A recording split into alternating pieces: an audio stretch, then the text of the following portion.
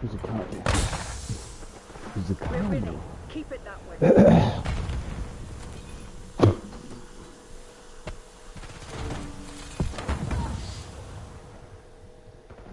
Operator establishing score streak. Calling in score streak. Hostiles have captured the hard. Fucker.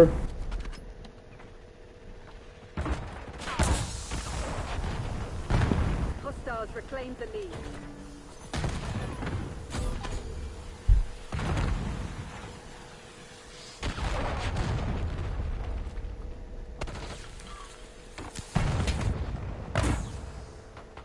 Hardpoint located.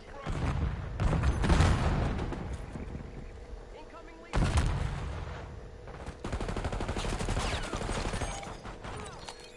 Hardpoint active. Hardpoint locked down.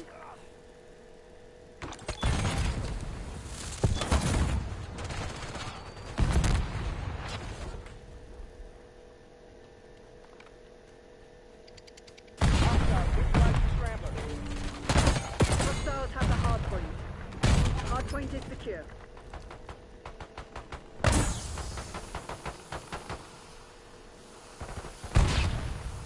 The lead is ours.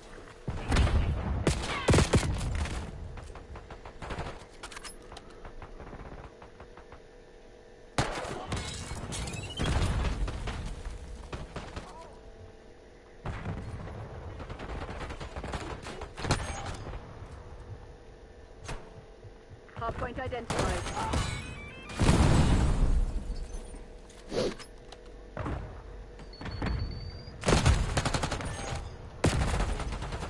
Hardpoint is active. Very impressive. Locked down. I'm impressed. TACOM, I need eyes overhead.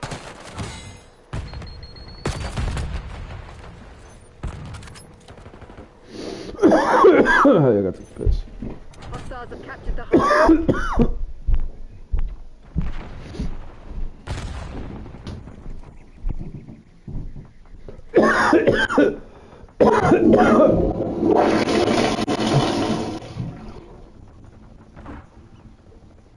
Hardpoint is secure. All right then. Hostiles have the hardpoint.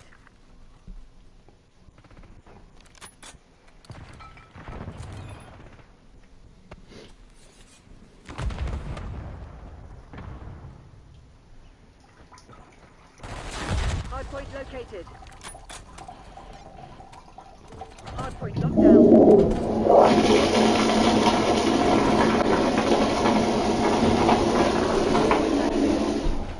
Hardpoint is secure.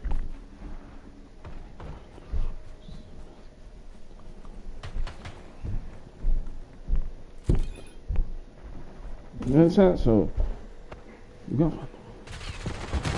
Hostile RCXD in your AO.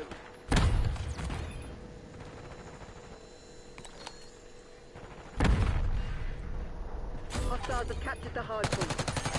Operator establishing score streak. Hardpoint locked down.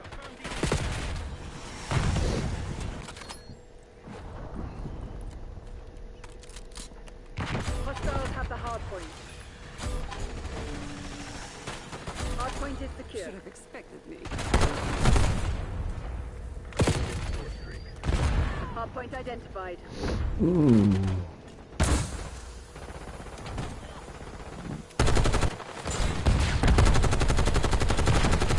Hardpoint stacked. Hostiles have captured the hardpoint.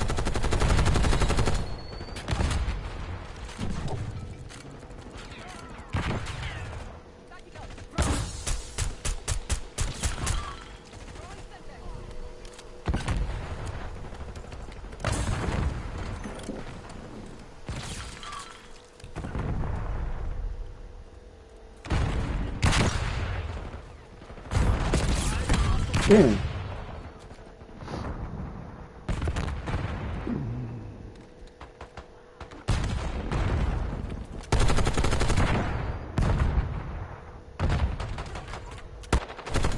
Hardpoint locked down.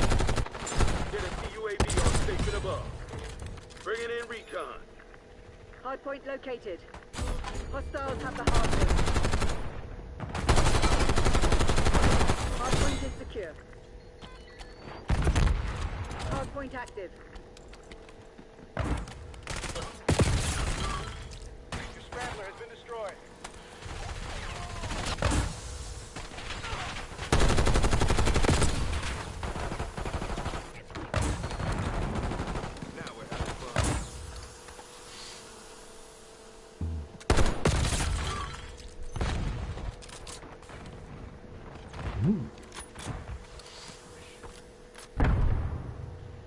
Hostile UAV established overhead.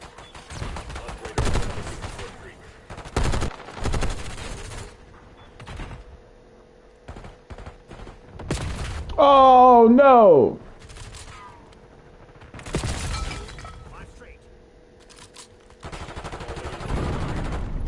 Hardpoint identified. Come on.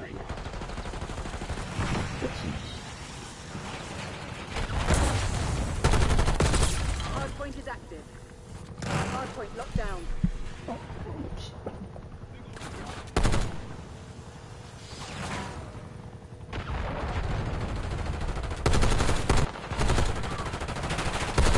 Feel that? They're about to break. Give them a nudge. Damn! Get a UAV on grid. I had the whole team there, man.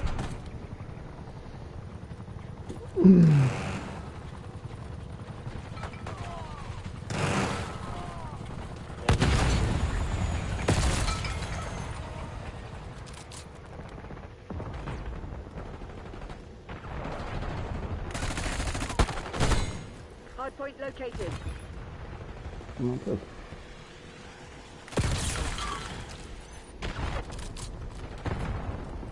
Archangel going hot. Hardpoint is secure. Damn, man.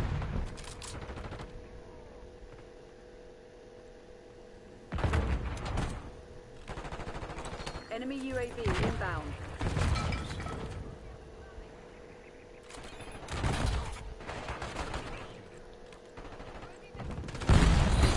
They were already dead. They had realized. Good job. Nothing clean, right?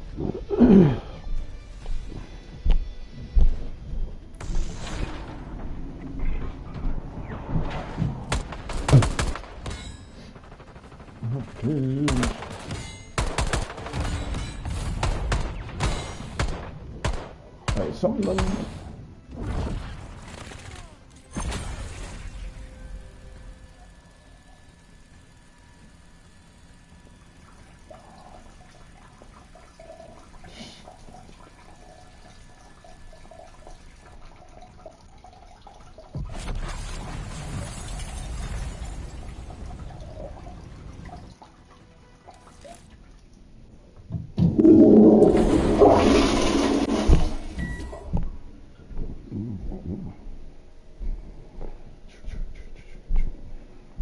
Get out of here tonight.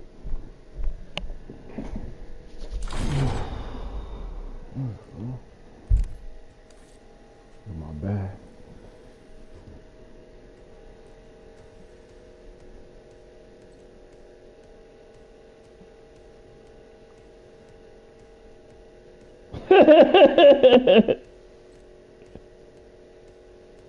Look at my matter.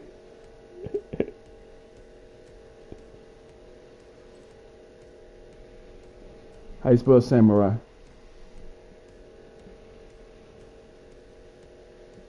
How you spell samurai? How you spell samurai? So now you don't want to tell me how to fucking spell samurai, huh?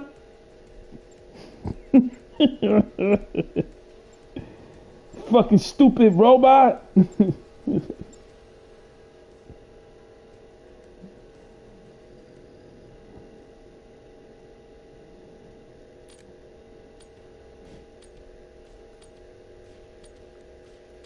Come on.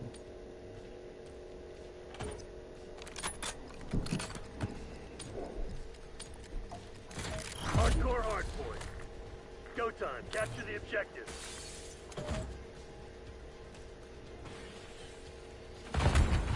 Hardpoint locked down. Nice. We're pulling ahead.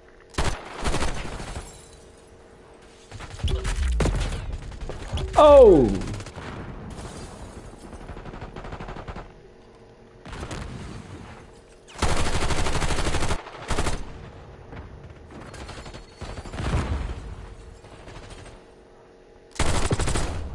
Fucking bullshit, man. Fucking swear, man.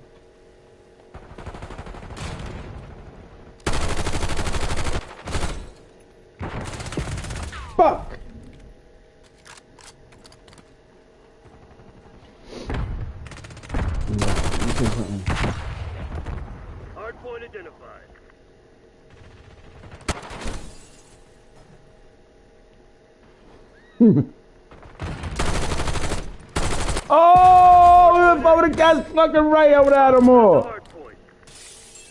Fuck.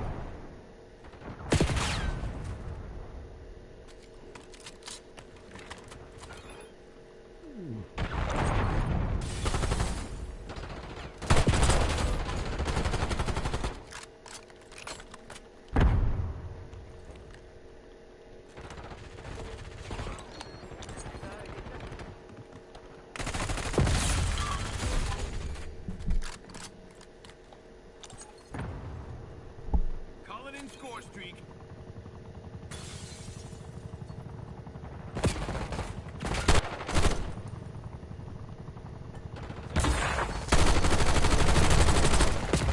No, man. Hard point located. Hard point is secure.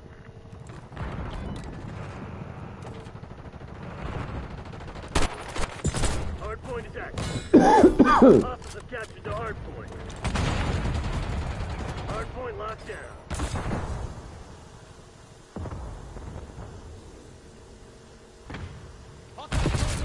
Oh, behind you, man. Hostiles have the hard point. Hard point is secure. Oh. Hostiles have captured the hard point. Bayan requesting UAV tasking. Bayan requesting UAV tasking.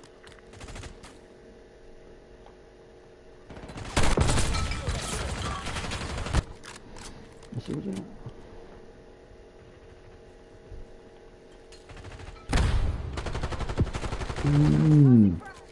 You've fallen behind. Hard point identified. Hard point locked down. Watchdog helo incoming on your location. We got the lead. Now hold it. Oh, yo. Enemy care package above. Hostile UAV established overhead. Hard point active. Hostiles have the hard point. Enemy UAV. Damn it, we've lost the lead. Enemy watch out, enemy health line. Tack on. Get a care package. Come on, who the fuck hit me, yo? I am, man. Let's try this guy. It's fucking Hard point bullshit. is secure. Come on now.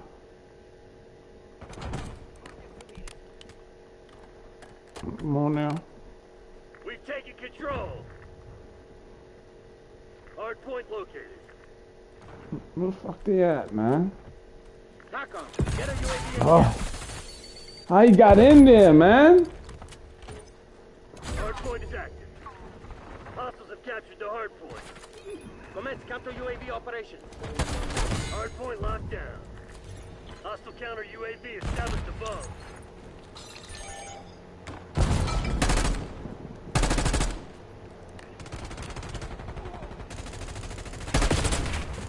Hostiles have the hard point.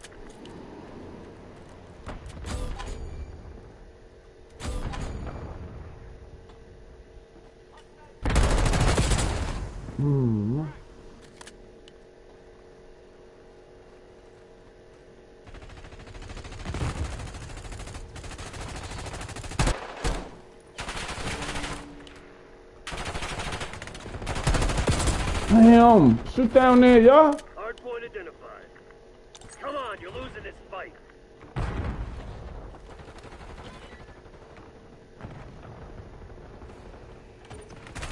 Hard point active. Hard point is secure.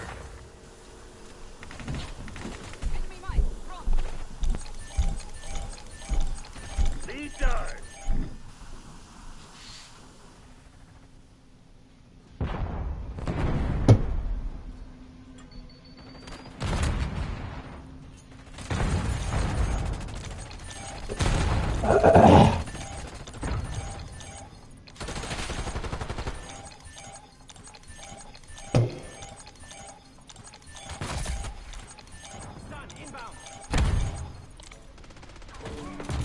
Captured the hard point.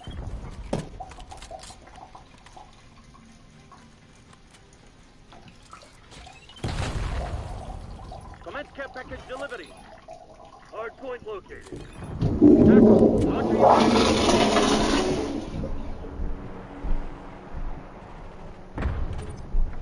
Hard point is active. Hostiles have the hard point.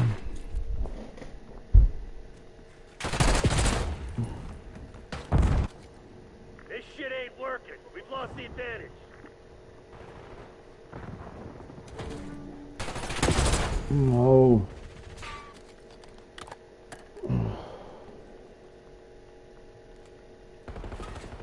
No. Hard point locked down.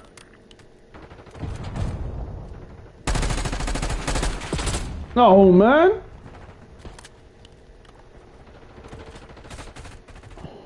Hostiles have captured the hard point. Hard point is secure.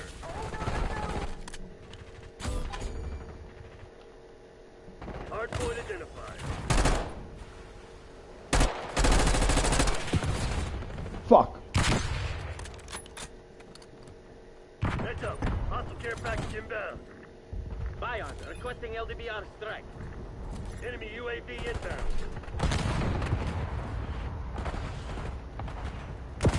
Damn it. Fuck, man. Your scrambler has been destroyed. LDR awaiting targeting data. We've taken control. Hostiles have the hard point. What the fuck's going on out there? Tighten up and show some spine. Hard point locked down. Firing for effect. 16 rounds. We got the lead. Now hold it.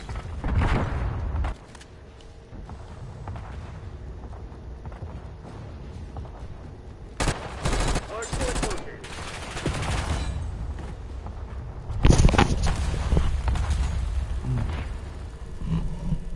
Bravo, confirming kill. Over. Hard point active. Hostiles have captured the hard point.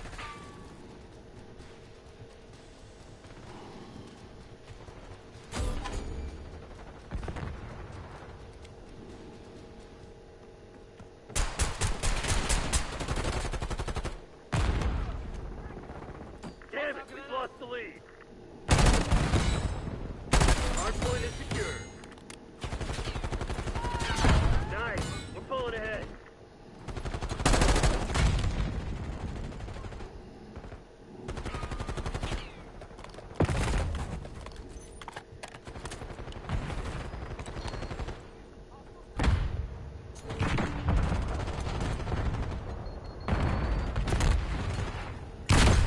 Hard point identified.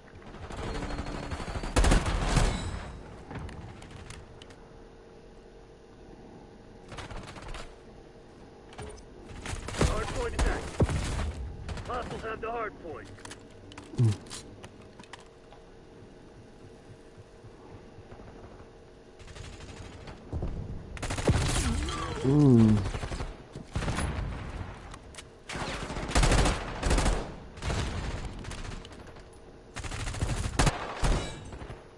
Hostile UAV established overhead. Come on, you're losing this fight.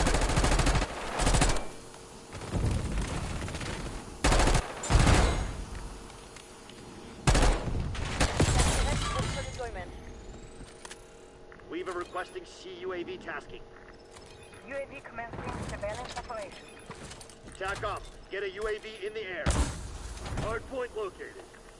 Hard point locked down. UAV MTS 50%. Check. Hard point active. Hard point is secure. Lead down. No, man. Fuck you, man. It's a bunch of bullshit, man. I tell you. UAV exiting AO. This shit ain't working. Oh, man. Really? Operated to your nearest CUAV. Oh. We just got our asses handed to us. Oh.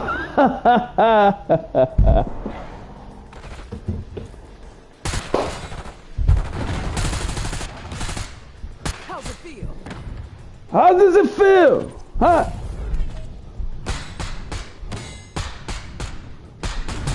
How does Bathroom. I'm performing. For the people.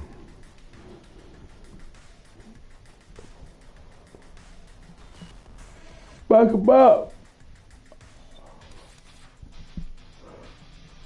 Oh.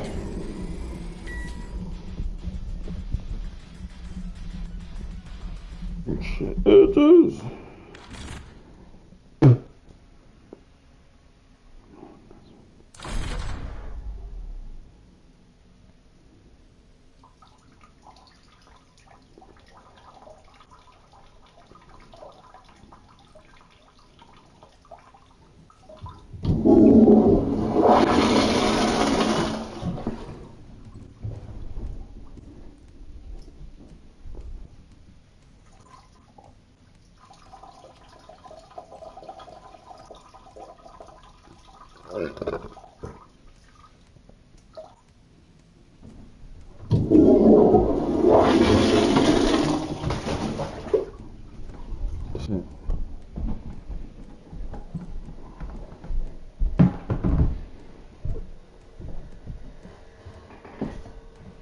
This ain't going on. It's this way.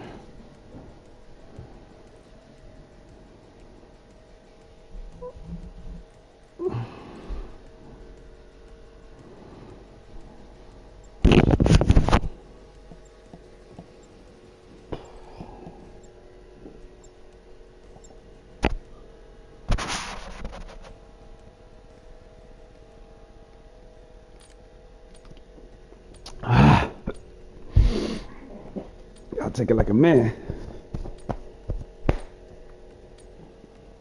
T.G.E. Unbelievable. Hardcore team deathmatch. Neutralize all threats. Taking the lead. Stay on task. We've claimed the advantage. Now hold it.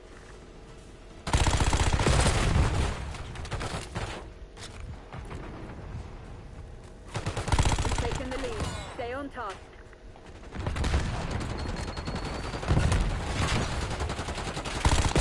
No!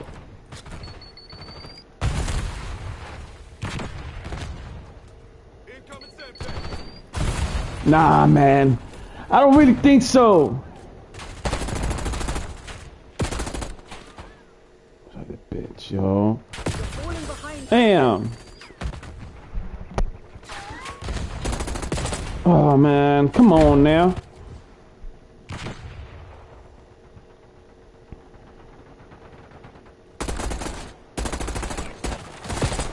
Man, that's bullshit, man. Nigga did me dirty right there, yo.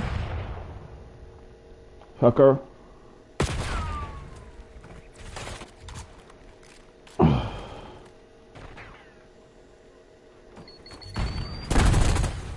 Come on, if that shit would have hit me, man, I would have been like, fuck.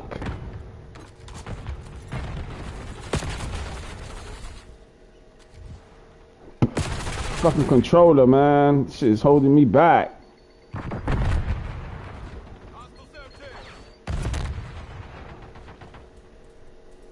Get my hand, Mr. Oh, that is so lame.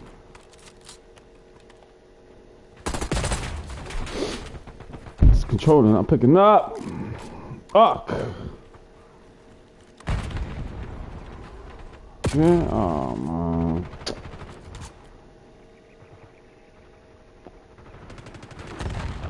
Put that in the corner, right?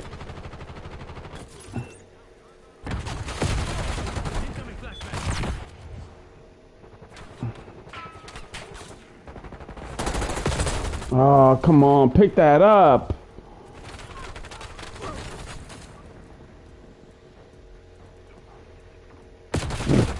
Fuck.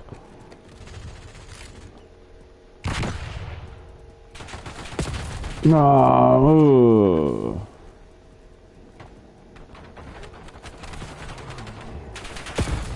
Damn, I got any space. There's some space out here.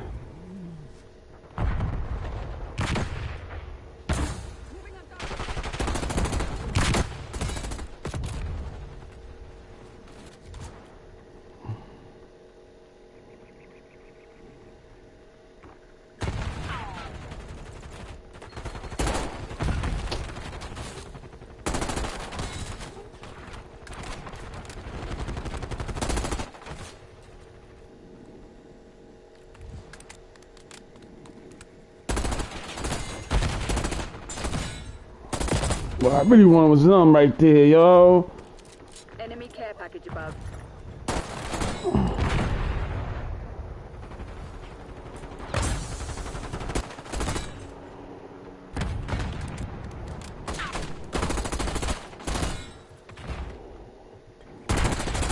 Oh! Impossible! Find them.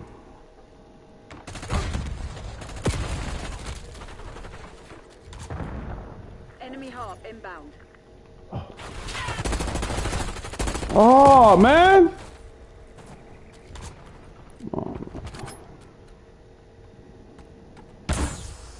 Come on with that bitch at, man.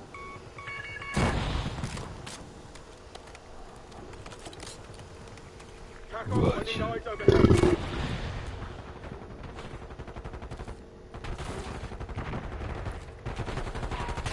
supposed to be the CIA's best.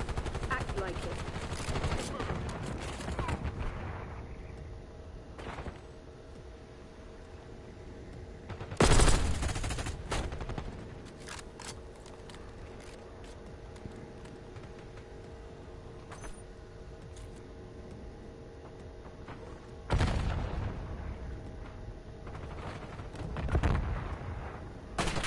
Oh, where he's at, man. Tomorrow you'll be running drills until you drop. Enemy shield upgrade. Oh no, it's one of ours. We turtles don't know the meaning of the word defeat.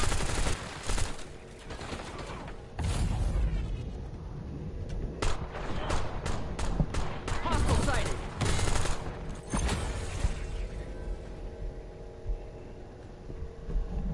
I feel like a football helmet.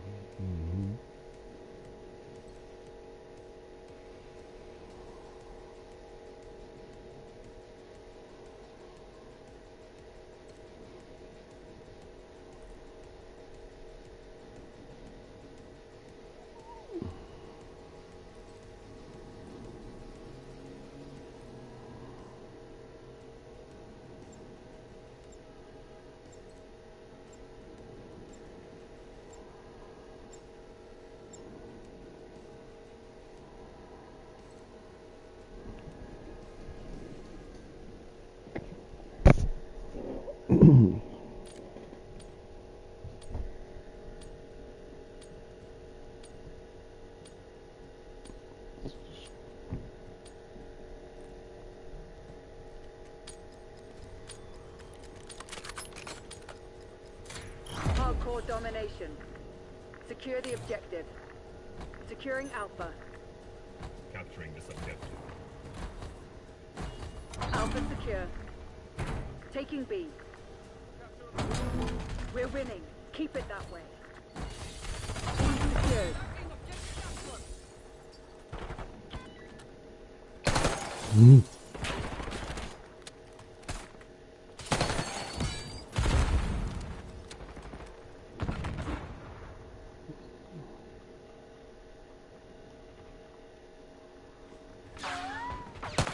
Securing C. Turret ready for deployment. UAV prepped for launch. Taking C.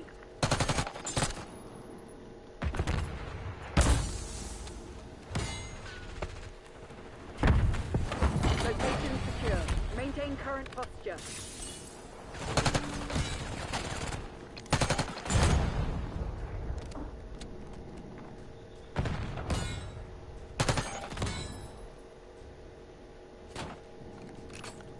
We're losing Alpha. We lost Alpha.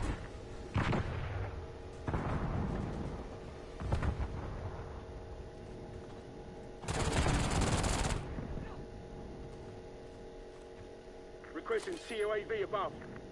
Requesting recon above.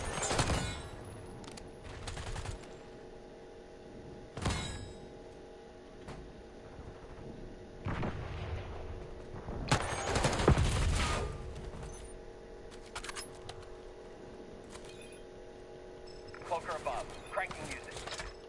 UAV in the turn. We have eyes on.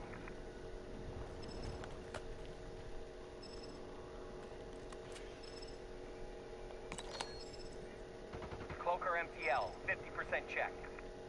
UAV mission timeline 50% suspended.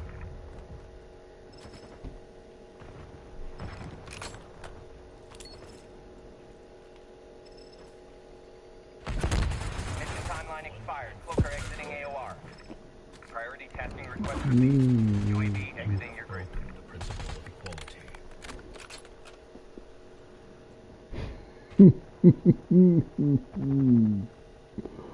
They're taking C.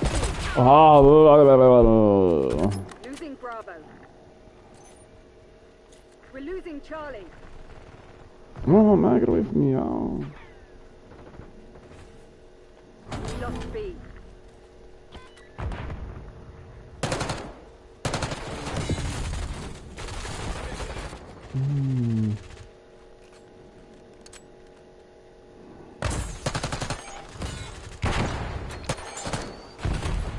Stone marking 10 battlefields edge. B locked down. Securing Zone A. Taking Alpha. Losing B.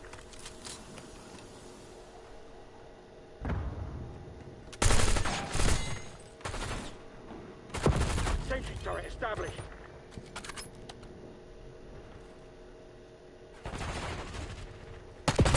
Oh, man, come on now. Taking A. I got you too.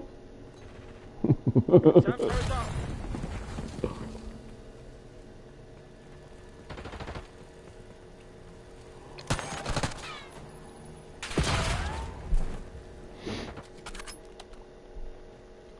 Bitch ass. Hey, Scotty, I got your bitch ass. Fuck grass C. One of these motherfucking weirdos on the team. I bet you they grass C. They seen it by itself and they grabbed it. Fucking weirdos. Back there, yo. Bravo lost. Taking Alpha.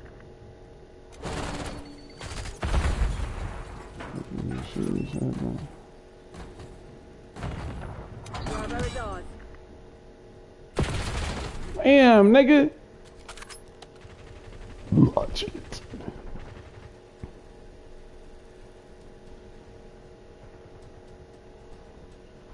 I'm going to take They're A. taking C. Taking A.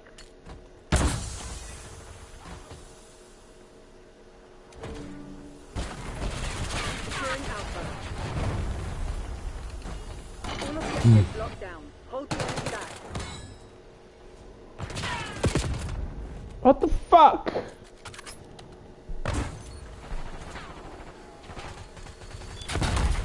Will you see Losing B. The people who's being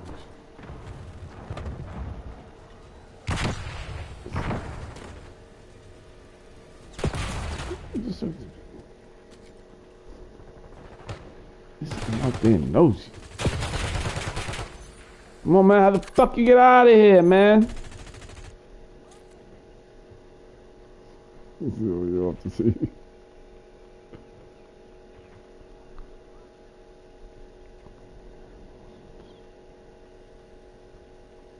We're losing Charlie. Oh, Should have expected me.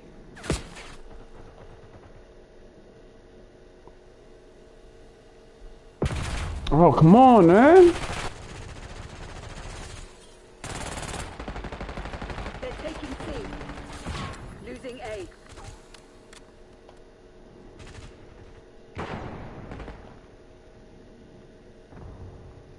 We lost A. We lost C. Securing Zone A. Motherfucking shit. Securing Charlie. Taking this one for us. Lock down A.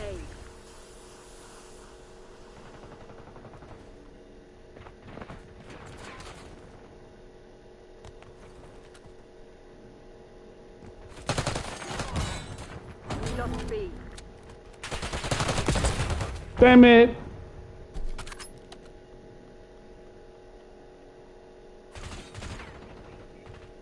Get counter UAV in the air. Get a UAV on grid. Controlling Bravo. Damn. You made that turn, you better be ready. Bravo zone secure. Archangel pressing fire. Requesting recon above. No! Package on my beacon.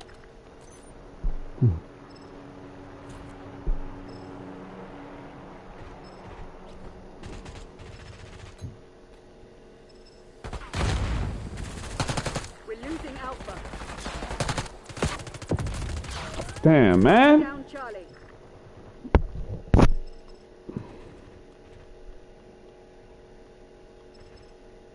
Hold the line, Crimson. This is ours to lose. Damn. TACOM Stone requesting napalm strike. Losing Bravo. I'm taking that shit. Bravo lost. Securing B.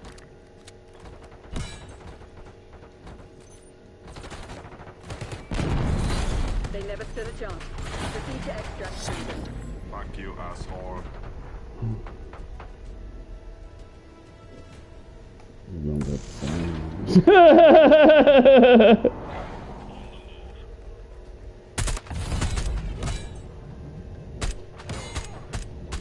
You must play fair.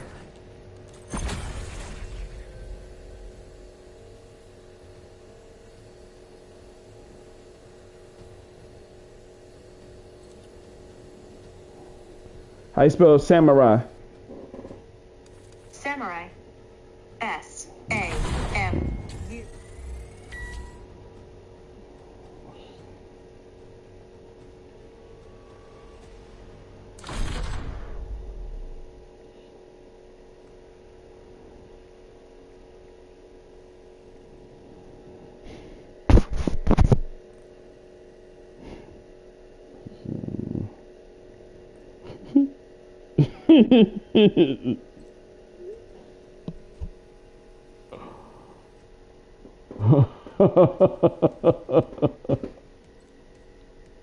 Yeah, look at this shit.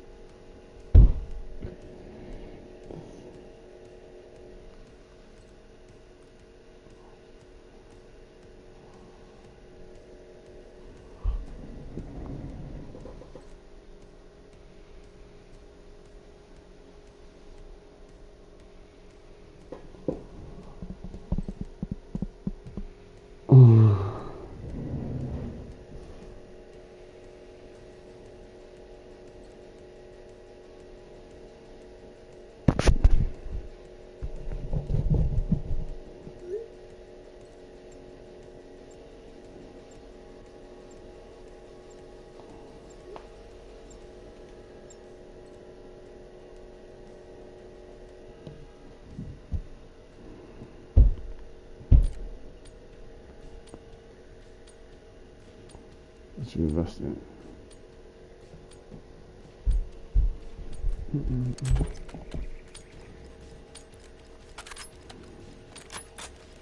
Hardcore hardpoint.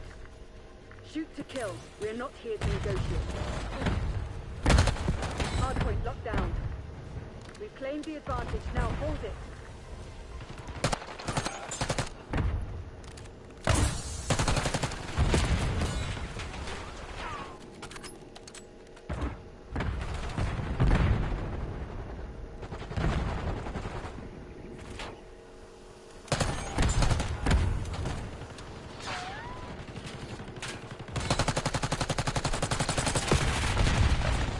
Hmm?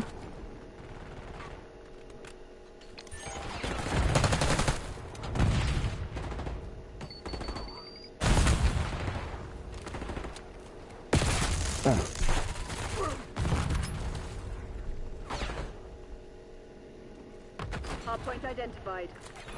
TACOM, Gray requesting CUAV. Gray authorizing UAV mission. Hardpoint active. Hostiles have captured the hardpoint. Hardpoint is secure. TACOM, I need eyes overhead.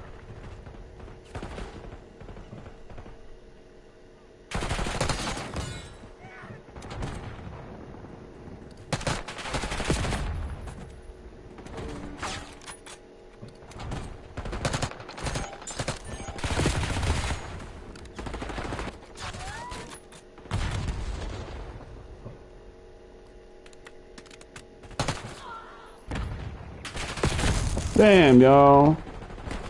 Shit was so fast, man. I didn't know if it was my enemy or a teammate. Hostiles have the hardpoint.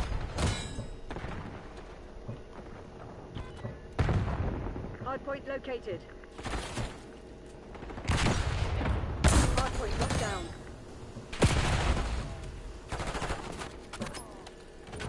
Deploying Archangel. Hardpoint is active. Thunder.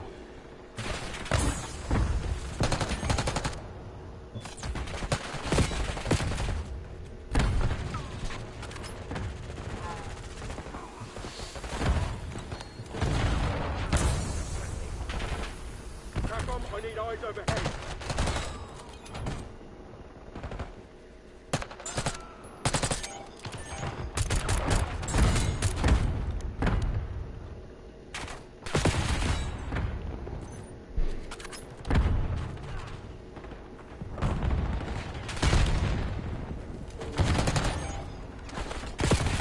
Oh, get him.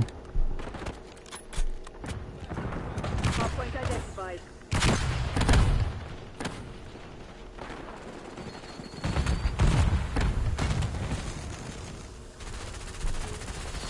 Hardpoint active. Hardpoint is secure.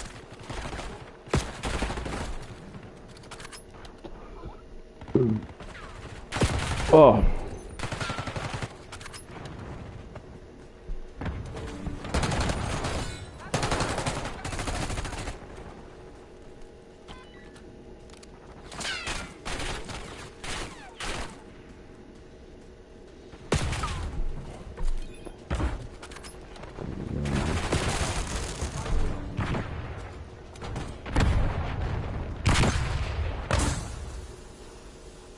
Get a UAV on grid.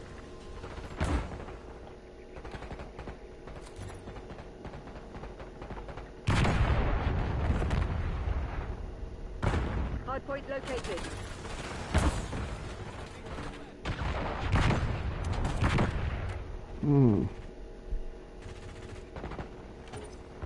Hardpoint is active. Hostiles have captured the hardpoint. Hardpoint locked down. No, man. Fucking hit him. TACOM, deploy counter UAV. Get a UAV on grid. Requesting care package deployed.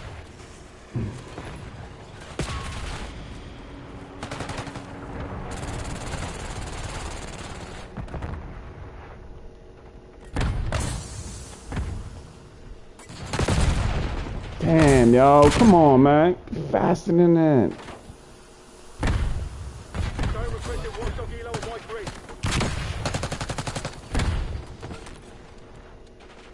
Hardpoint is secure. Hardpoint identified.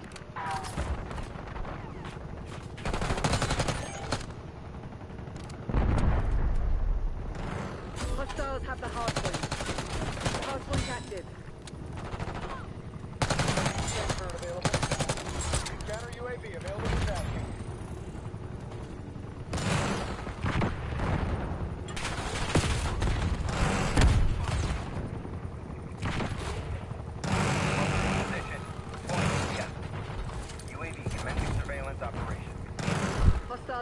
the hard point. Hard point locked down. Smoker reporting power reserves 50%. STL 50%. Check. Hostiles have the hard point. Hard point is secure. Cover requesting TUAV. TACOM, get me a UAV. Under UAV terminating ECM operation. We're flying on UAV returning to base. Hard point located. Oh man, I missed him. Hard point is active. Hard point locked down. They're right where we want them. Finish the job.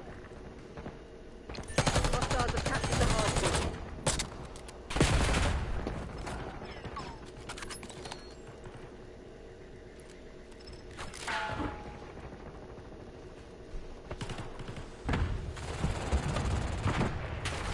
Hard point is secure.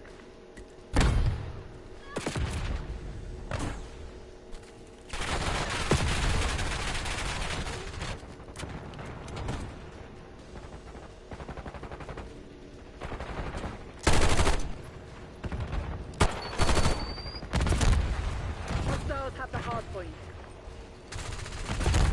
Counter UAV in the air. Requesting recon above. Hard point identified. Stone marking care package LZ. Hostiles using field upgrade. Hard point locked down. Incoming. Enemy spotted.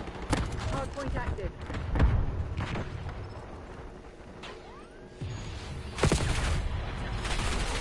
Requesting recon above. Marine Hellstorm on my mark.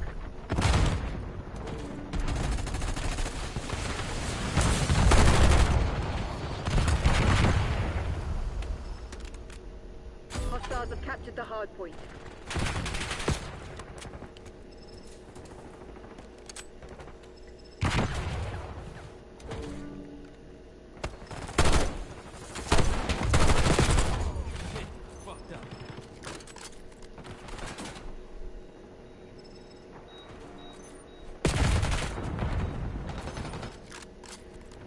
Hard point located.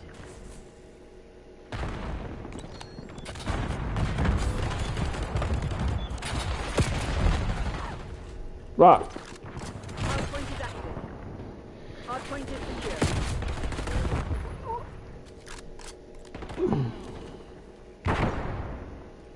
Hostiles have the hard point. You winning? Oh, you winning.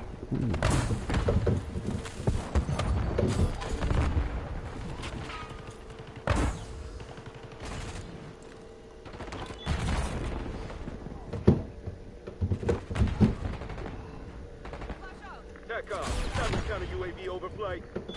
Cover requesting UAV. Hostile UAV established overhead. Hard point locked down. Hostile scout pulse in your AO.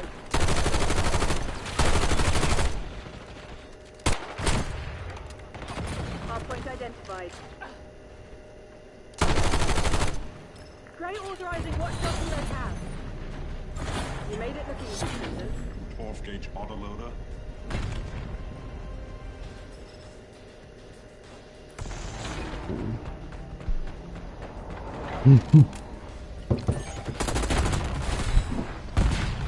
Take those muffins. Pick the shit up tomorrow.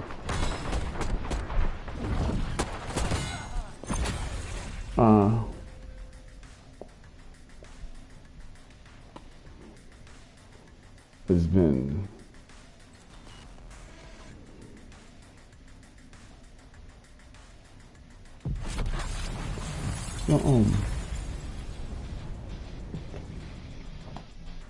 well, this not long.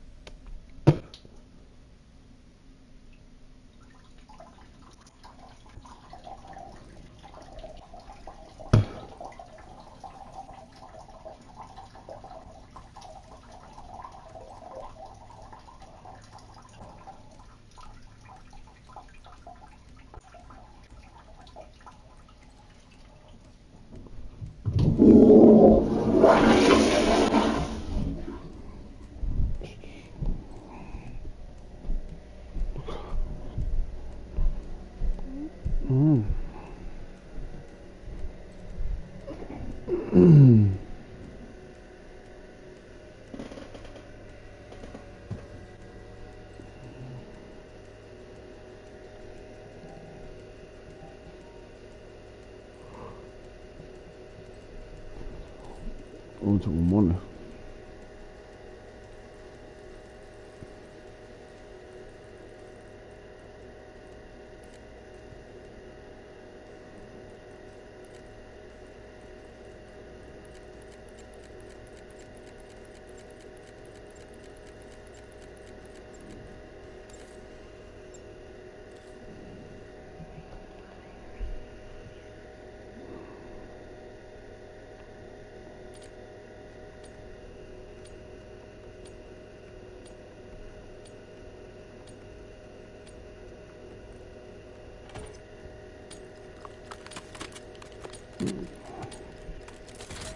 Hardcore hardcore.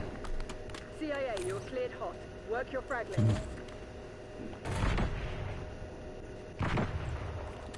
Hostiles have captured the hard point.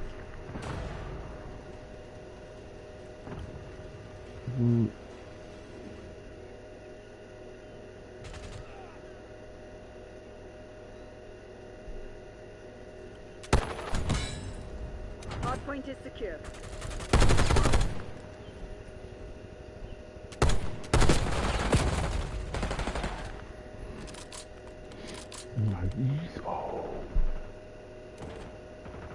Hostiles have the hard point.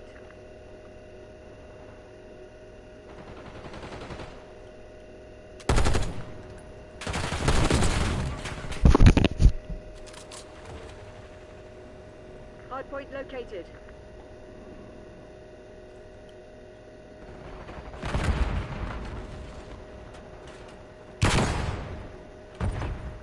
Hard point active. Hard point locked down. Flashbang!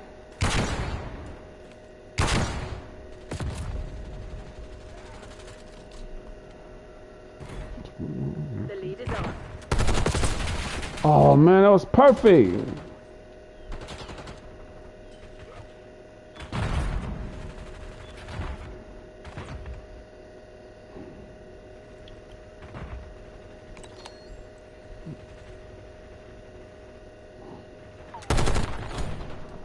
Damn.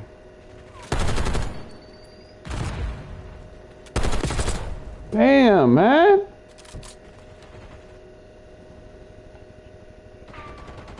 Fuck. Hard point identified.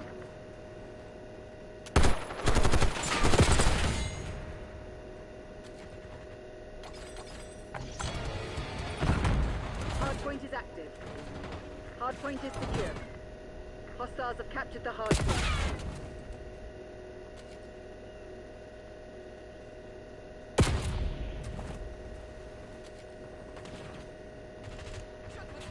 Requesting care package deployed.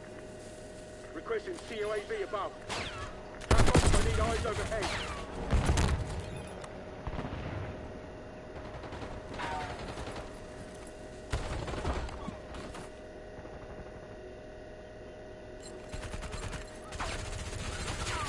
Hey, bomb strike, ready for delivery. Watchdog Hilo incoming on your location. Firebug 1-3 in your AOR. They've taken the lead. Hardpoint located. Winchester, RTV. Firebug 1-3 out. Hardpoint active.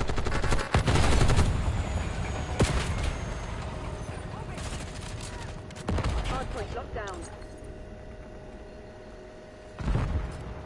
We've taken the lead. Stay on task. Enemy UAV inbound.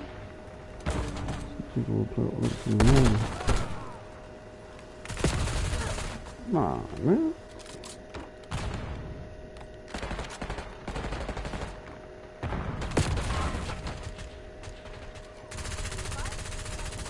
TACOM, I need eyes overhead.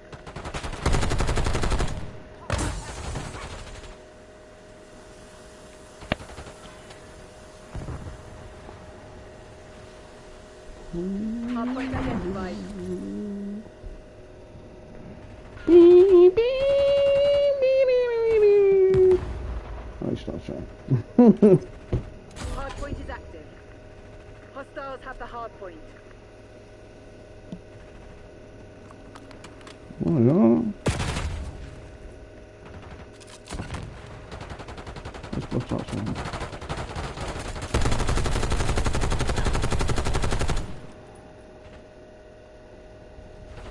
Hardpoint is secure. TACO, deploy counter UAV. Requesting recon above. TACO, drop care package on my beacon.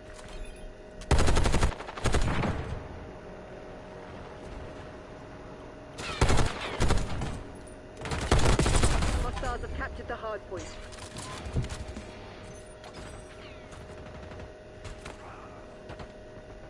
Hardpoint located.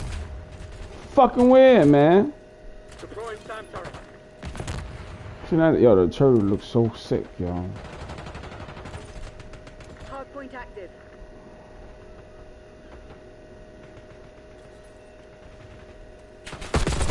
Oh, Get a UAV on grid.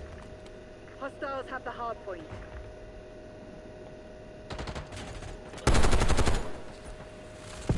We've given up the lead.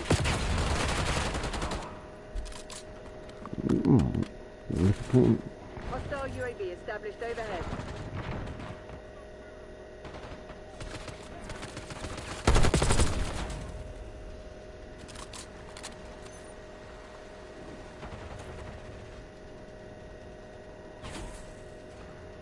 Deploying Archangel.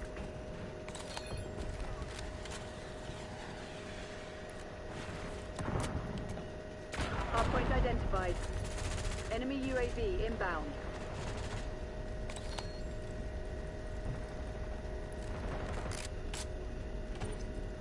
Hardpoint is active. Hardpoint locked down.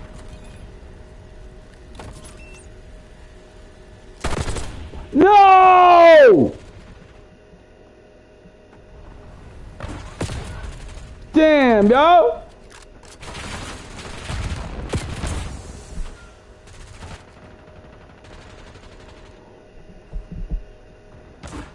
Hostile Fuck you, UAV man. established overhead. Fuck, man. There's something flying in my Hostiles have face. captured the hardpoint. What? How the fuck they got in there? Your trophy system was eliminated. Damn. Recon above.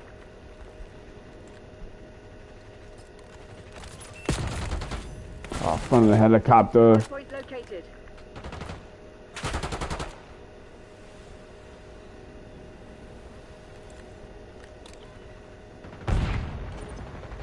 Hardpoint active. Hardpoint is secure.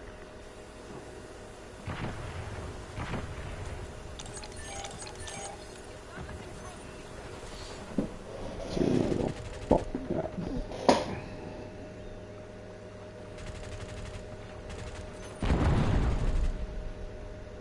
We've claimed the advantage. Now hold it.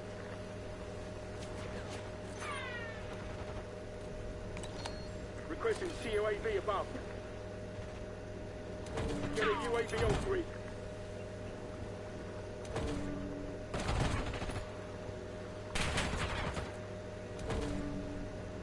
Hostiles have the hardpoint. Damn. Fucking shit. Hardpoint locked down. Hardpoint identified.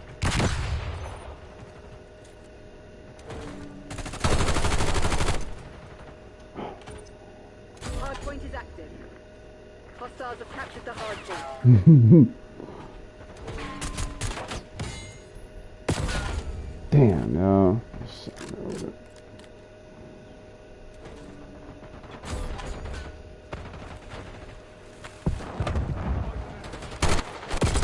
Oh man, my bad.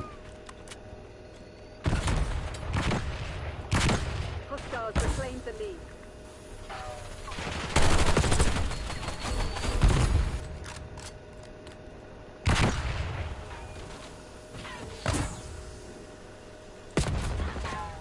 Damn. Hardpoint is secure.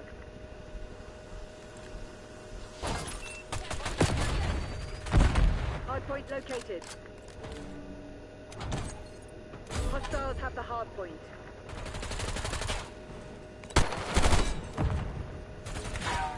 Hardpoint active. Oh, behind us. Guess you gotta sound dramatic. Oh, Hostiles behind have us. captured the hardpoint. Give me a UAV. Hardpoint locked down.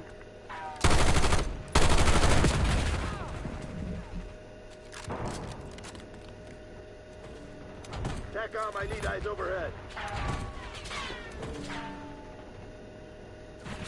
Hostiles have the hardpoint. Archangel pressing fire. Cover requesting CUAV. Your tactics aren't working. Find another way. Hardpoint identified. Hardpoint is secure. Hostiles have captured the hardpoint. Hardpoint is active.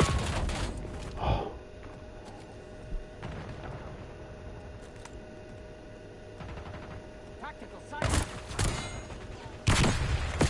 No.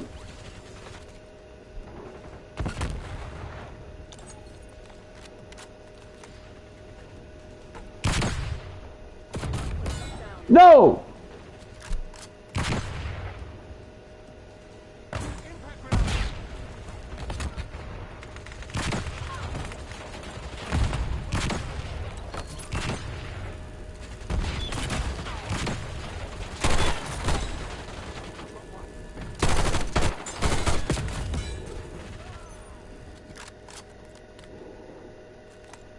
Hardpoint located.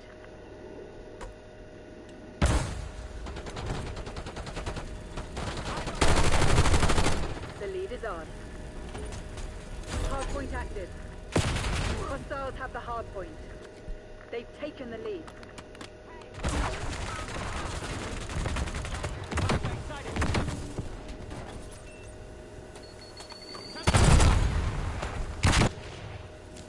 Hardpoint is secure. Hostiles have captured the hardpoint.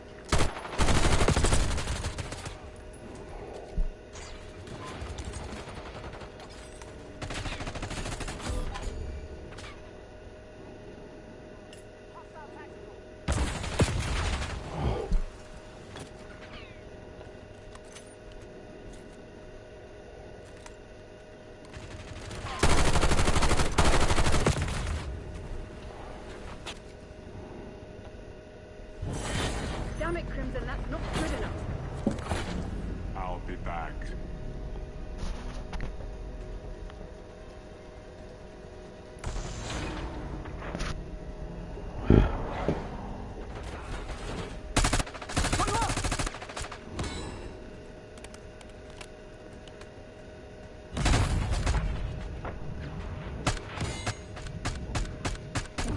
Just a handful.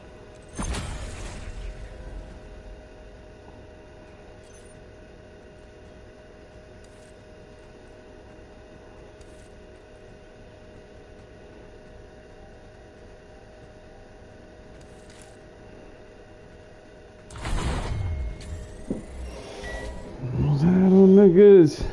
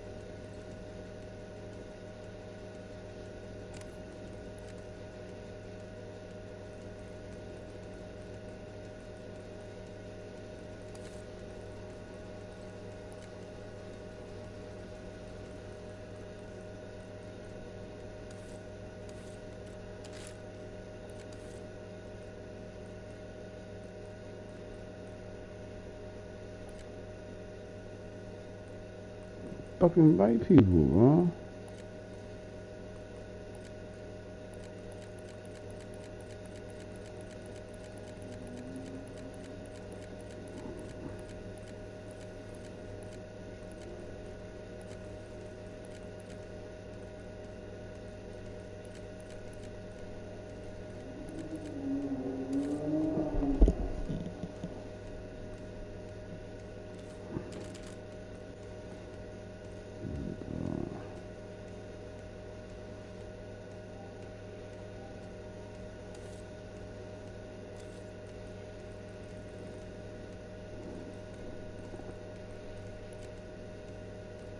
What's up?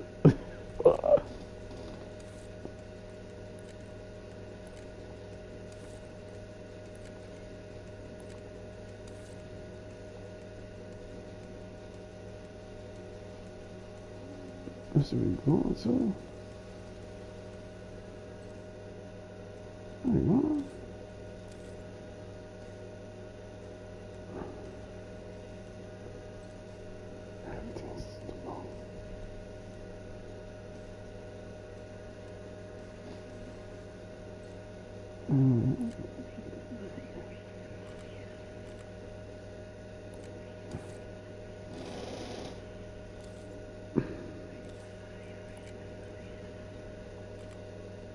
Here we go.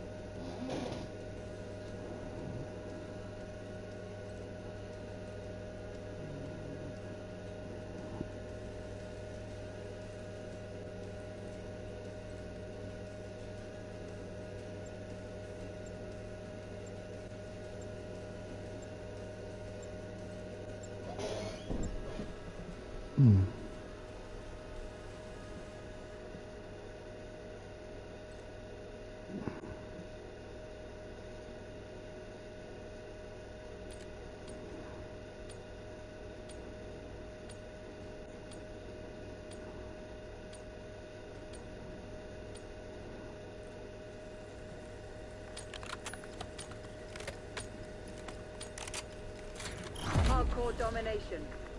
Capture the objective. Taking Bravo underway.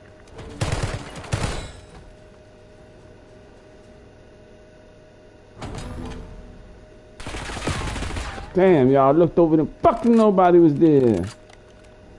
Charlie secured. Securing Alpha. Losing B. Securing Zone A. We're losing Charlie.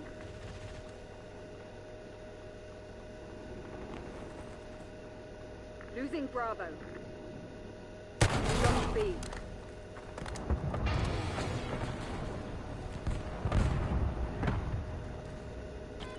Securing C. Taking Alpha. Damn. Enemy RCXD detected. Taking C. Well, I like this gun. This gun is nice. Fuck me, man.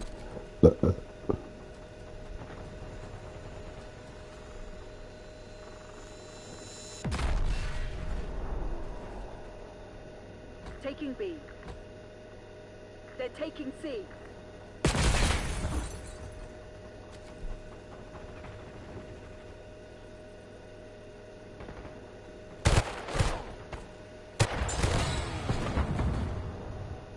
Securing B. Securing Charlie.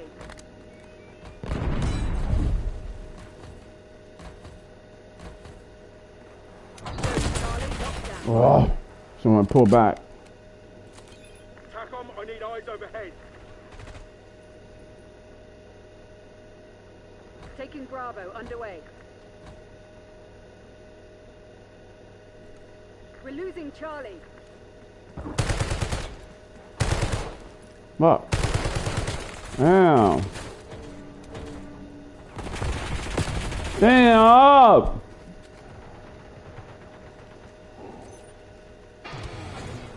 Controlling Bravo. I'm shooting at him. Come on, pick up that shit. Locking down Charlie.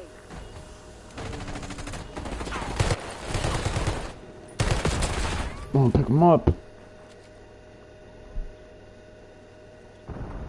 Zone C secure.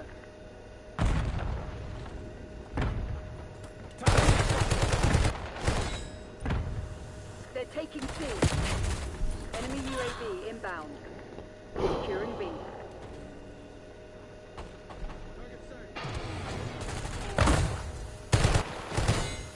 Controlling Bravo. Oh.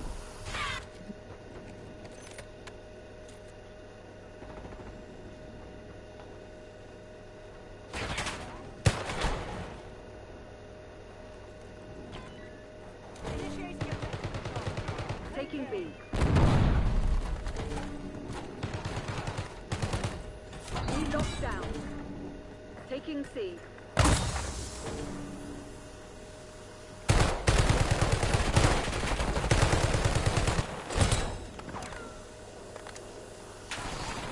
Taking A.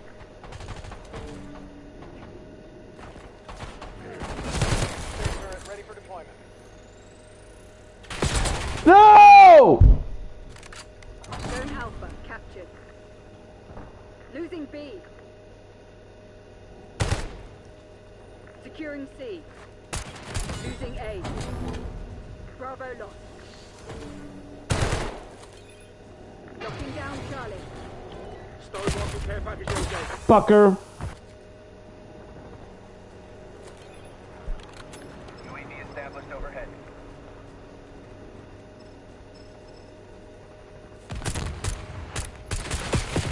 Damn, no. Hand cannon going off. UAV fuel check 50%.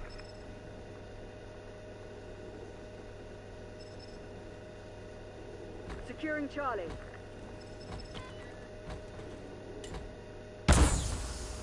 Mission timeline expired. UAV RTB. Charlie secured. Securing Zone A. Taking Bravo underway. We're losing Charlie. Taking Alpha. Hostile UAV established overhead. B secured. Losing Bravo. CUAV prepped for launch. Zone A secure. Net call. Enemy watchdog helo inbound. Hostile RCXD in your AO. Electronic countermeasures. We lost B. UAV commencing surveillance operation. Securing all zones. Counter UAV 50%. Damn, man. Oh. UAV mission timeline 50% expended.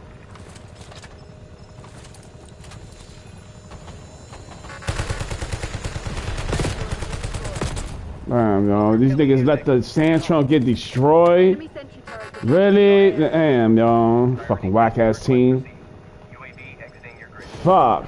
Securing B. Oh. We're losing Alpha. Losing A. You're gonna see with the money, ball. Using hand cannon.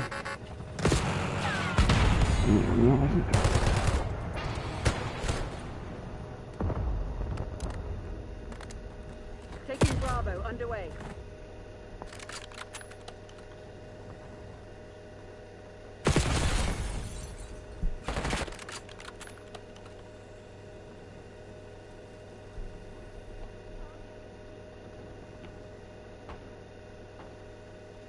Locking down Charlie. Moving with hand cannon.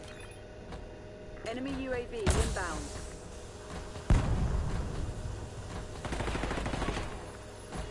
Zone Charlie locked down. Taking B.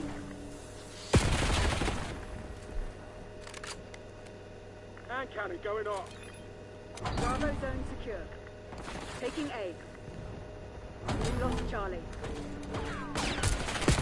Oh, I didn't see him. Go on. Where he shot him from? It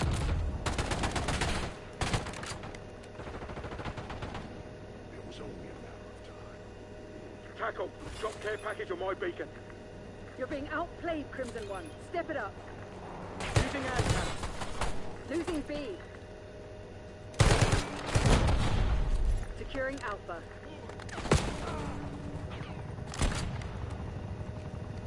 Taking C. Requesting recon above. Moving with hand cannon.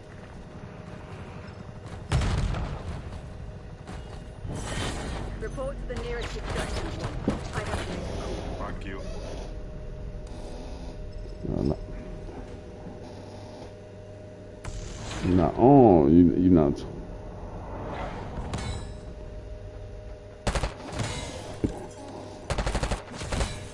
Enemy field upgrade.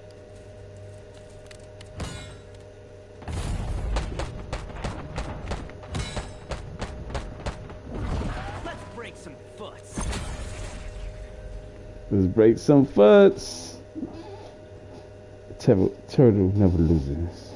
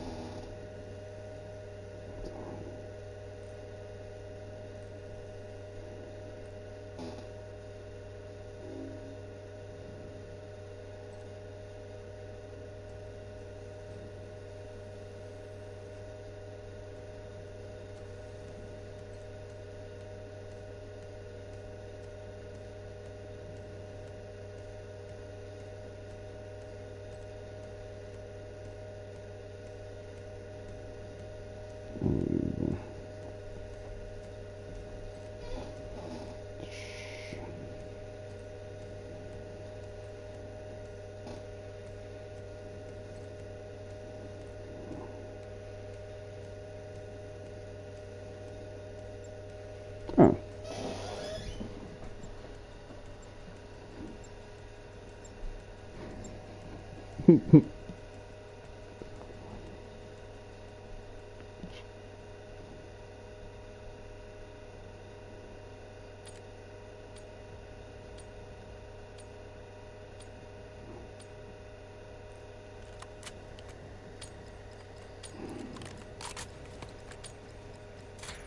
Hardcore team deathmatch. MTC is live. Assume all contacts are hostile. We've taken control.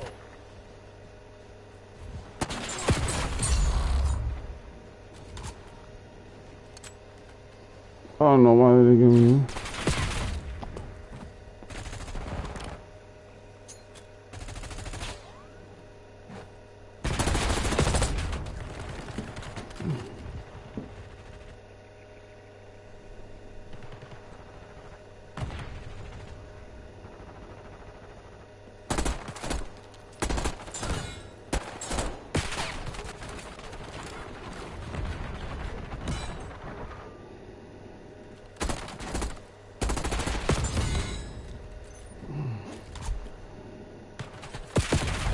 Come on, man.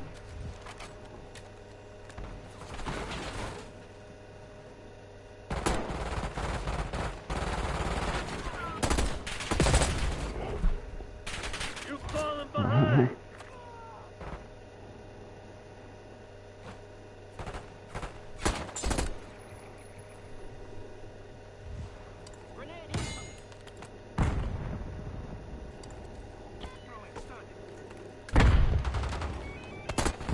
Nice. We're pulling ahead.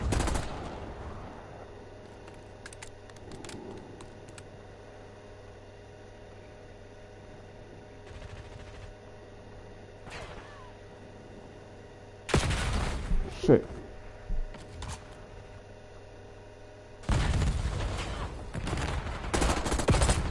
Ah.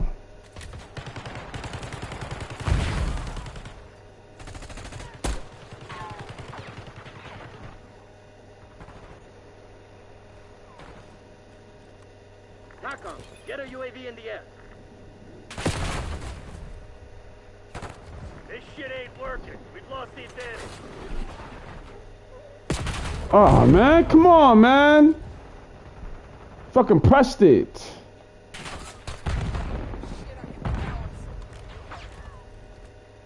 I get out of here. Come on, man.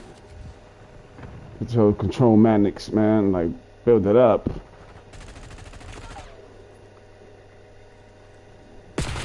Come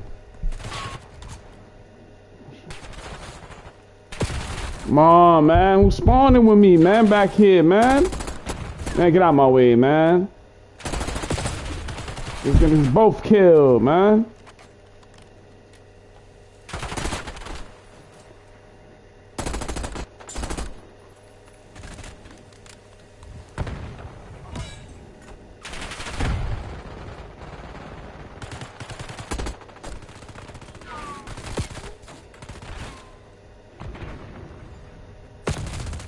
Bullshit.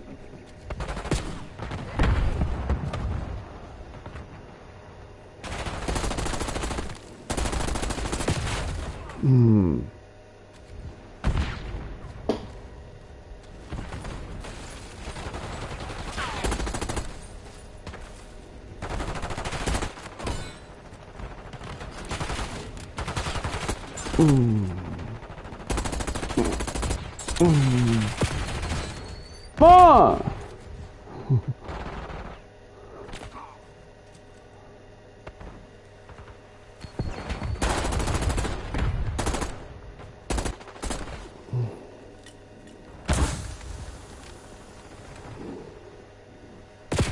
Come on, man. I'm looking, it's popping, man. Fuck. Damn. Shit.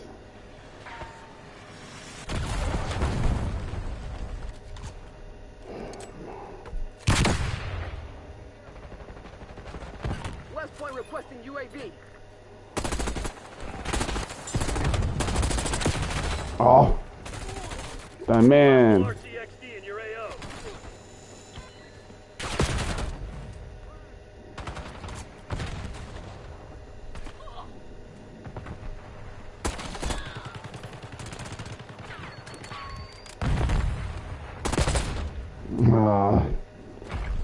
This fucking kill is amazes me, man. Backup's not coming. You want to get out of this alive? You better step up. Oh, man. Get out of.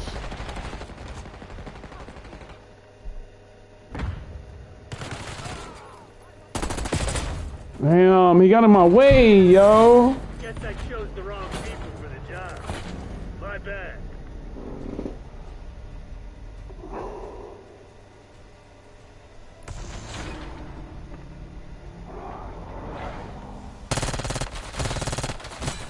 He's really trying to change this.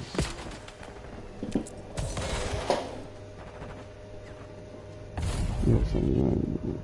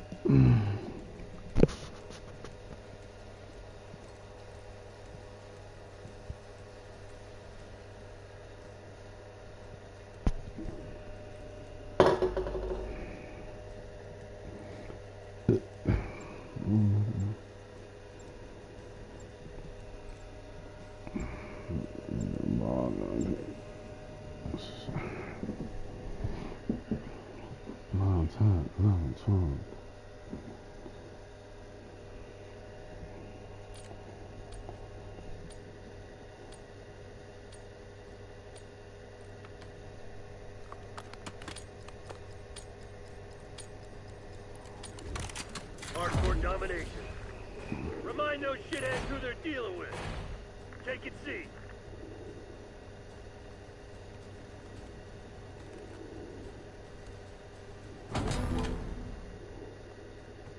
Control zone C.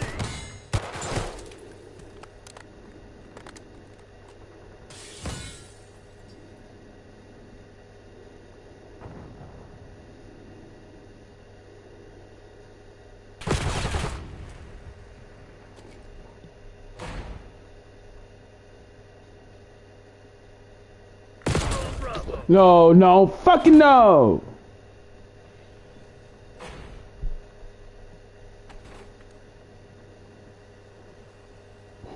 Bravo zone secure. We got the lead. Now hold it. I don't like this thing. Shit. Losing B. Very active.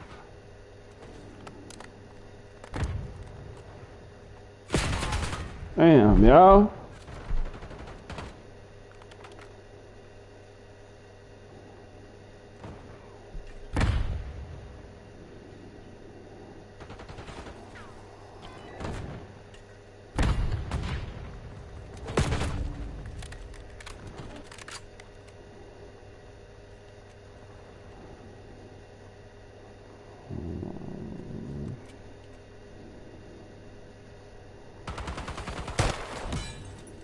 Losing Bravo.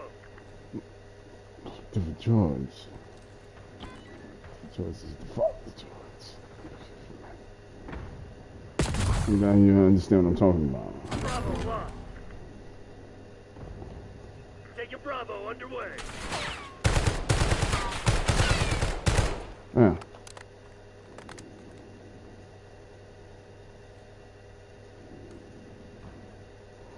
You know that nigga's over there waiting. Fuck, man.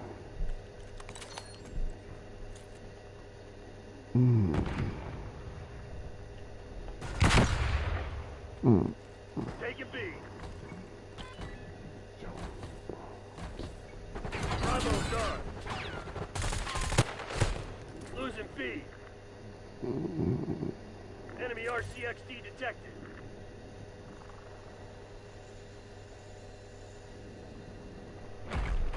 Net call. Enemy watchdog helo inbound. We lost B.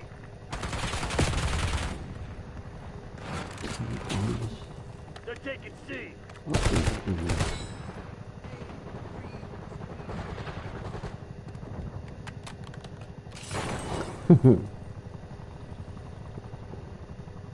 Enemy napalm strike incoming. Enemy UAV inbound.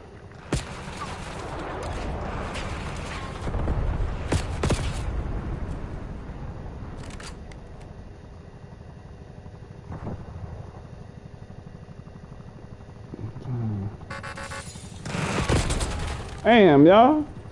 Securing B. Damn it, we've lost the lead.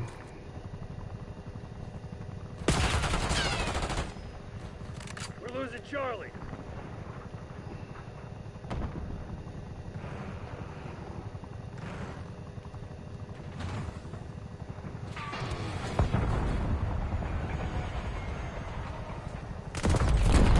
Oh, come on.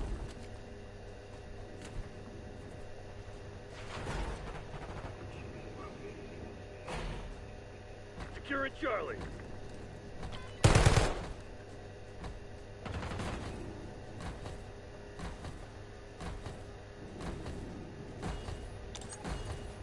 Zone C secure. Taking Bravo underway.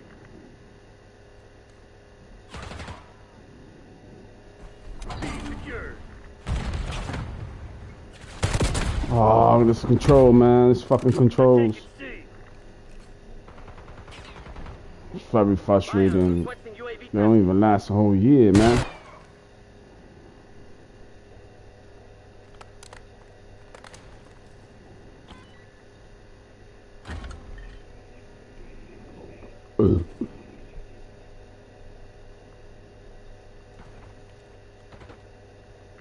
Charlie.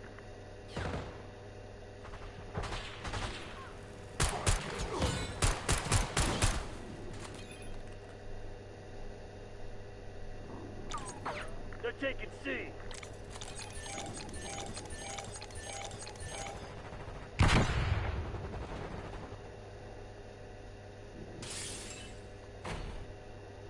Lost C.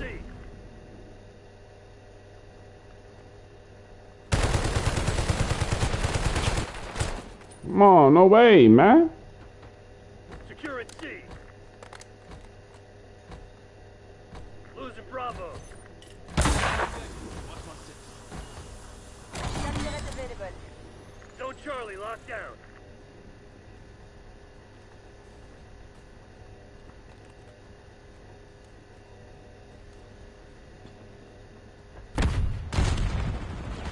UAV satisfied. Losing Charlie. Losing B. UAV established overhead. Lost Charlie. Locking down Charlie. UAV fuel check 50%. Losing Bravo.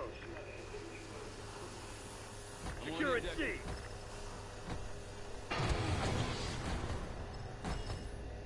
Charlie secured. Thanks for the work. Radio overflight terminated. TACOM, launch counter UAV. TACOM, launch your UAV. No. Bravo UAV established overhead. Oh, come on, give me some more accuracy in this gun.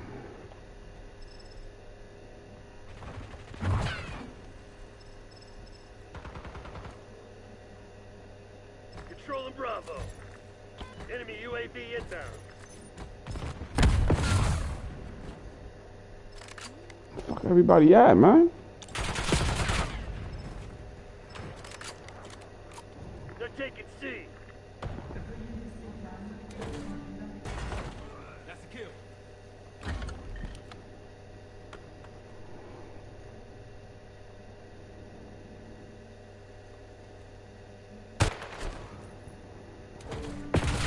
Oh. Fucking lift up that gun. Taking A.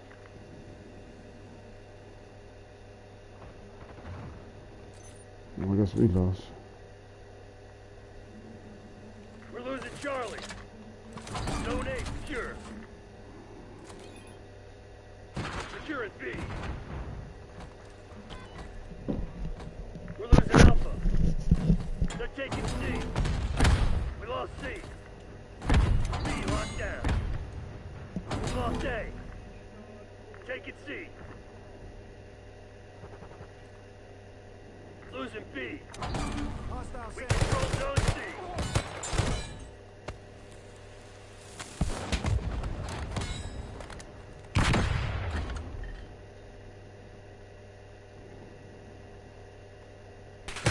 Subunit ready for deployment. UAV in the turn. We have eyes on.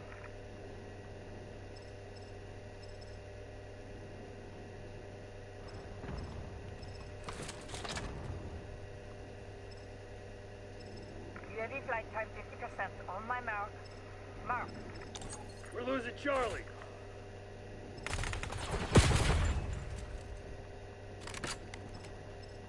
We lost Charlie.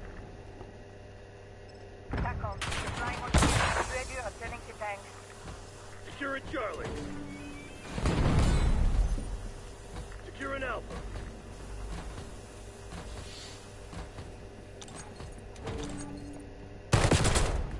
Damn, man. Secure. Fucking pick up. Losing Bravo.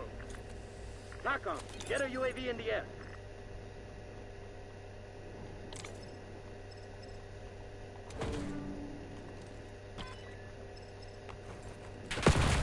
Oh, little back up. Little back up over there, man. Game is on the line. Oh, bro.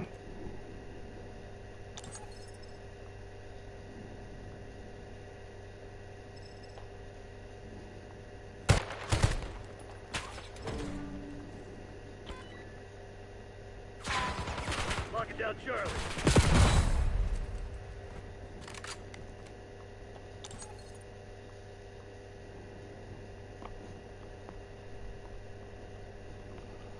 Zone C secure.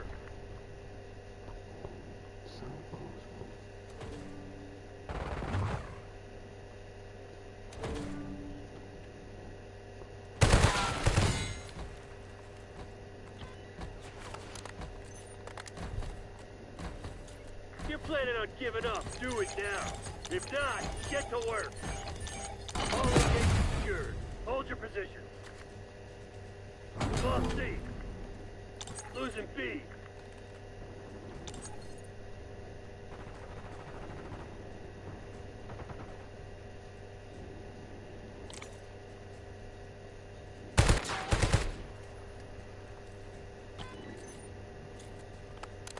The game on the line, they don't show no urgency. They don't even try to grab C or nothing. Look alive. Hostile sentry turret active. It's crazy. Down by 10, bro.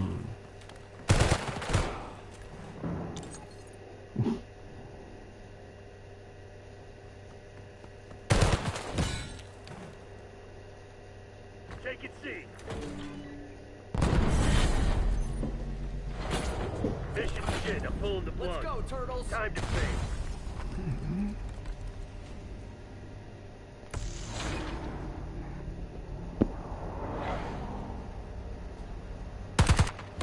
Enemy removed. Team man. Stand by.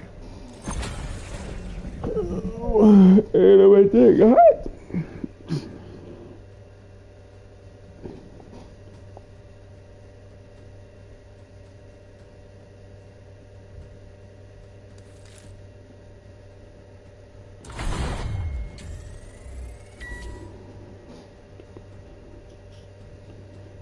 People always want to talk shit.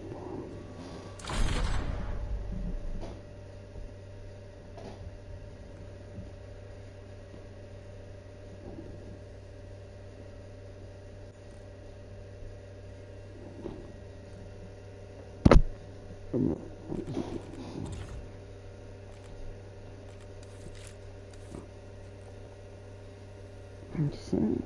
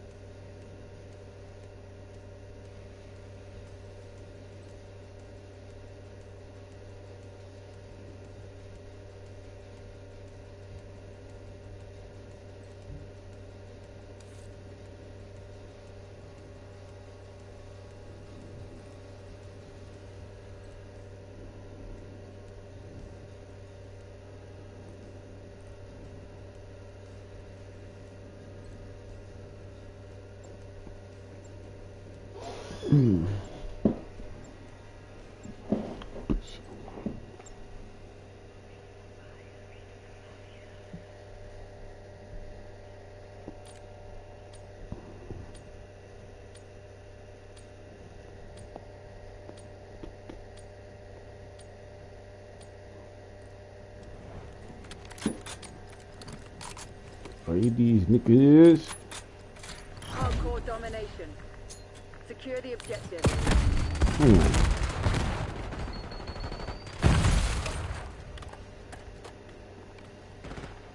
Bravo lost.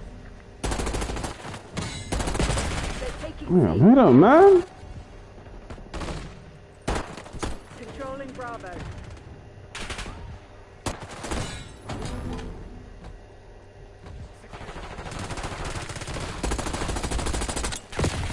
Bam. Bravo is ours.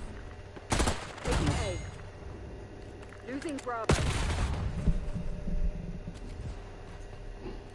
We lost B. Alpha secure. Oh man, I checked the fucking corner.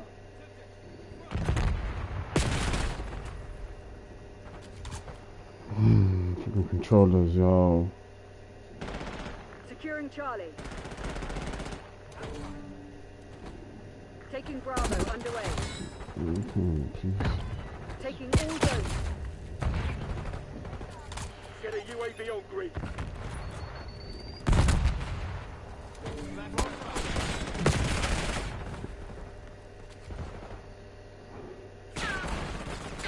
We're losing Alpha.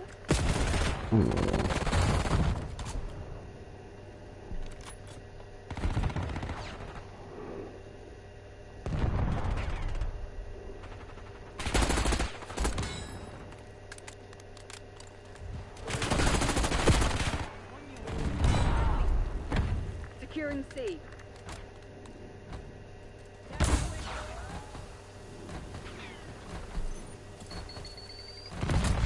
Man, fuck you, man. Come on.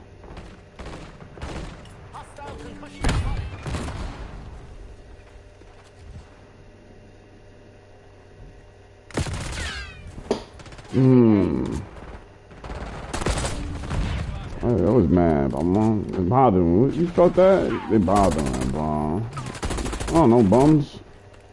Wrong floor. Hostile UAV established overhead.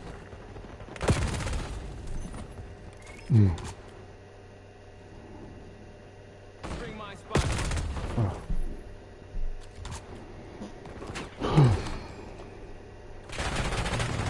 I'm on, hollering, Papa. Come on.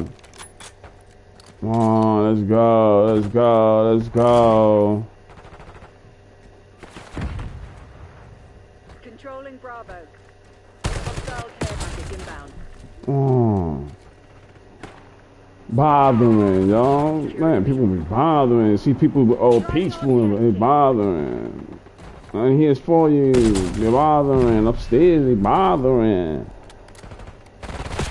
They stomping their feet, yo. It's a fucking life, bro.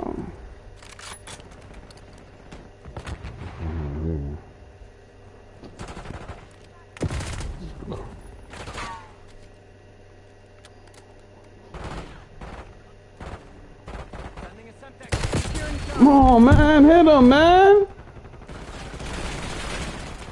Taking B.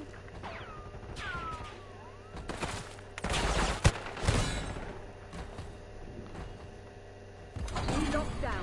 Man. Taking C. Man. Fuck.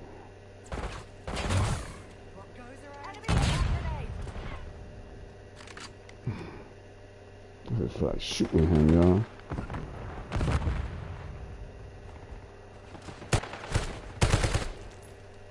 Losing B.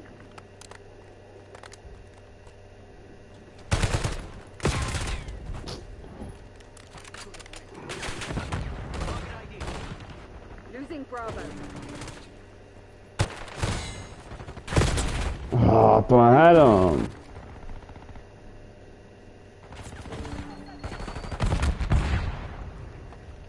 Klaus authorizing UAV mission. Enemy UAV inbound. Losing Bravo. Man, it's taking so long with that SUV, man.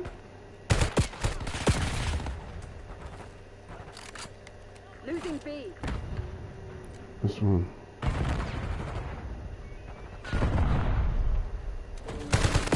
Damn.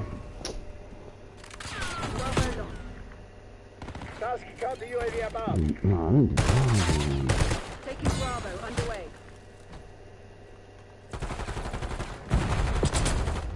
Care package LZ marked. Hey, nobody ran behind me and got B. Damn, y'all. Get a napalm strike on my beacon. Controlling Bravo. Damn, man, faster, man. Catch me eyes in the sky. What the fuck, man? Shit. Requesting recon. Fuck. Locking down Charlie. What the fuck? Losing A.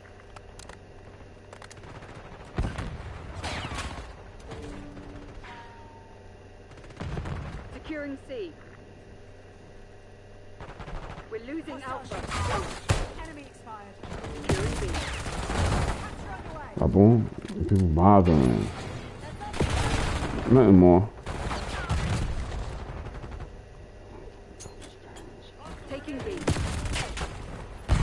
Oh man, I'm dying so much to these niggas, man. You know my controller's fucked up, man. I don't know these niggas. Taking Bravo underway. Zone Alpha captured. Oh, re up, man. Re up. Go, go, go. Losing Can't A. turn right, man. Man, move, move, move. Losing Bravo. Can't look to the right, to the left. Locking down Charlie. Very frustrating. You waste a lot of money, man. You earn it, man. People bothering, man. He's in his own zone. They upstairs, but they fucking bothering, y'all.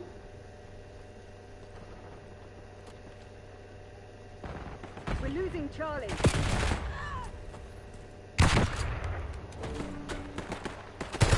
Losing B. Where's that, man? We lost B. Come on, give me a body. Fucking body, where? Bravo. They're taking C.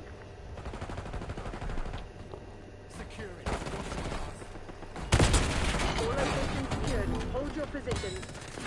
We lost C. TACOM, requesting recon overhead. Damn, yo, throw that shit, yo.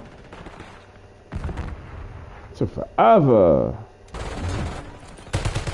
Authorizing napalm strike. Losing Bravo. Get a UAV ultra.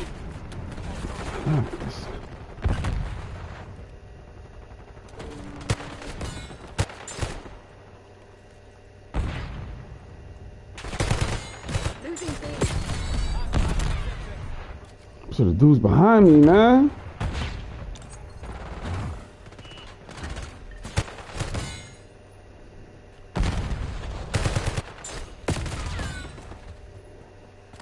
Securing Charlie.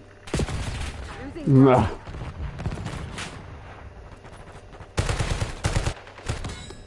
Bravo. Oh, my brother's sleeping, man. My brother gotta get up tomorrow, play again, energy, gotta break my brother's sleep. My brother's Freddy Cougar. My brother's Freddy. That's his name, Freddy Cougar. That's my brother.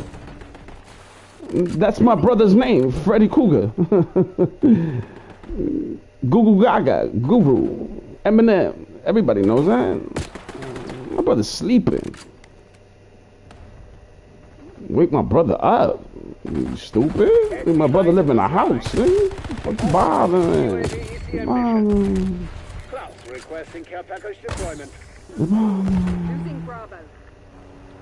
I ain't cute about that, Pablo. Corny, bro. Bravo's up. Fuck you reaching out to another man. People bothering over here. Securing B. Fuck!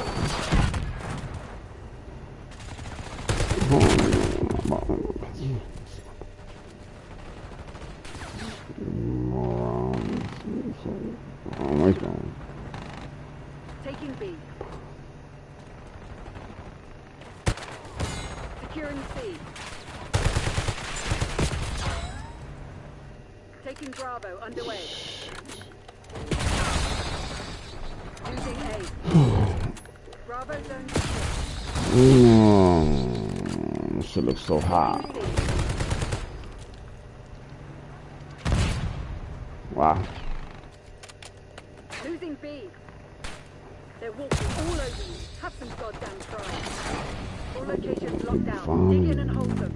We're losing Alpha. Losing Bravo. Lord, They're taking all zones.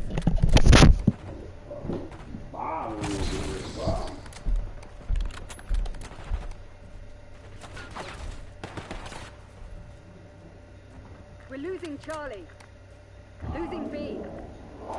We're losing all zones. Hostile UAV established overhead. We're winning. Keep it that way. Losing Bravo. We've lost Alpha.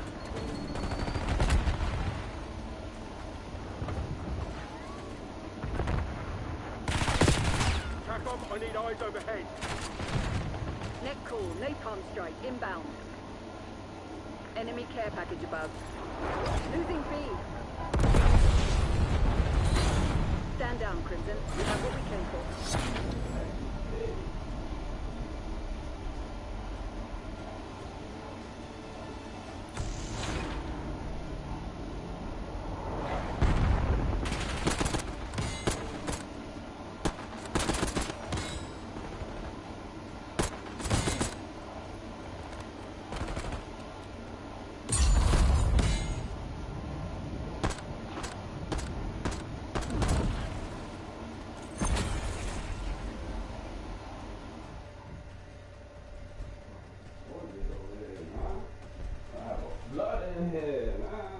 So immature.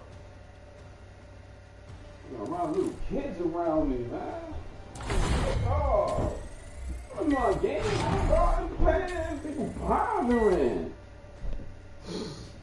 Come on, boys, man. They don't know where this hard work, man. That's all they're doing is bothering. These people corny upstairs.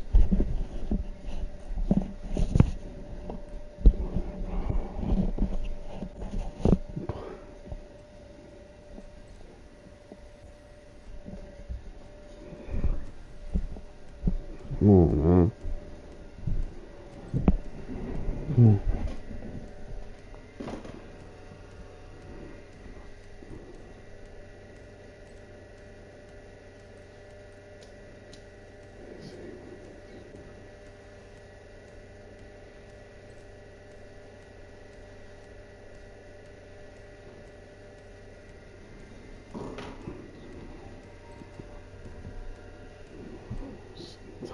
Supposed to have your energy.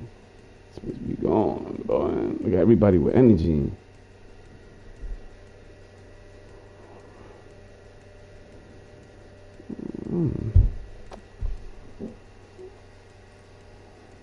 Damn, y'all.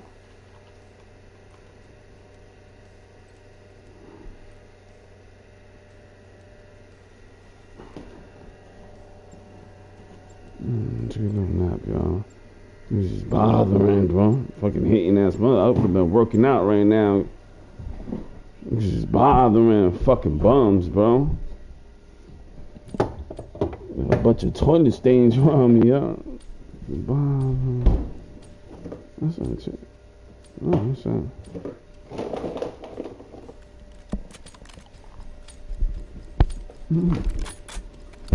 Hardcore team deathmatch. Eliminate the enemy. We've taken the lead. Stay on task.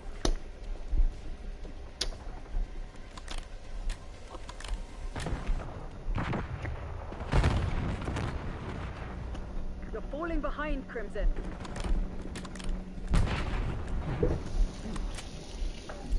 I'm tired.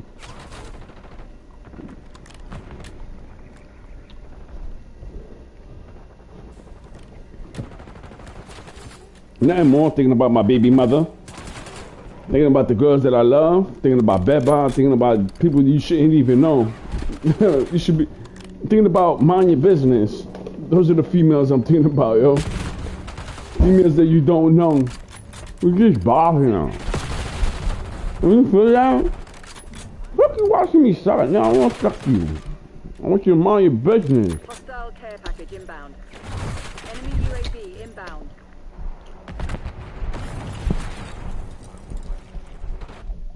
I'm not bound. That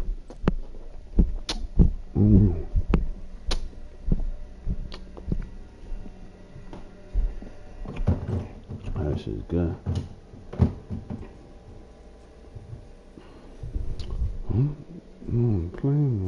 I'm hating over here, bro. Man, people upstairs bothering, bro.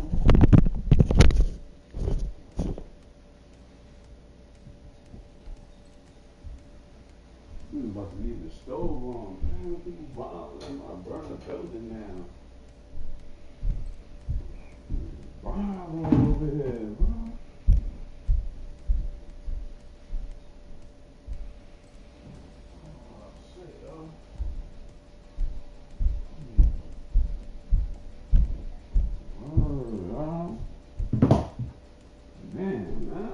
Smoking, playing my game, they start fucking bothering, bro. What? Why I'm in another fucking world, yo? Like, why people reaching out to me over here? Damn, yo.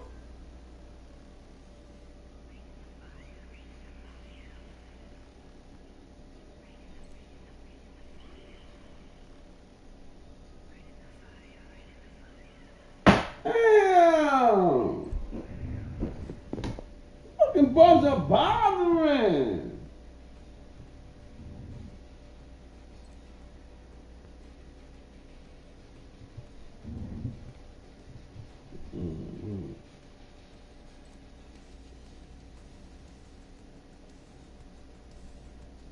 Two upstairs, yo.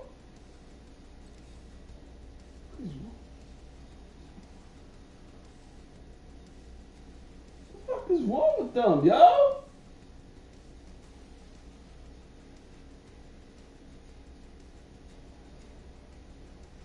How much you hate them, right?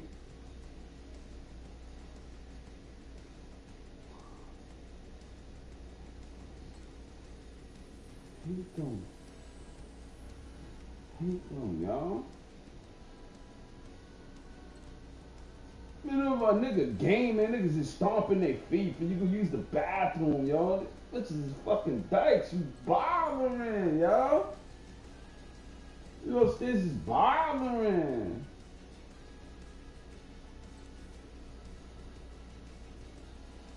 Send you, man. You don't want to watch what they watch, what they prefer, whatever.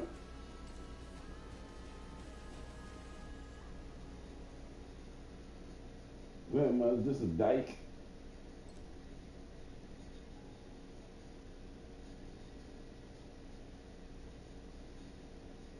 Mm-hmm. Yeah.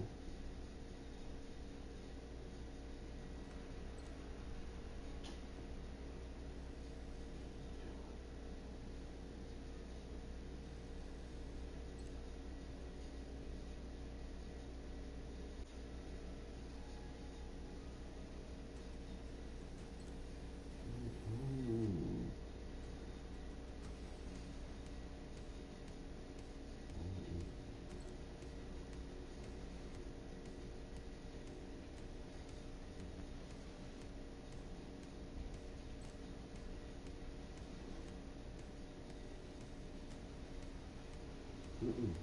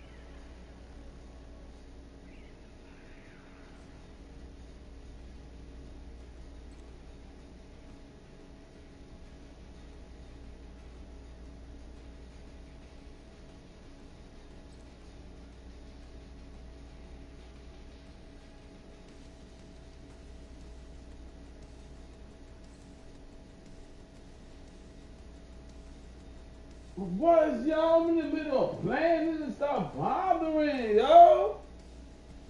Shit ain't no fucking joke. You bothering, yo. Niggas don't jerk off because people are working around. I jerk off for the people that I love. How many times you say that? The fuck you stomping your feet for? You just bothering.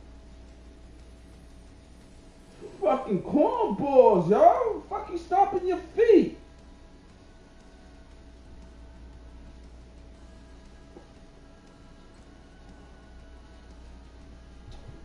Cornballs. Over here working, people bothering, yo. Niggas is corny, yo.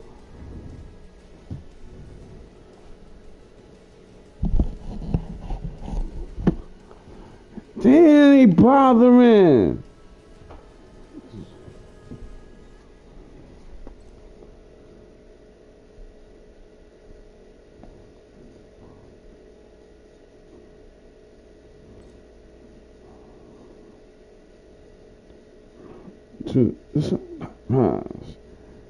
Damn, these cornballs hating on you that you stay up all night. You got a different schedule for them. Don't wake me up tomorrow either. Stop hating on me. Stop watching me sleep. Cornballs. This is garbage. Hating ass motherfucker.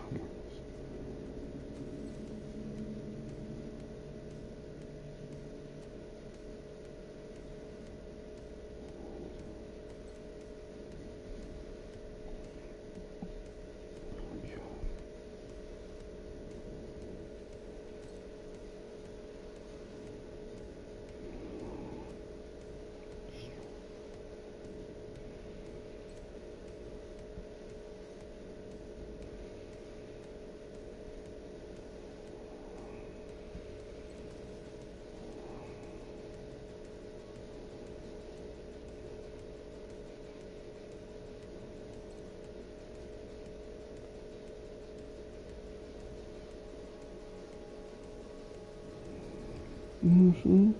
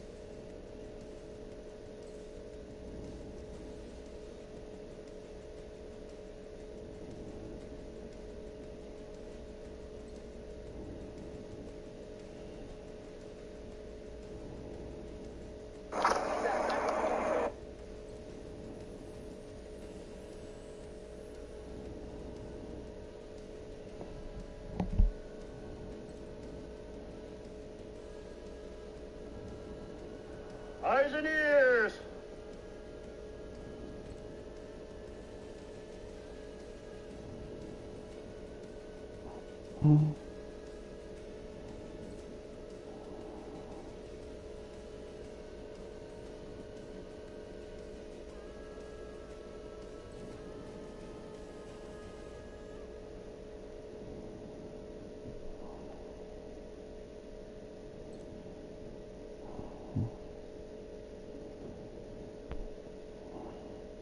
You gonna see this bullshit.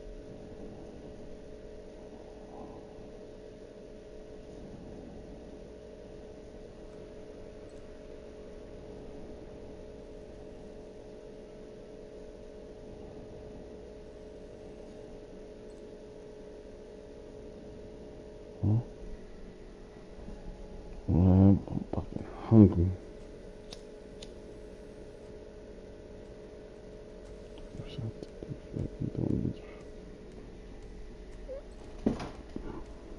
I'm playing. No energy, you know?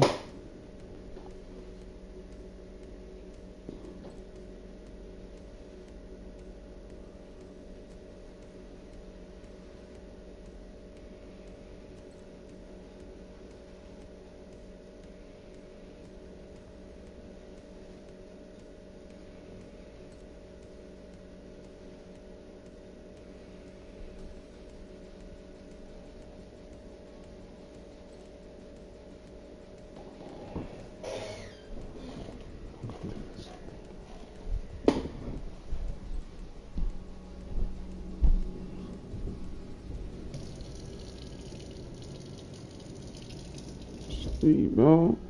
You don't hear me? People attacking over here, bro. I don't need nobody attack.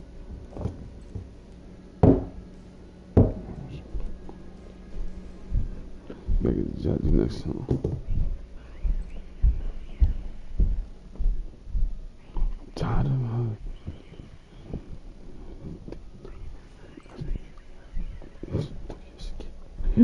I thought you escaped out there, bro.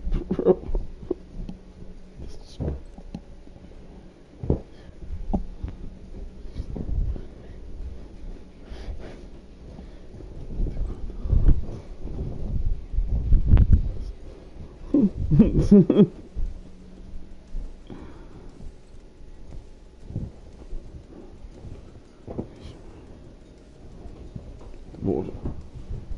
Ah, want some peanut butter?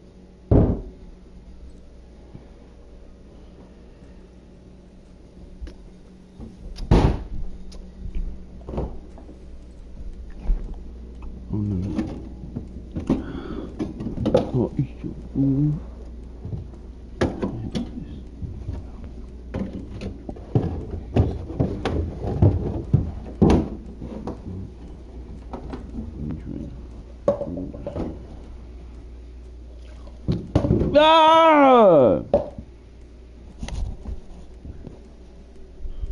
Fuck. This one's got no shit.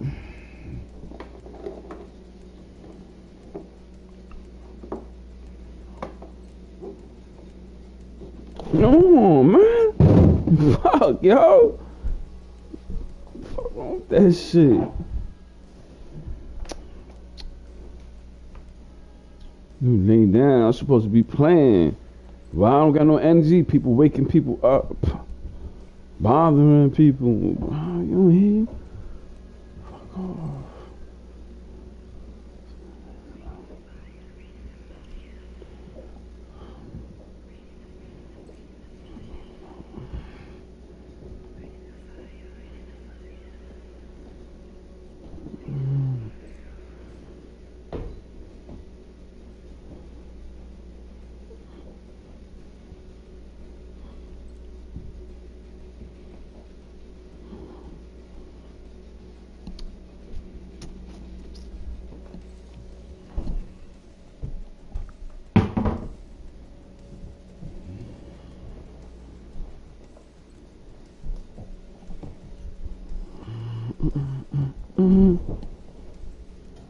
Feels good.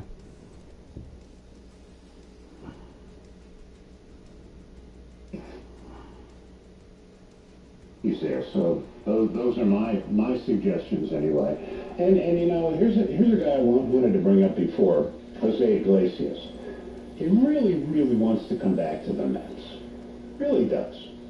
And they've essentially replaced him with Madrigal, who is not Iglesias. I mean, he doesn't hit. He's a decent fielder. Why not bring back Iglesias? And I think the thought was, well, they caught lightning in a bottle with him last year. The OMG and the spirit in the clubhouse and all that. And they didn't think it could be duplicated the second year. And that because they want to give the kids a chance to play and show what they've got, they don't want a guy blocking them who will probably not be happy if he doesn't play a lot. If Iglesias doesn't get in the game at third base or second base as a defensive replacement or as a pinch hitter or something, he's known to be a little bit of a problem in the clubhouse, which I didn't know. And that might have been one of the reasons he didn't play in 2023. Now, it seemed last year he turned that around and was a real plus in the clubhouse. But I think he'd be a good addition to the Mets this year. And if failing the Mets, why not the Yankees? I mean, the guy can play third base. He can play second base if you want Jazz Chisholm to play third. He's a versatile guy, and a guy who hit, 337 last year. So I'm looking at the Yankees and going, geez, this guy would fit right in, and he wouldn't cost him a lot of money. So if the Mets don't want him, run the Yankees, I say, yeah, bring him in. Bring him on. All right, let's go to Ralph in Bradley Beach here on the Fan. Ralph? Hey, Richie, great show, and I'm delivering back great memories, but my greatest game, without a doubt, been to many, is the Piazza 9/11 home run. And that, to me, I was sitting right there, Liza Minnelli. Somebody had given me a first responder the great ticket. That game was just, I mean, the fever of the crowd and emotional in both ways. To me, it was just emotional and just that we won. It was just unbelievable, Richie. And that, to me, I'm an emotional guy. Yeah, I think you've hit it, because even though the game in the standings wasn't a big deal at that point, although I guess the Mets were still available then to maybe make the playoffs if everything broke right for them, the emotion that we got to get back to somewhat normal. After 9/11, the world was upside down for all of us. We worked every night the week of 9/11, and I drove from New Jersey to Queens, where the station was located. And every time I went over the George Washington Bridge, I was going like 100 miles an hour because I was afraid the bridge was going to get bombed. We didn't know what was going to happen next, right? Right. Yeah. I got a question. Yeah. You played for Adelphi soccer and baseball freshman year. Listen, I played for Lindbergh, and I'm like 71. I had no skills, but I became a coach 50 years because of my ability wasn't good. But you played freshman, so you're a Panther. I can't believe it. I had a lot of kids that played lacrosse, but I said, wow, all the stuff you did, and amazing you played freshman year. God bless you. I mean, you're a versatile guy. And Academy of Music, I've been there so many times. And first time I went, I saw Black Sabbath back up Humble Pie. Out of New York, Doctor. That's a show I'm not too unhappy that I missed. I'll put a little asterisk on my soccer career. The only reason I was able to play freshman soccer at Adelphi was back then you had a freshman team, they had a varsity team. And the varsity team, they brought in kids from overseas who knew how to play soccer. The freshman team, they didn't come over to play freshman soccer. They weren't interested necessarily in an education. They were there to play soccer in the United States. So there was nobody who was on the freshman team. And because I was on the baseball team, they said, you guys are athletic. Why don't you play soccer? Fill out the lineup. I said, well, I don't know anything about soccer. And they said, you don't need to. We just need warm bodies. So I I don't even know what position I played. I don't remember, and it wasn't any good. You know, and I didn't really touch the ball very much. And when I did, I would pass it off real quickly because I knew that any defender was going to take it away from me in no time. Man, you go sleep myself. Well, we did beat CCNY on their home turf because we had a goalie who stood on his head. But, you know, in terms of my skills in soccer, they weren't there. All right, our telephone number is 888-808-1019. More of your calls coming right up. It's TG Sound, weekdays 10 to 2 on the Fan, 1019 FM. You just sat there and listened to that like we did. I think you could only come to one conclusion. It was spoken.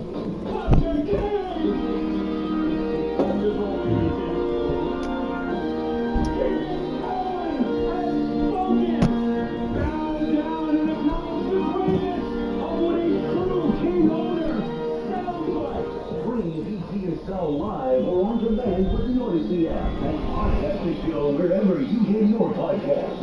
Getting engaged will be one of the most exciting times of your life, and the winning team at London Jewelers is there to help you pop the big question. The cutting-edge technology and trained professionals at London Jewelers can help you select a ring from their 2x11 collection or design the absolute perfect ring to fit within everyone's budget. So whether you're starting out or starting over, why not let the engagement experts at London Jewelers help you out? Visit London Jewelers at any one of their 7 locations, including America and the mall at Short Hills. The Mazda CX-50 Hybrid is where fuel efficiency meets refined style and unmatched comfort. Going further with fewer stops with the pump, all while turning heads with its bold and sophisticated design. Enjoy a spacious interior with room for everyone and everything you need. When winter winds bite, stay warm with available heated seats in the front and rear, plus a heated steering wheel that ensures every drive feels cozy and safe. Visit your local Mazda dealer today or test drive the Mazda CX-50 Hybrid or visit MazdaUSA.com. Make any project easy. Reserving your space a breeze. Southpaw Reserve makes upgrading your bed a super safe. New life with Southpaw Defense is a walk in the park. So no matter what projects are on your list, Southpaw has everything you need to make it a great solution. Southpaw, made for more. Get it Lowe's. Mercedes-Benz of Edison makes buying a Mercedes-Benz as special as driving one. Whether you choose a gas-powered, hybrid, or electric model, Mercedes-Benz of Edison will make sure you drive away in the vehicle that best fits your needs and your wants. Experience the highest level of customer service at Mercedes-Benz of Edison. Having the right winter tire matters. So take control of the roads this winter with a new set of Bridgestone Blizzak tires from Town Fair Tire. Town Fair has the region's largest inventory of Bridgestone tires, all with that guaranteed lowest prices you'll find anywhere. And with 100 locations, you'll find a Town Fair near you. For the guaranteed lowest price on Bridgestone Blizzak tires and the most free services for life, nobody beats Town Fair Tire. Nobody.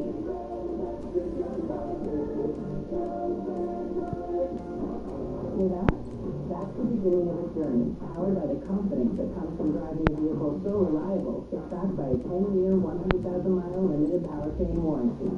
Your journey starts here. And then, well, that's up to you. Keep the new 2025 Sportage LX for $249 a month for 24 months for $39.99 US signing with a well-qualified lessee during the President's Day sale for that Kia.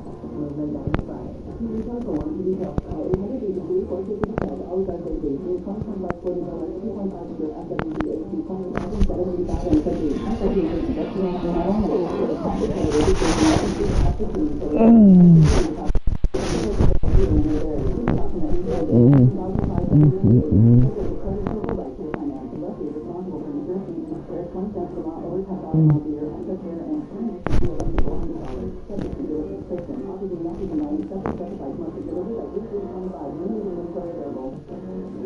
Story of the one.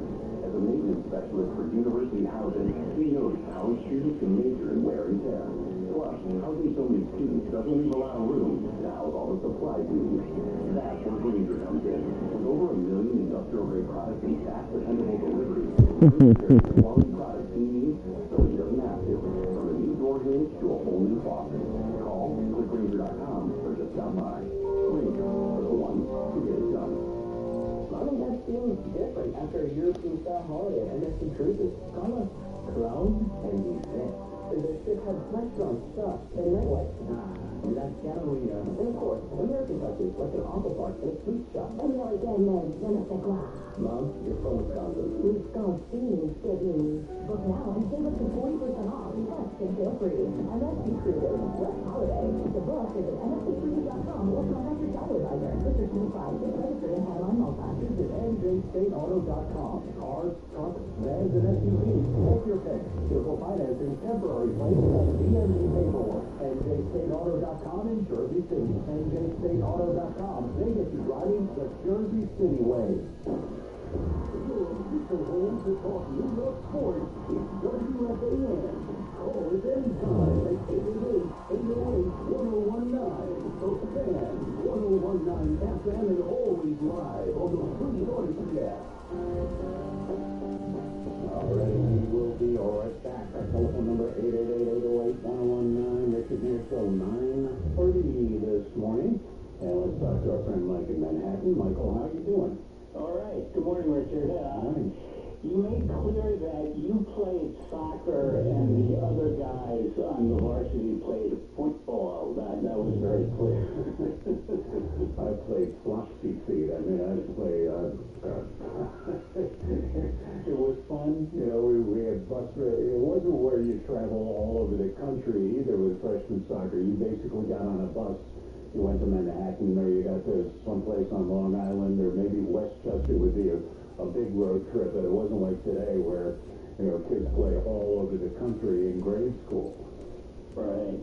You know, last week you announced the celebrity encounter portion after I was on, and I was ready to talk about that. But well, give me a rain check. Give me a rain check. No, go ahead. Do it now, and you can do the best game too. Give me your celebrity encounter first. Okay, you know, actually, it's sort of a little bit the other way around. It's sort of a spin-off, what you call maybe he does what. And it's not about meeting a celebrity for the first time, someone you know about, but it's about a guy I met regularly. But, you know, I didn't know who he was or specifically what he did. Nothing to do with celebrity. So there's this family on the 5th floor. You know, I'd run into them in the elevator in the lobby. The woman was very friendly, would say hi, small talk. But the guy was quiet, and mostly give you a nod, and, you know, quiet, withdrawn, and, you know, worse yet, he always looked overwhelmed, distraught, like he was about to cry. You almost wanted to say, are you okay? So who was this guy? His neighbors. What do you know about the guy on 5? And they say, you mean the guy that was on the verge of a nervous breakdown? Nothing. And finally I found out he was a comedy writer. What? For Saturday Night Live, the late night shows, Kimmel, you name it. He had a solid career. Go figure that out. Well, it's interesting that a lot of comedians are very insecure. I mean, you've seen comedians kill themselves, basically.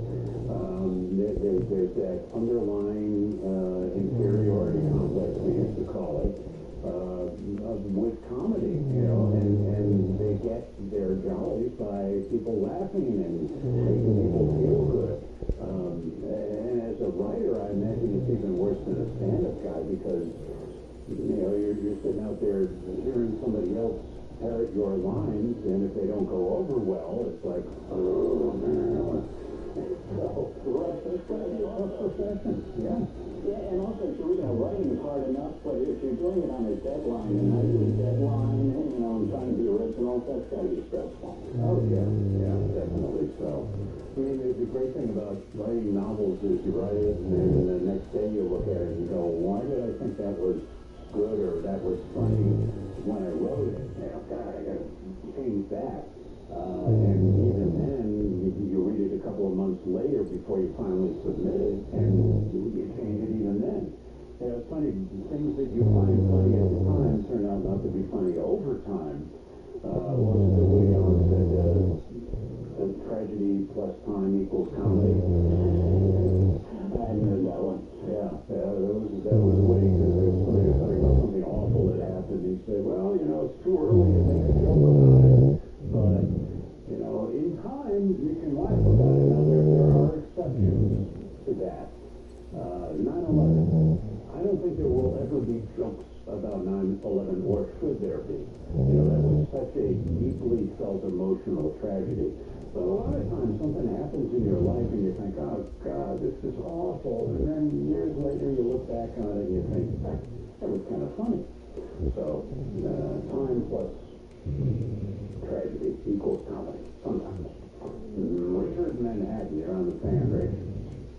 Rich, were you at Delphi when the great long jumper Bob Beamon was there? I don't think so. I probably would have known, but I don't think so. When was he there? No, I think maybe late 60s, early 70s. Maybe it might have been even mid 60s. And I don't know anything about Beamon. I was there starting in 66, so he's maybe gone by then, or not there yet. I don't know. Yeah. I agree with you with Iglesias. I think the Yankees would do well with him, and as far as Sloan, you're 100% right. Sloan handled it good. I remember Billy Martin in 1976 would not pitch Ken Holtzman. He hated Ken Holtzman. He was a great pitcher, too. Just would not pitch him. Holtzman said, I don't care. I'm getting my money anyway. What do I feel whether I pitch him out? And that's the thing when you're a manager and a player is imposed on you, whether you want them or not, because they're talented. They may have an attitude, they may be difficult. You got to find a way to make him perform at his peak performance, his top level, even though you don't like him, you don't get along with him. You know, you're not going to like every one of your teammates. You got to find a way to motivate them to play hard, and it's difficult.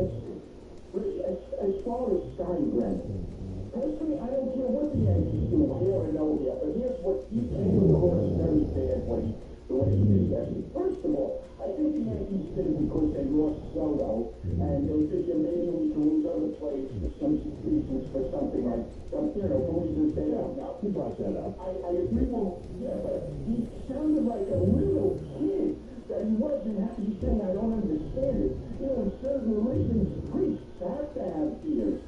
Certain professions, you need a beard, or, people have to want to look older for whatever reason. But the way he said it sounded like he had no clue why people would want to wear it. He sounded terrible. Terrible, in my opinion. Yeah, I agree to an extent. I mean, it was like, you kids, I don't understand it. It's like, back in the 60s when the Beatles first came in, all of us grew our hair long. And our parents were aghast. In fact, I told the story on the air before. I had an uncle who loved us. And we loved him. He would always come and bring us gifts and everything and tell us jokes and, take us to ball games and things. And when the Beatles came and I grew my hair, he said, I'm disowning you unless you cut that hair. I don't want to be seen with you. I'm done. And back then I was like, well, tell me why. For your once-a-year visits, you're not going to tell me not to have my hair the way I want it the rest of the time. And he, true to his word, that was it. He cut us off.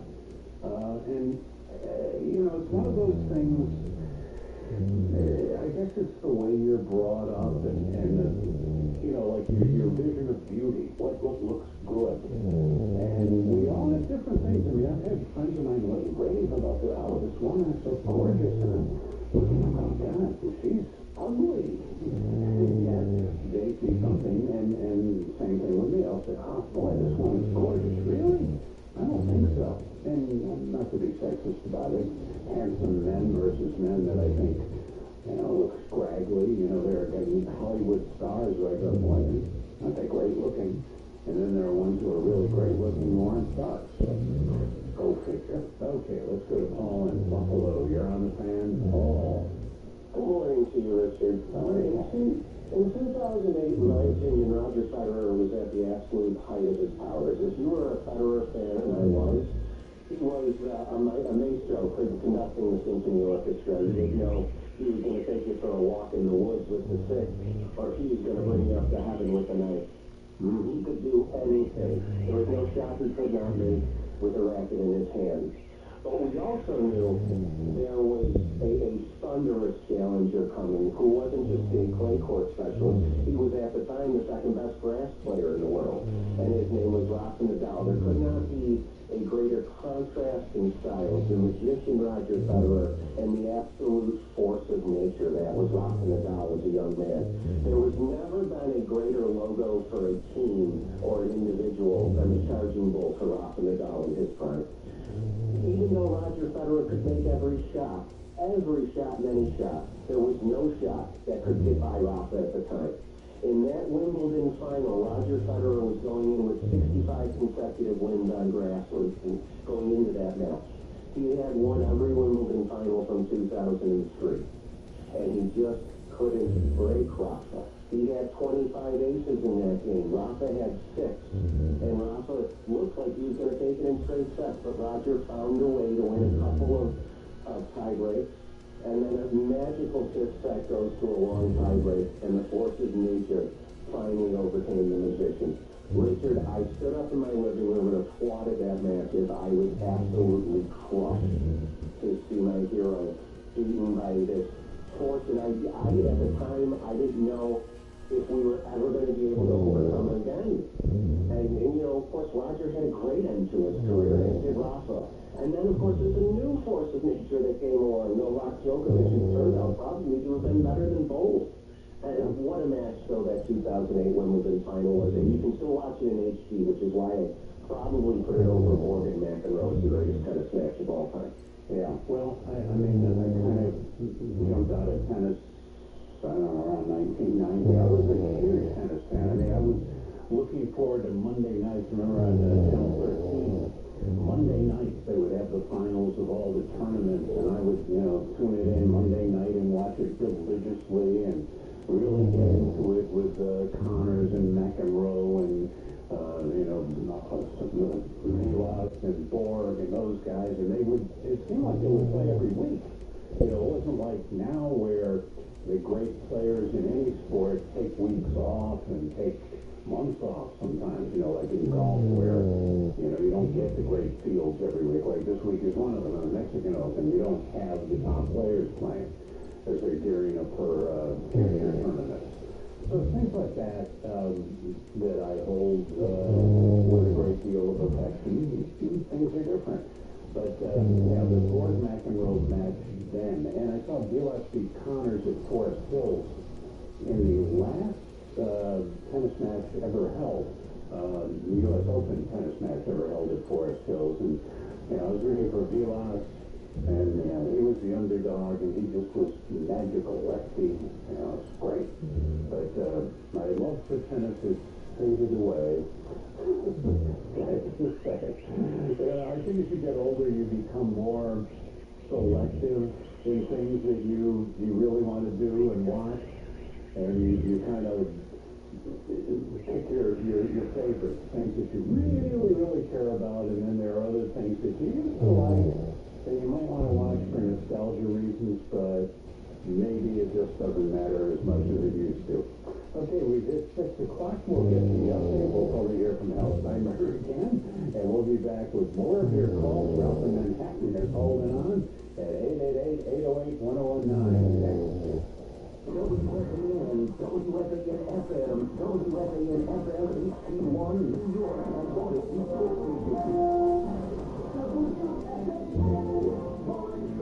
Good morning at 6 o'clock on your sports. Our one side for today. Blown out by the Cavs in Cleveland, 142-105. Hey, just Tom Thibodeau has himself the worst loss of the day under his watch.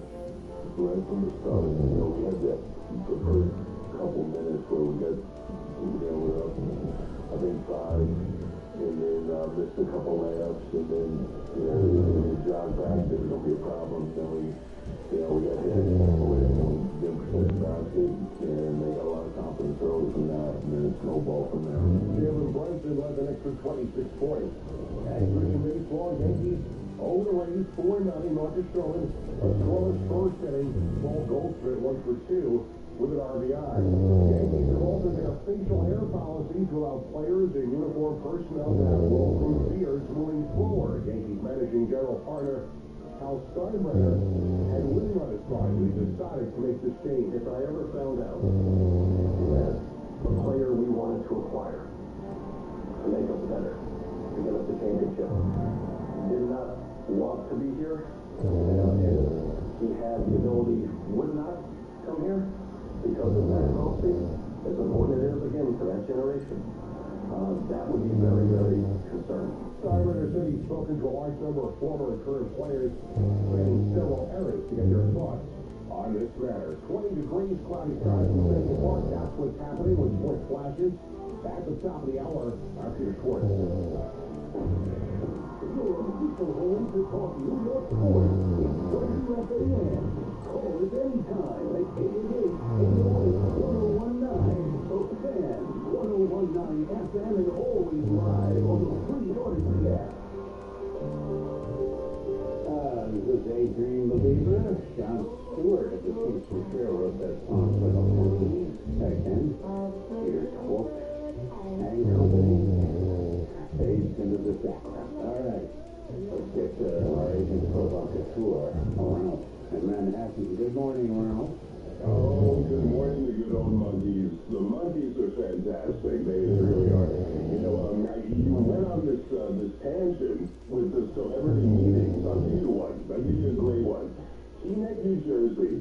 I'm working out as I'm wont to do. You know, I can't stop working out. And next thing is some cat just humming to himself with the earbuds. Richard, you know the earbuds when people are just oblivious as to what's going on. They're so connected. So he's doing this thing. I don't know if you recognize that. Look, George Benson. Right now, I'm thinking, now at the time it didn't hit me. And I'm thinking, who's this guy who, I'm trying to concentrate here. I don't want to hurt myself with these heavy weights. And George Benson, it turns out George Benson is next to me humming with his earbuds. And I say to another guy next to me, I said, get this guy to shut up. I can't stand this guy humming like this. Right? And he said, you don't know who this is, you dummy. This is George Benson. And I turned around, I saw that pencil-thin mustache, and I said, you're right, it's George. So I ended up shaking George Benson's hand, and I love George Benson. I thought it was fabulous. Okay, then you didn't tell him to shut up the next time we were listening next to him, right? I was a big hypocrite. I said, oh, George, I love your music. And I can't stand your humming in the gym. Next week I'll tell you about the Andy Griffith story that I have. But, you know, let's talk about these dumb beards. No offense, I know you have a beard. Let's talk about these stupid beards that come down to the center of the jersey, the chest. Let's talk about how silly these guys look with these straggly beards, like they're homeless, and they just came from a homeless shelter. They're making millions of dollars, they can't afford a razor.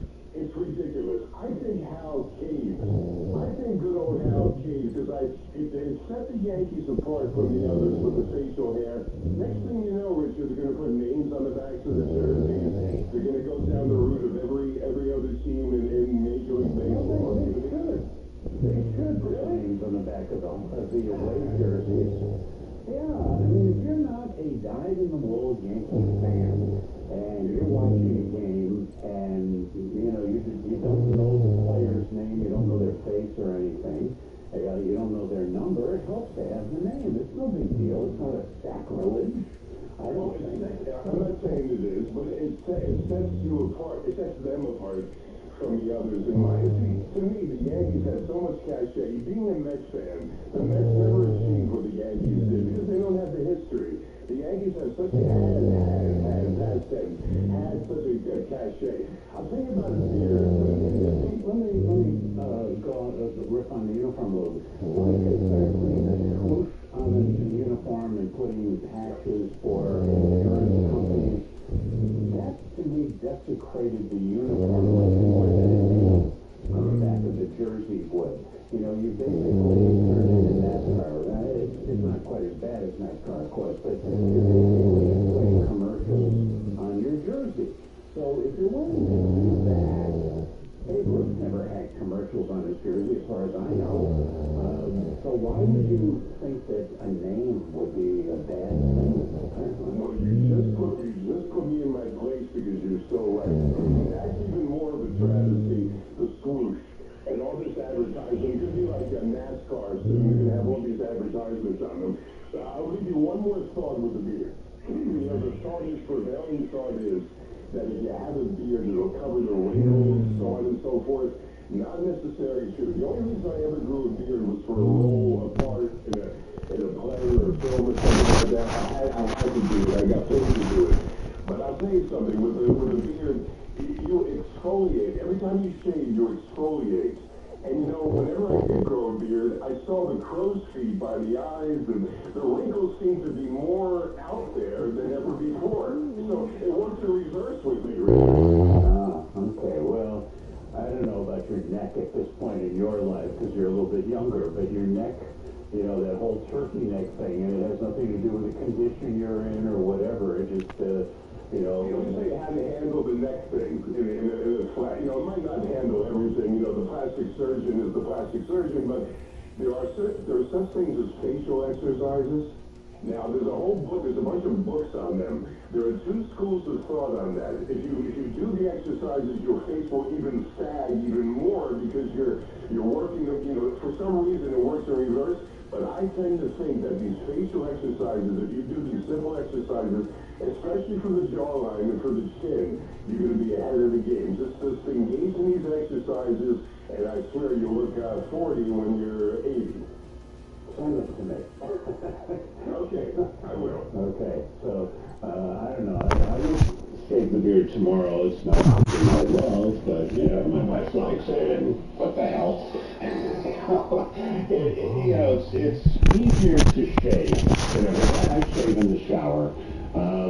And the reason is, I read an article about Paul Newman once upon a time, who was one of my heroes. I love Paul Newman. And it was by his friend haHA, or whatever his name was, in Connecticut. And he said, yeah, he always shaves in the shower. He never shaves in front of a mirror, that glorious face, and all of that.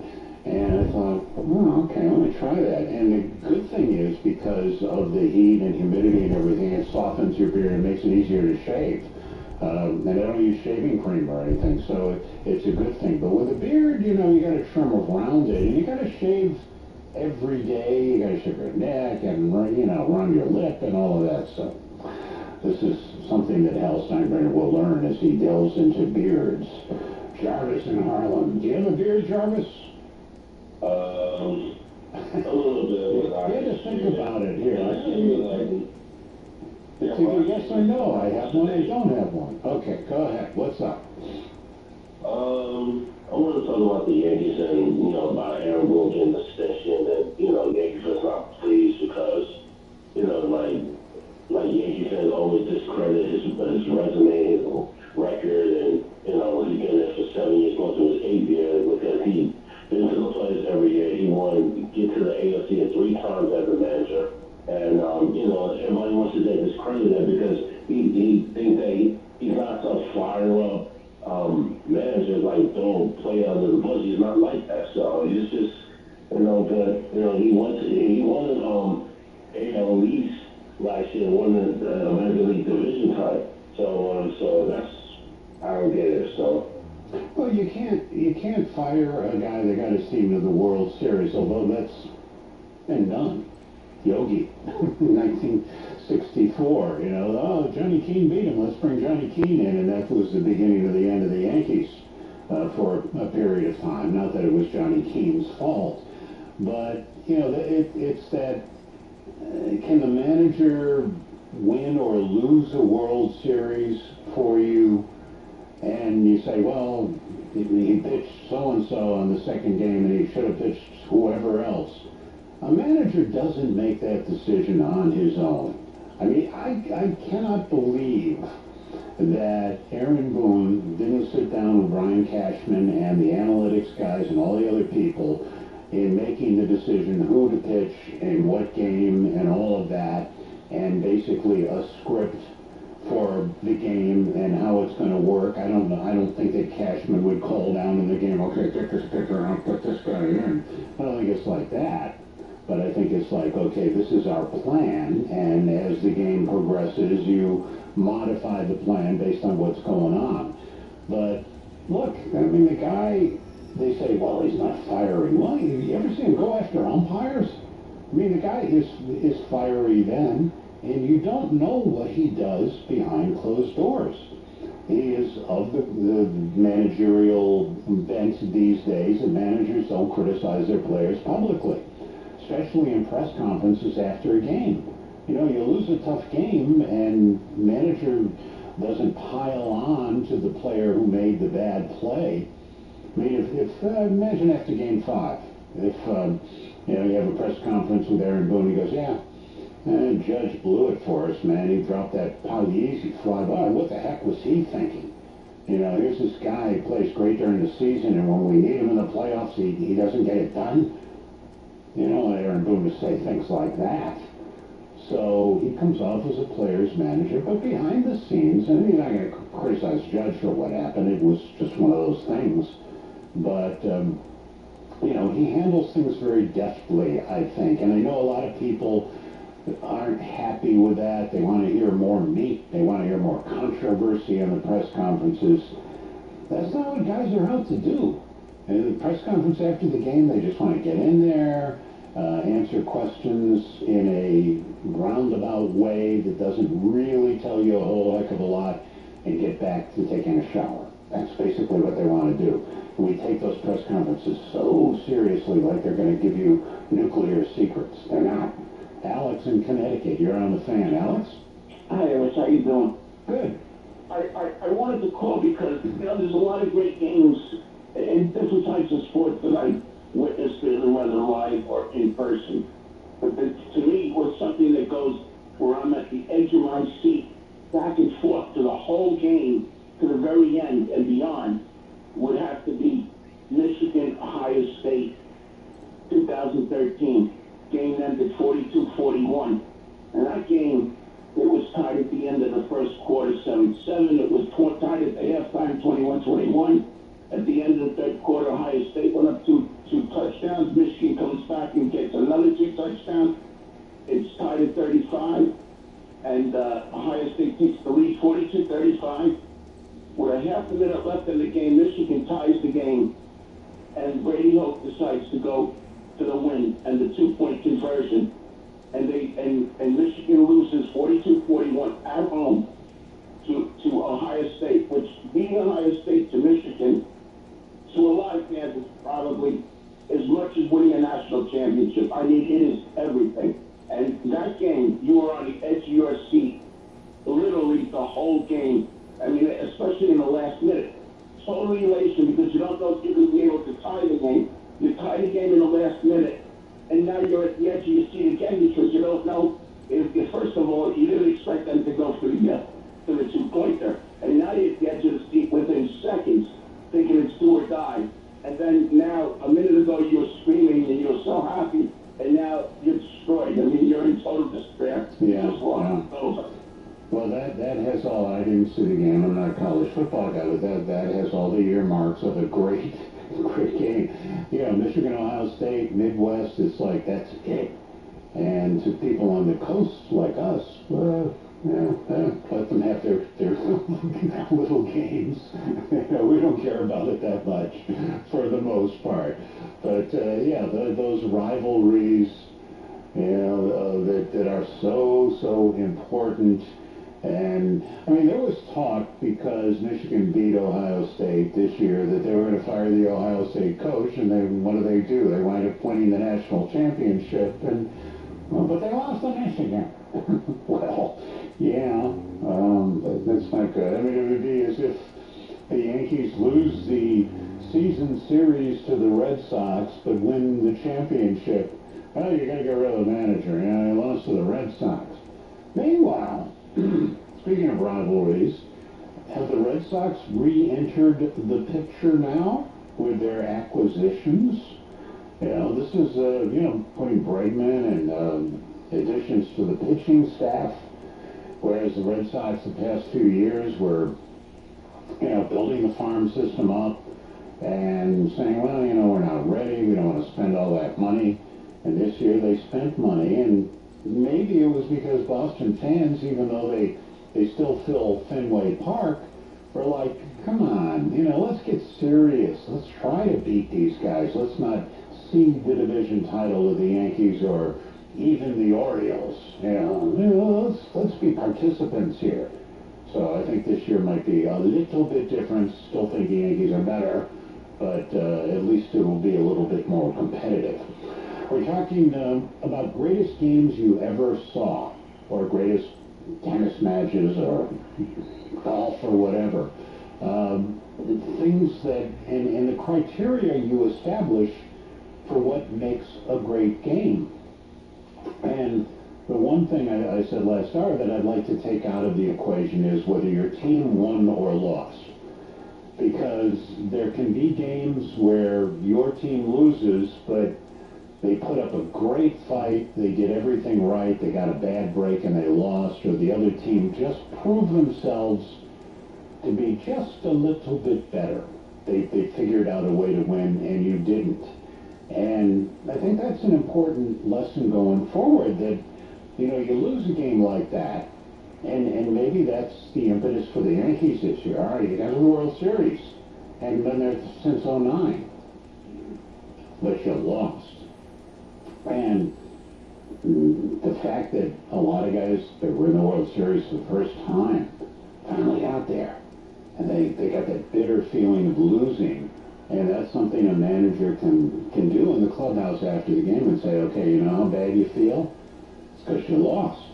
Next year, I want to be in that same position. And I want you to remember how bad you felt when you lost and find a way to keep that from happening again.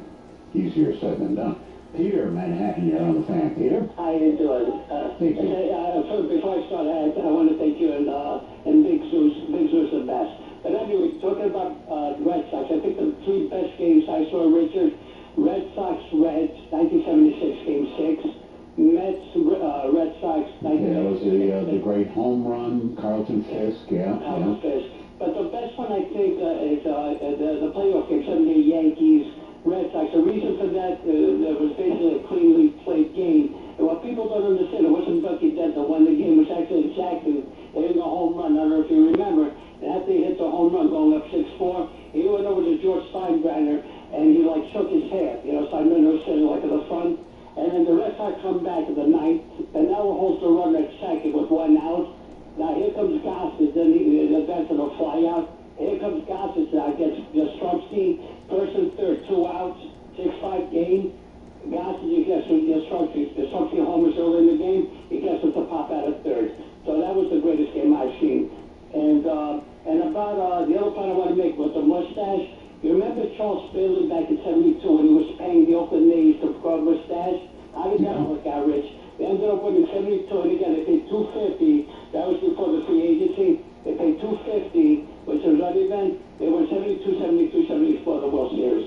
Rich, well, you know, it's funny, that A's team, and Charles Finley was vilified then. You know, he was the guy when, Mike Andrews made an error, and he wanted him cut immediately. It was one of those situations where he was a big bad Charles Finley, but you think about it, how ahead of his time, you know, he was talking about playing with orange or yellow baseballs so you could see him better. He wanted the old-time look of the 1890s with the long sideburns and the mustaches and all of that. He was really very much ahead of his time. The colorful uniforms, you know, the uniforms used to be just gray on the road, white at home. And he made, well, let's put some green and some gold, and you know, he made it a lot more colorful. And he was also a big proponent of free agency on both sides. You know, when he sold players to the Yankees, how can you do that? And at one time, one of those deals was negated. So he was one of those ahead of his time guys. All right, let's go to Ira, Staten Island. You're on the fan, Ira. Hey, Richard, how are you? Good. You know, we're talking about greatest games. I'm sure you would go back to 1969 Jets championship, Baltimore, right? Yeah, that and the away game, but I'll throw you a curveball. And yeah, I played hoops college and high school, and before I gave up on basketball, that Houston UCLA game when Elvin Hayes, the Astrodome, beat Will Cinder at the time. To me, that was one of the greatest games I've ever seen. That was a tremendous game. Yeah, yeah. Back when I cared about college basketball, that was something that I left in the past too. But yeah, that was great. And yeah, the Big East back then, you know, St. John's and Syracuse and Georgetown and Villanova. I mean, that was such a great conference. And when the Big East tournament came to New York, man, the city stopped to watch that. Not so much anymore.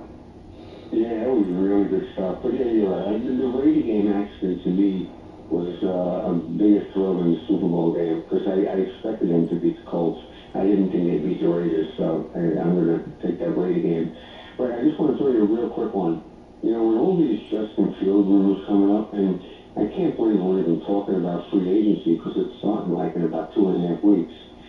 I tell you the truth, he's starting to intrigue me. I know it didn't work out in Chicago. I'm not going to say it didn't work out in Pittsburgh because he did happen to was 4-2 and he turned to Russell Wilson after, you know, he was healthy. But he's still only 25 to 26 years old. I think he has all the ability if you happen to get the right coach. And if you look at the Jets situation, whenever they set up their draft boards, if you consider Justin Fields, you know, a better option than some of these quarterbacks in the draft, and if you can get him to the cheap for maybe 2 or 3 years, why not? Yeah, I would agree with you. And wouldn't it be ironic if Aaron Rodgers wound up playing for the Steelers? You'd essentially be trading quarterbacks. You know, Russell Wilson accepted, but you know that to me is real interesting. If the Steelers think, okay, this veteran guy can put us over the top. So you know what we really, I'm sorry to interrupt you, it would really be funny. The Steelers made the trip to MetLife this year to play the Jets. So I believe so. Ooh, and Rodgers coming back if that happened. Yeah, wouldn't that be interesting? You know that's the first Monday night game. Rodgers and the Steelers against Fields and the Jets. You can write that down.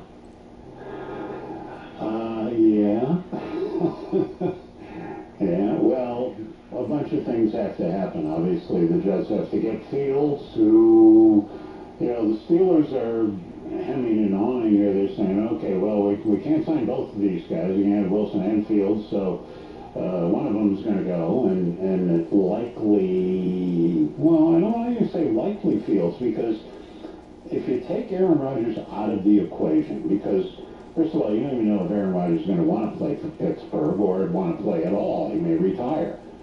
But if he wants to have like one more year, let me show you what I can do. And he looks at that Steelers team and thinks, boy, they got all the things. They're a perennial playoff team, even though they get beat in the first round. But maybe I can put them over the top. He might want to do that. And the Jets could do a lot worse than Fields. So that would be interesting. All right, going to take a break. Back with more of your calls coming up. The telephone number, 888-808-1019. I'm the Fan. The Nets hit the road and the hardwood to take on the 76ers. 7:30 tonight. Got to watch a three. The home of Brooklyn Nets basketball is the Fan. 101.9 FM and always live on the free Odyssey app. Total Wireless is made to totally keep up with you. We have unlimited data that never slows you down, covered by the Verizon 5G network, and all for less than $30 a month when you get 4 lines. And the best part, we give you a free Samsung Galaxy A16 5G when you switch to the 5G Unlimited or 5G Plus Unlimited plans. Visit your local Total Wireless store today. Total Wireless, we're totally with you. Actual speeds may vary by location. For data management practices, see TotalWireless.com. Valspar products make any project easy. Valspar Exterior Stain and Sealer makes preserving your fence a breeze. Valspar Reserve makes updating the den a piece of cake. Red velvet. And giving your site a new life with Valspar Defense is a walk in the park. So no matter what projects are on your list, Valspar has everything you need to make it a day at the beach. Valspar, made for more. Get it at Lowe's. Hey there, it's John Starks from John Starks Kia, where you find award-winning vehicles, amazing service, and great prices. Plus, Every Kia comes with a 10-year, 100,000-mile powertrain warranty. At John Stark's Kia, you can lease a Kia K5 for $349 a month with 0 down, 0 bank fees, 0 first payment, and 0 security deposit. That's 0 do it signing. 36-month lease with no security deposit required. 10K miles per year. Excludes tax, title, and MV fees. Expires February 28th. See you at John Stark's Kia. College basketball is reaching its most exciting stretch of the season. Right now, new customers on FanDuel get $150 in bonus bets when your first $5 bet wins. That's $150 extra bucks to bet on everything from conference clashes to tournament upsets. And even who's cutting down the nets. The favorites to win the tournament right now are Auburn and Duke, so if you think they can win it all, bet on them or maybe somebody else that you think can make a deep run. You've been waiting for it. It's here on FanDuel. There's no better time to play. We love the app around here. It's safe and secure and easy to use, and when you win, you get paid instantly. So go to FanDuel.com/Evan and get in on the college hoops action before March takes over. FanDuel Sportsbook, the official partner of WFAN. 21 and over, physically present in New York. First time on real money wager only. $5 first deposit required. Bonus issued is non-withdrawable. Bonus bets expire 7 days after receipt. Restrictions apply. See terms at sportsbook.fanduel.com. For help with a gambling problem, call 877-8-HOPE-NY or text HOPE-NY 467-369. We all hear the radio ads about the IRS. They tell you to be afraid, to be scared, and they try to frighten you into calling. I'm not here to do that. Tax Relief Advocates is different. TRA is here to tell you that if you owe money to the IRS, whether it's $5,000, $50,000, or $500,000, we have a solution. It doesn't matter if you're sitting in your car, at work, or with your kids. No matter where you are, call now. 800-575-4094. Don't lose hope. TRA can eliminate or reduce what you owe to the IRS. Generous programs are now available that can give you a fresh start. Our passion is taxes and helping individuals fix their IRS problems. We have over 1,000 5-star reviews on Google and an A+ with the Better Business Bureau. You don't need to be afraid of the IRS any longer. End your tax nightmare today by visiting us online at TRA.com or call 800-575-4094. That's 800-575-4094. Tax Relief Advocates. Real solutions for real people. This is the story of the one. As a maintenance specialist for university housing, he knows college students can major in wear and tear. Plus, housing so many students doesn't leave a lot of room to house all the supplies he needs. That's where Grainger comes in. With over 1 million industrial-grade products and fast, dependable delivery, Grainger carries the quality products he needs so he doesn't have to. From a new door hinge to a whole new faucet. Call, click Grainger.com, or just stop by. Grainger, for the ones who get it done. Hi, welcome to Staples. Hi, I hear Staples can print it all for my business. Oh, if you can think it, Staples can print it, and will beat any print quote. Oh, great. I'm thinking new brochures and yard signs? No problem. I'm thinking calendars, t-shirts, and pens. Totally. I'm thinking Staples is the place for printing. I thought you might think that. Right now at Staples, get up to $250 off your print purchase. In-store product exclusions apply. Visit staples.com/print for offer details. Price match guarantee valid in store and staples.com/print. Visit staples.com/price match for details. Get out of this cold and into the hottest President's Day deals all month at Security Dodge now. No money down leases starting at $339 a month on the new 24 Compass Latitude. 0% for up to 72 months or up to $10,000 off on all new 24 Jeep Wrangler 4xEs and up to 25% off Jeep Wrangler Rubicon and Mojave. Don't go someplace else and save hundreds. Get to Security Dodge and save thousands. Shop 24/7 at securitydodge.com. The President's Day sales event is going on now. This is the story of the one who, as a maintenance specialist for a historic high-rise, knows that vintage charm historically needs constant attention. Which is why, when it's time to upgrade turn-of-the-century mechanicals, they turn to Grainger. With easy access to 1 million+ products and a scale to deliver when and where you need them, the right tools and supplies are never far away. So the one can keep that vintage building running like new. Call them at Grainger.com or just stop by. Grainger, for the ones who get it done. Your official home to talk New York sports, it's WFAN. Call us anytime at 888-808-1019. The Fan, 1019 FM, and always live on the free Odyssey app. Listen to the music, little Doobie Brothers here. Richard here with you till 9:30 this morning. Hot and heavy into my next Riley King book. I'm kind of spacing out my writing because I really, really want this book to go on forever. You know, it's one of those things where I don't want it to end, and hopefully readers will feel the same way about it. But I'm just like, I could add another chapter here, I could do a little something here. And it's funny, when you're writing, you get into the character of your main people, and they become real to you. And you start to live their lives. And sometimes I get up in the middle of the night and I'm thinking more about Riley King than I'm thinking about what I have to do the next day. It's nuts. All right, let's get to our phones and talk to Frank in Syosset. You're on the fan. Frank. Hi, good morning, Rich. How are you? I'm good. How you doing, buddy? Yeah, you asked me last week about, who's better than the Yankees in the American League, and I was half awake because I like to call your show, and I said the Dodgers by mistake. But the Dodgers actually are, I need to see the kind of discipline on the Yankees that the Dodgers have.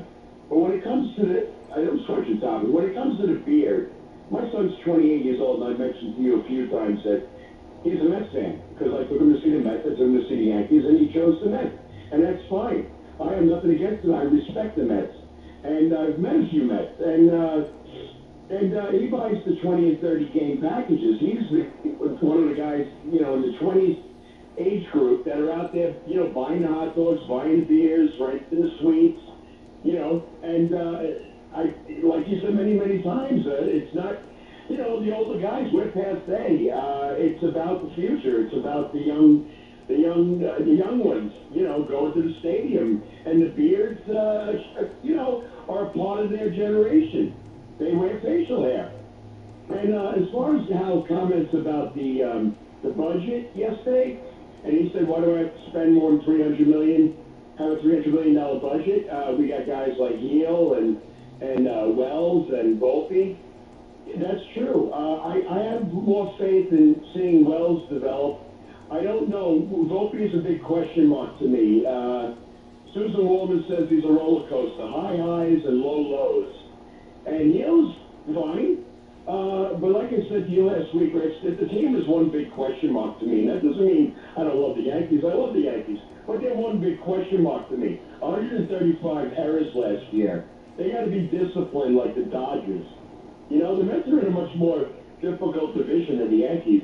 Well, but the Yankees' defense should improve this year. I mean, you think about it, Judge moving to right field, and you've got, in center field, a guy who is a very good defensive player. You got a very good defensive first baseman now. Not that, his predecessor was bad, but Rizzo was injured a lot, and you had a rookie playing in there. So I think the defense will get better. If Chisholm can play second, his normal position instead of third, it should get better. So I think they've addressed that to an extent as much as they could in the offseason. Do you think we'll ever see $1 billion contract, Rich? Soto's got, what, $760 million? $765, yeah. Yeah, do you think you'll ever see it go to $1 billion? Never say never. The thing is, who ever thought you would see a $750 million contract as Soto got? Now, in order for that to happen, it would have to be a kid who starts at age 19 or 18 in the major leagues and has 6 tremendous years, or if the CBA, if the collective bargaining agreement changes and kids can get to free agency earlier. But, you'd have to be talking about a kid who's in his mid-20s, 24, 25, 26, and a long-term contract, and a unicorn-type player, a player who just can do everything like Soto can, with the exception of base running and defense, which he says are his priorities to improve. So you'd have to have that kind of magical player. I can't identify anybody like that on the horizon, but somebody will come along. Ohtani, if he were a bit younger, probably could have gotten that kind of contract. $1 billion?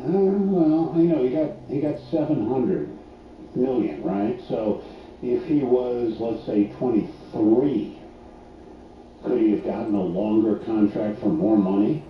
It's possible. So I wouldn't rule it out that $1 billion contract could be sometime in the future. And it's crazy. It's crazy. I was talking to Keith Hernandez last weekend, and Keith, throughout his career, I looked up, in Baseball Reference, he made in his entire career something like $16 million. Now, that's nothing to sniff at. I don't think I'd make that in my career. I'd have to look, but I don't think I'm anywhere close to that. So that's a lot of money, but that's the price of a average first baseman these days, an average infielder, an average outfielder, mediocre starting pitcher. That's what they make in 1 year versus a guy who was an all-star many times and a batting championship and MVP and all of that. So, and yes, there has been inflation, but not that kind of inflation. So ball players are, riding high these days. And when you get guys, like Pete Alonso making $54 million for 2 years if he serves out both years of his contract. And, well, it's a big disappointment. He was looking for hundreds of millions in 7 years. He's set up for the rest of his life. And he doesn't seem to be the type of guy that will fritter that money away. So he can buy houses, cars, and live large and invest his money and not have to work another day in his life after 2 years if he wants to. That's how secure baseball players can be with the kind of money they're making. Let's go to Eric and Ronkonkoma. You're on the fan, Eric. Hey, Richard, good morning. I feel like I'm lucky if I make $60 sometimes. But, yeah. Look, two things have I made with one with the celebrity and one with the greatest game. Years ago I used to work at a bank, and one day, it was during the winter time, and the guy comes in with his kid, a little boy, I don't know, probably 8 years old or whatever, if he was that old. And, I go up and I help him, take his transaction over the teller and everything good, he goes up there. And then the guy leaves, and I'm helping, and it was slow for a couple minutes, so I said, you helped me? And he goes, and the girl's like, yeah, did you know who that was? And I said, no, not really, why? And she's like, that was Ralph Macchio. I'm like, you're kidding me. I didn't didn't resemble him at all. You had a Riley Keane moment. Yeah. I have that in my books. Every book, there's a famous person that Riley King runs into, and he doesn't know who he is, and then later somebody tells him who it is, and he goes, I love that guy. I didn't recognize him. I just had this image, I've never seen him with a child in a movie or anything, so it never occurred to me. Plus, he was taller than I expected, so, you don't see these things. So to kind of turn around, because he's a fan of this team also, the greatest... I've seen a lot of good games that I really would put on that list, but the last real good one that I was telling Sue, I was at the final game at the Coliseum, the playoff game, Game 6, 4 years ago now, this year, when they beat Tampa to get to Game 7 of the Eastern Conference Finals, and they were down that game 1 goal with only a few minutes left. They tied it up, and then they ended up winning that game in overtime, only to lose Game 7 in Tampa, but... the place was just electric, when they tied it up, and then they just get to overtime because we thought the season was going to be over right then and there, and then, they got to overtime to win. The place was crazy. And what made it even better was that it was my daughter's first hockey game, and now she's hooked. Yeah, she saw a great game in her first game, yeah. One of the greatest hockey games I ever saw was 1975 Islanders-Rangers, and I'm a big Ranger fan, not liking the Islanders at all. That was a game that Billy Fairburn scored 3 goals in the third period. Rangers were getting beat 3-0. They scored 3 to tie the game. Goes into overtime, and I'm like, oh man, the Rangers are not done now. They come back with grit. And then 12 seconds in, Parisi scores the goal, and the Islanders go on, and the Rangers are done. And we were all stunned. It was stunned disbelief, as they described the Red Sox in '86. Stunned disbelief. But it was a great game, and even though my team didn't win, I'll always remember that game. So it's one of those things where sometimes even losing, you have to tip your cap to the other guy. We're talking about the greatest games you've ever seen, ever been at. And the criteria, both teams played well. It was back and forth. You didn't know who was going to win till the last second. And try to disqualify the fact that your team didn't win. Because, say on the S Network and SNY, the classic games for the Mets and Yankees, they never lose. All right, our telephone number for more of your calls is 888-808-1019, coming right up. It's Anthony T.G.E. Afternoons on the Fan 1019 FM. I need somebody who can win and I can trust to win, and not someone who's. So maybe we'll figure it out. Maybe Russ will have a good season this year. It was like 2 bad seasons the 2 previous years in Denver. Play Anthony T.G.E. live or on demand with the Odyssey app and podcast the show wherever you get your podcasts. If you're looking for the best deal on Bridgestone winter tires, there's only one place to go, Town Fair Tire. Town Fair offers the guaranteed lowest prices on Bridgestone winter tires. Plus, they give you more free services than any other tire dealer. So when you want Bridgestone winter tires at that guaranteed lowest price, combined with the most free services, Town Fair Tire is the only place to go because nobody beats a Town Fair Tire deal. Nobody.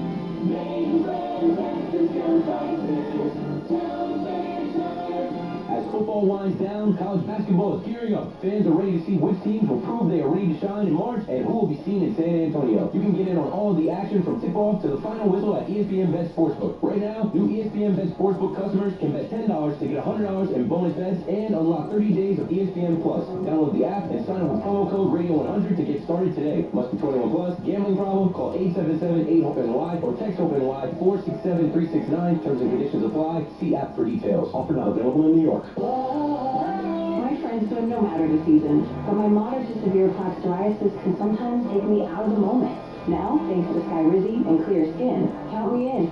With Skyrizi, risankizumab Riza, a prescription-only 150 milligram injection for adults who are candidates for systemic or phototherapy. 3 out of 4 people achieve 90% clear skin at 4 months.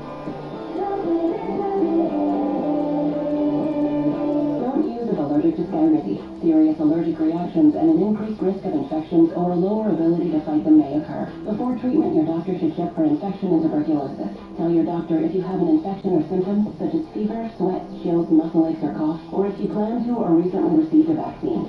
Thanks to Skyrizi, there's nothing on my skin, and that means everything. Ask your doctor today about Skyrizi, the #1 dermatologist prescribed biologic in psoriasis, and visit Skyrizi.com or call 1-866-SKYRIZI to learn more. Oh, my little rolling on the carpet. I think we need to go to the vet. I found a veg for pets, only 10 minutes away. Yes, veg. That's the one Dr. Holt told us about. Jen loves that place. Wow, the reviews. Everyone loves this place. This is Ann. How can I help you? Hi, I think my dog Milo ate his toy. Let me see if one of our veterinarians on the line. Hey, you must be Milo. Let's take you to see our vet right away. I'm so glad you guys are open. Veg for Pets. Open 24/7. This season, a new hot deal has arrived at Metro. $25 a line for 4 lines with all the data you need and 4 free Samsung Galaxy A15 5G phones. Getting Metro's best deals is easy. No ID required, no activation fees. Get a new number or keep your own. It's up to you. That's 4 lines for $25 a line. Plus 4 free phones. Visit a store or go online today. Only at Metro by T-Mobile. When you join Metro Plus Pass, the limited time is subject to change. Next one offer per account. Long Island is more exciting than ever at Jake's 58 Casino Hotel. This March, get in the game with March Media and your chance to win your share of $50,000. Earn entries all month long. If you're fighting March 28th, with one winner will be drawn every 30 minutes to win $250 free play from 4 till 6:30 p.m. And at 7 p.m., 4 winners will be drawn to each win $5,000 to $20,000 cash. Make your winning shot where Long Island wins at Jake's 58 Casino Hotel.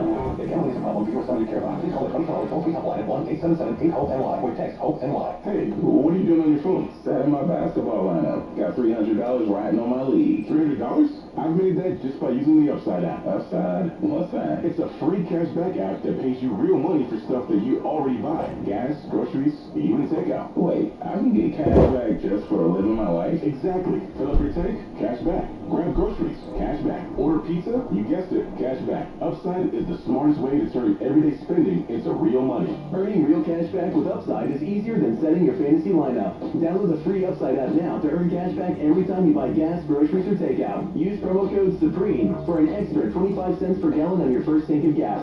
That's right, 25 cents per gallon bonus, just for starting with Upside. Don't wait. Download the free Upside app and use promo code SUPREME today. That's promo code SUPREME. That's SUPREME. Offers vary by user and location. Go to Upside.com for terms and conditions.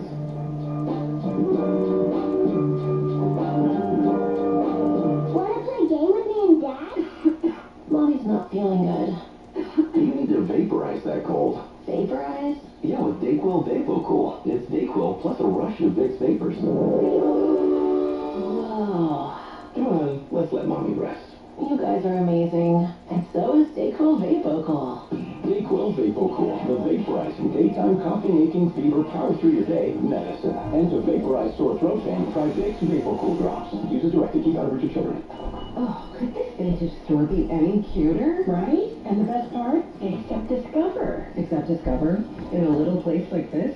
I don't think so, Jennifer. Oh, yeah, huh? Discover's exactly where I like to shop. Come on, baby, get with the times. Right. So we shouldn't get the parachute pants? These are making a comeback. I think. Discover is accepted at 99% of places that take credit cards nationwide. Based on the February 2024 Nielsen report.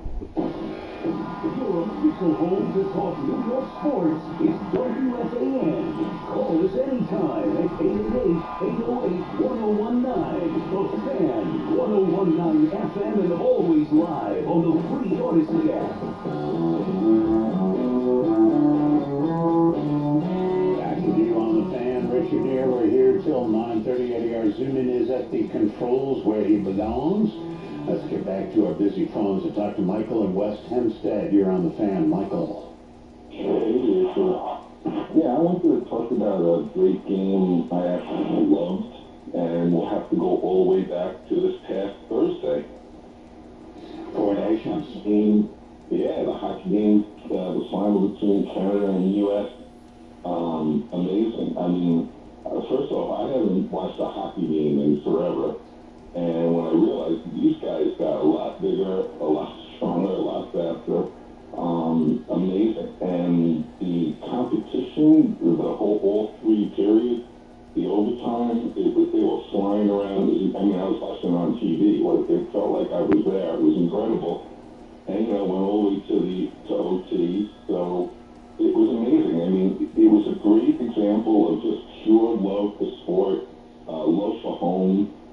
Risking life and limb in an exhibition game, I just thought it was a very special sporting experience, let's say.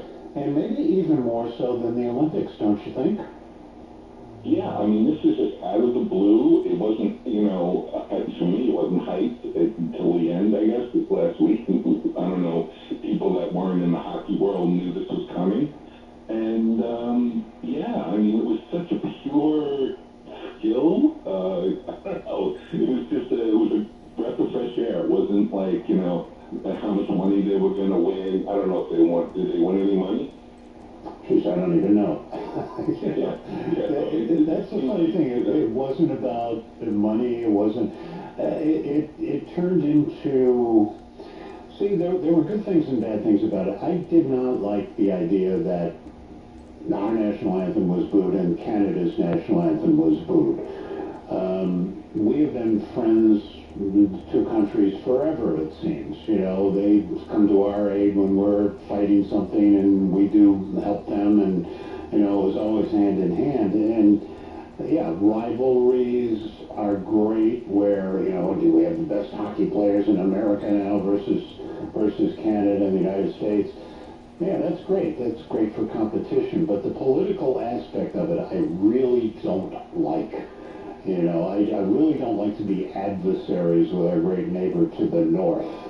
But, in terms of, have we reached the level where our players are competing and better than their players? Yeah, that's fun. I mean, even against, the former Eastern Bloc nations. It's fun that way, as long as it doesn't become, well, it means that we're a bigger superpower than you are. You know, remember the Russia NHL competition back in the 70s, how great that was. And, you know, at the end, you shake hands and you're friends. I mean, it was like going back to World War I when they had the Christmas Day armistice, and, you know, you've heard it immortalized in songs where the Germans and the Allies would shake hands at Christmas and then go back to trying to kill each other the day after. Chris in Manhattan, you're on the Fan. Chris? Hey, Richard, good morning. Hey, Richard, before I talk about the Mets, I wanted to ask you, as a writer, is there like a preferred time of the day or the night that you prefer to do your work? I like to write in the morning. That's my best time to do it, but sometimes I don't, and I wind up writing in the afternoon, so I'm a morning guy. I like to write in the morning when I can. Well, look at your schedule. I mean, you kind of like, that's what my life is, right? Yeah. Well, the thing is, just the one day a week getting up at 4 o'clock makes the rest of the week I'm up that early all the time. You know, it's just... You don't get up at 4 o'clock every day? Pretty much. I'm up. Now, I might not get out of bed, and I try to go back to sleep, but a lot of times, 3:30, 4 o'clock, I'm like, okay, I'm wide awake. I got to go to work. No, I don't have to work today, but I'm up. So, especially because your body's conditional, like when you get up that one time, like I'm going to work. So your circadian rhythms, yeah. Exactly. Hey, on the Mets, I was thinking about something. Have you seen they've been trying the robo-ump right now? Have you seen they've been testing it? It's been training, and these are the things that my mind thinks about. I wanted to ask you this. Well, you're going to see it. SNY is the first Mets game today against the Astros. Saw some of the Yankee game yesterday. And I didn't see any challenges yesterday. I didn't watch the whole game. But I'm not sure this is going to be the way it is in 2026 or whenever they adopt the robo-umps. I don't know about this whole challenge thing versus just get the call right. What do you think of the way they're doing it now? Yeah, I think you're right. I think they're still beta testing it. But my question was, when you look at someone like Juan Soto, who is a premier batter who understands the strike zone probably better than anyone in the league. And this is just me just thinking about like the technology. Do you think the robo-ump will help him, or on some level he doesn't have that interaction? Because a lot of his body language and the umps are very influenced by that. Or will he become even better because he knows that's the strike zone? I just wonder how it's going to affect players with a great batting eye, or ones that have the credibility to sort of like, no, okay, you don't think that's a strike? I don't think it is either. There is some of that human element when the home plate umpire is on the plate. Yeah. Well, what makes it interesting is that only the batter, the catcher, and the pitcher can call for this. It can't come from the dugout or anything like that, and it has to be called pretty much immediately. And you wonder, people, columns I've read about this say that the pitcher is the last guy to be able to make an accurate call because he's the instigator. He's the guy throwing the ball, and he's got a lot of, skin in the game because ball strikes make a big difference to him. And some have suggested that the managers tell the pitchers not to protest because they're not objective enough. Whereas the catcher right behind the plate can see if it goes over the plate, and the hitter is in a better position to do that. But also it's game conditions. I mean, in the first inning, if you got the bases loaded and there's a 3-2 pitch that's close, or first and second and there's a 3-2 pitch that's close, do you want to call it then in the first inning? Do you want to save your protest for later in the game? I mean, there's a lot of strategy involved that doesn't... See, to me, I want it to be accurate. I want it to be a strike is a strike, a ball is a ball.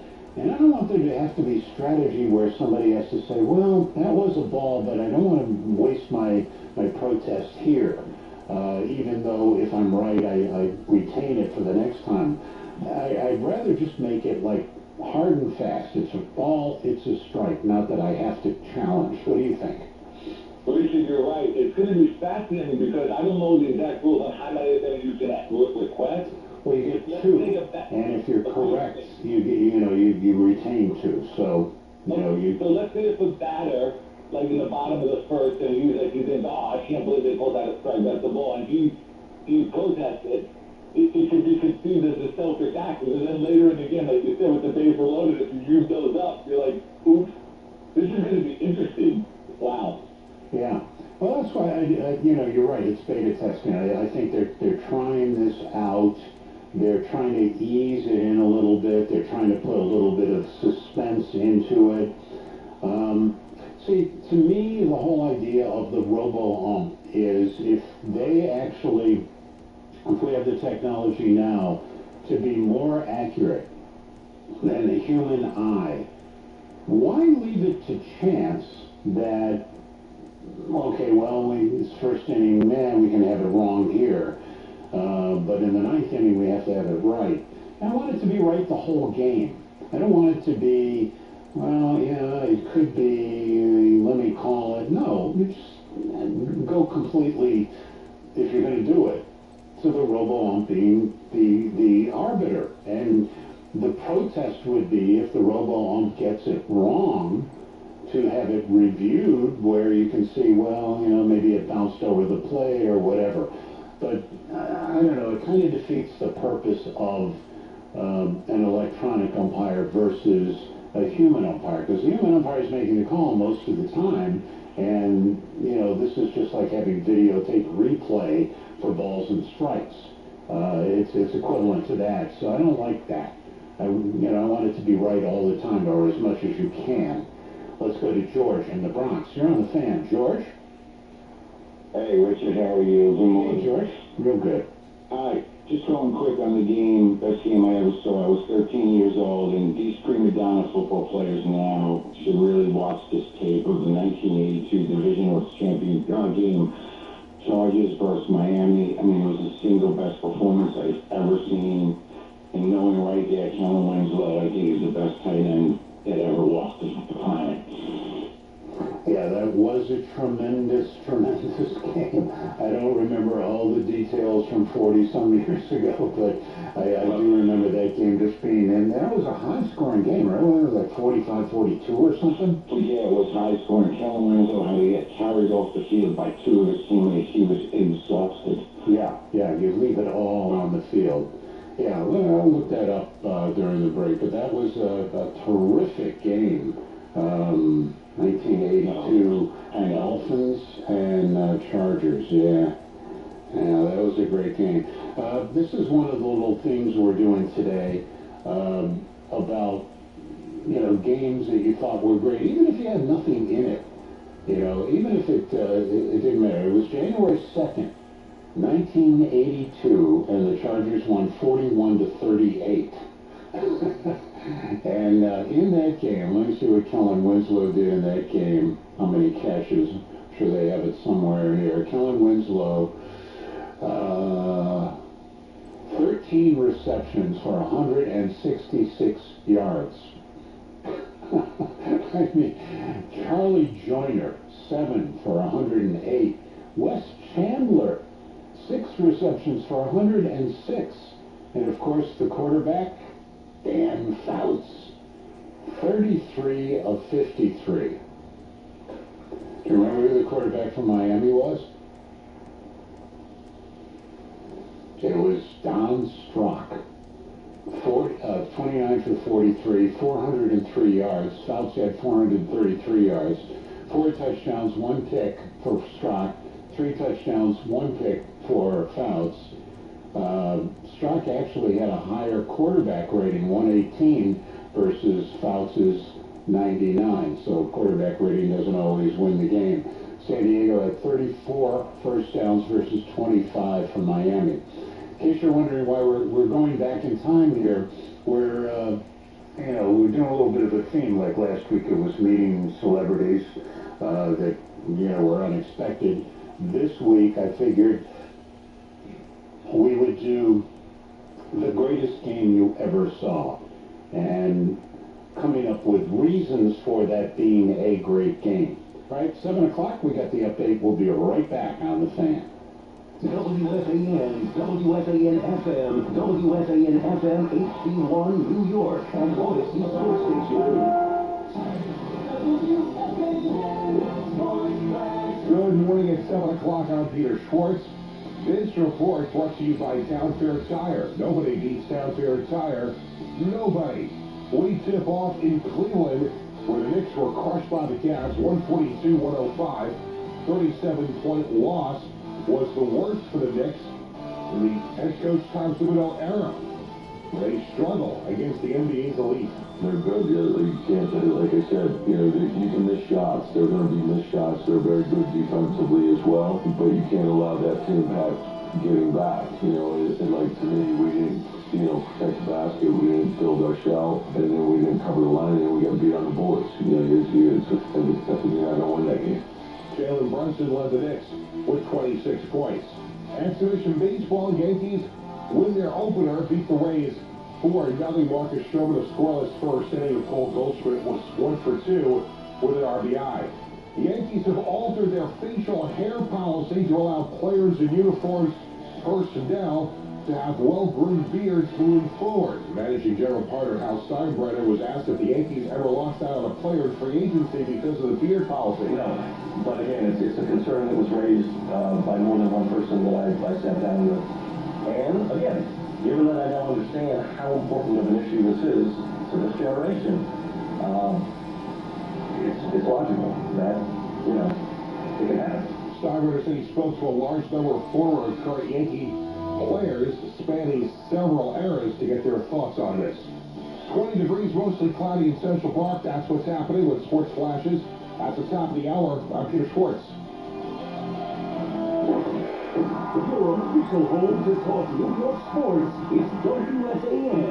Call us anytime at 888-808-1019. The Fan, 1019 FM, and always live on the free Odyssey app.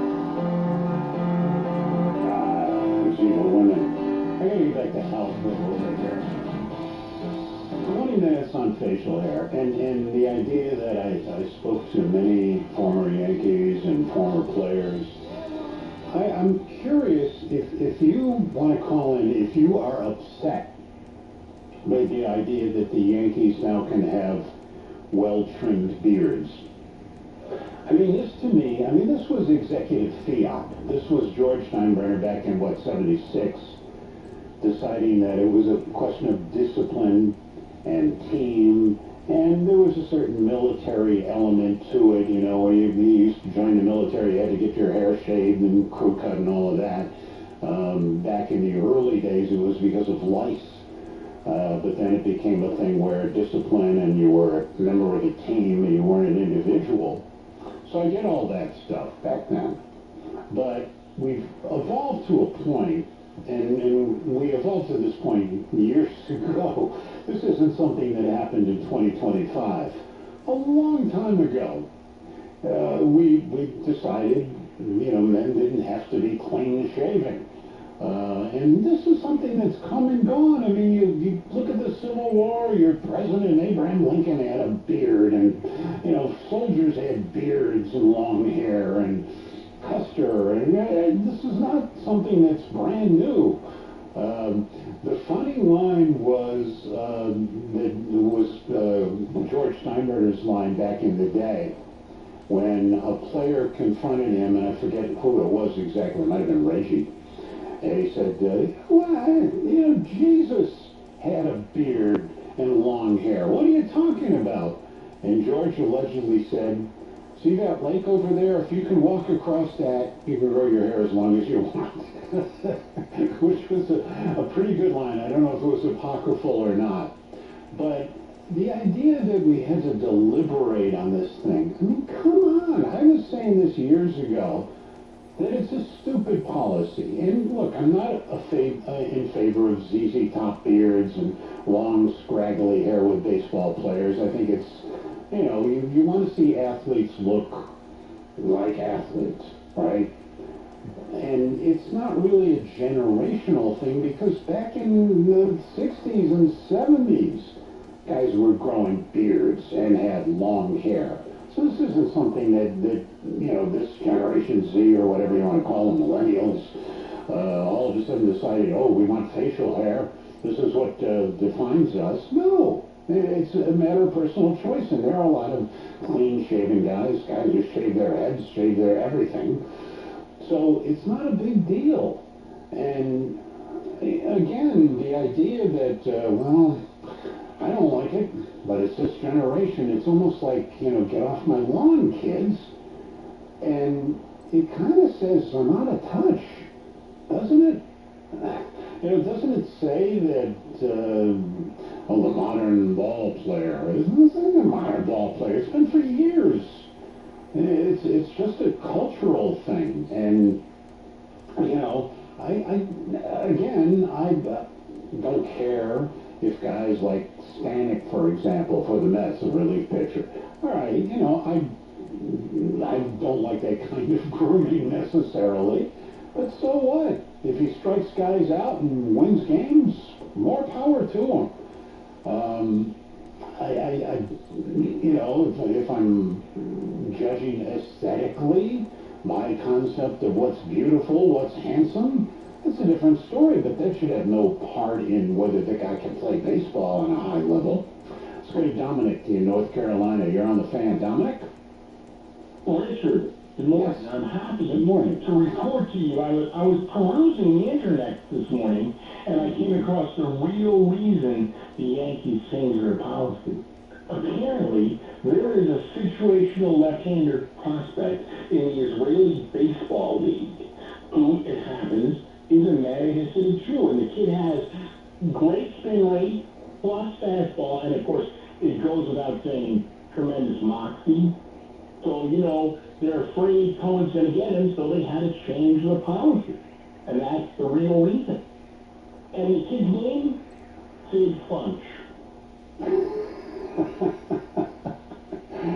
I knew all along. I was about to say, you're making this up, Dominic, and you just confirmed it. And it's not even April 1st. I thought it was, when I heard it was like radio, when I heard it, I thought of the Sid Finch. I thought it was April Fool's joke. I checked the calendar. And you made a good point in the last hour. Who is gonna police proper grooming? Because, noted biblical scholar, our president, as he would say in Leviticus number 19, it says, "Thou shalt not trim your beard," right? So who's in charge of this? Are they going to have a players committee? Is there going to be HR? This opens up a can of worms. Yeah, well, that's the thing. Hal said this was my decision, neatly trimmed beard. Well, how do you define a neatly trimmed beard, or is it like pornography? You'll know it when you see it, right? So does that mean that Hal is going into the clubhouse every day and, it's getting a little shaggy. You need a little trim there, buddy. Sit down in this chair. I'll do it myself. I wonder how they're going to enforce that. And you could have a long beard that's neatly trimmed, right? You don't have to have that shaggy, frizzy top thing going. You could have a beard that's pretty long and trimmed neatly. So, I don't know. This kind of opens up a little bit of a can of worms. And I guess, if you're making millions of dollars and you're a Yankee player, you're not going to push the envelope too much. But clearly, they want to. The rational reason is that they want to re-sign the closer, Williams, and he doesn't want to shave his beard. Yeah. It's interesting that it came to head over him, after all these decades, but that's supposedly the inside story. Yeah. Well, he said clearly no. There wasn't any player who didn't sign with the Yankees over the beard. And most players, you think of Johnny Damon, as one guy who had real long hair and a beard and all of that. And then he came to the Yankees and he looked clean cut. And actually, I think he looked better clean cut. He looked, his kind of chiseled features. But then after his Yankee career, he grew the beard and the long hair back again. And they did a thing in The Athletic where most Yankee players who left the team did become more hirsute after leaving the team, which meant they wanted to be that way. But now it's individual stuff. And again, I'm not a big fan you know, the center fielder for the Phillies, the way he looks, which every time Vicky sees him, yeah, he looks like he needs a shower. Richie in Queens, you're on the Fan. Rich? Well, Rich, how are you? Good. What's up? Yeah, I was thinking, I just got up and I heard you talking about great games, and the game that sticks out to me was the Villanova-Georgetown game in '85. I thought that was phenomenal. First of all, that they won that game. Georgetown was such a favorite. And they shot like 82% from the field. That was before threes. And it was just down to the wire, and every time Georgetown looked like they were going to make a move, Villanova came back with a big bucket. I just thought that was a great game. Rolling Messalino days, yeah. That was a tremendous game. And then also the total act Miami-Kansas City game on Christmas Day at 71, I guess, with Podolak, who was a decent player, ran for like, he had 250 yards of all-purpose yards and stuff. You know what I was thinking too, it's this time of the year with the Academy Awards, my wife and I used to watch all the movies.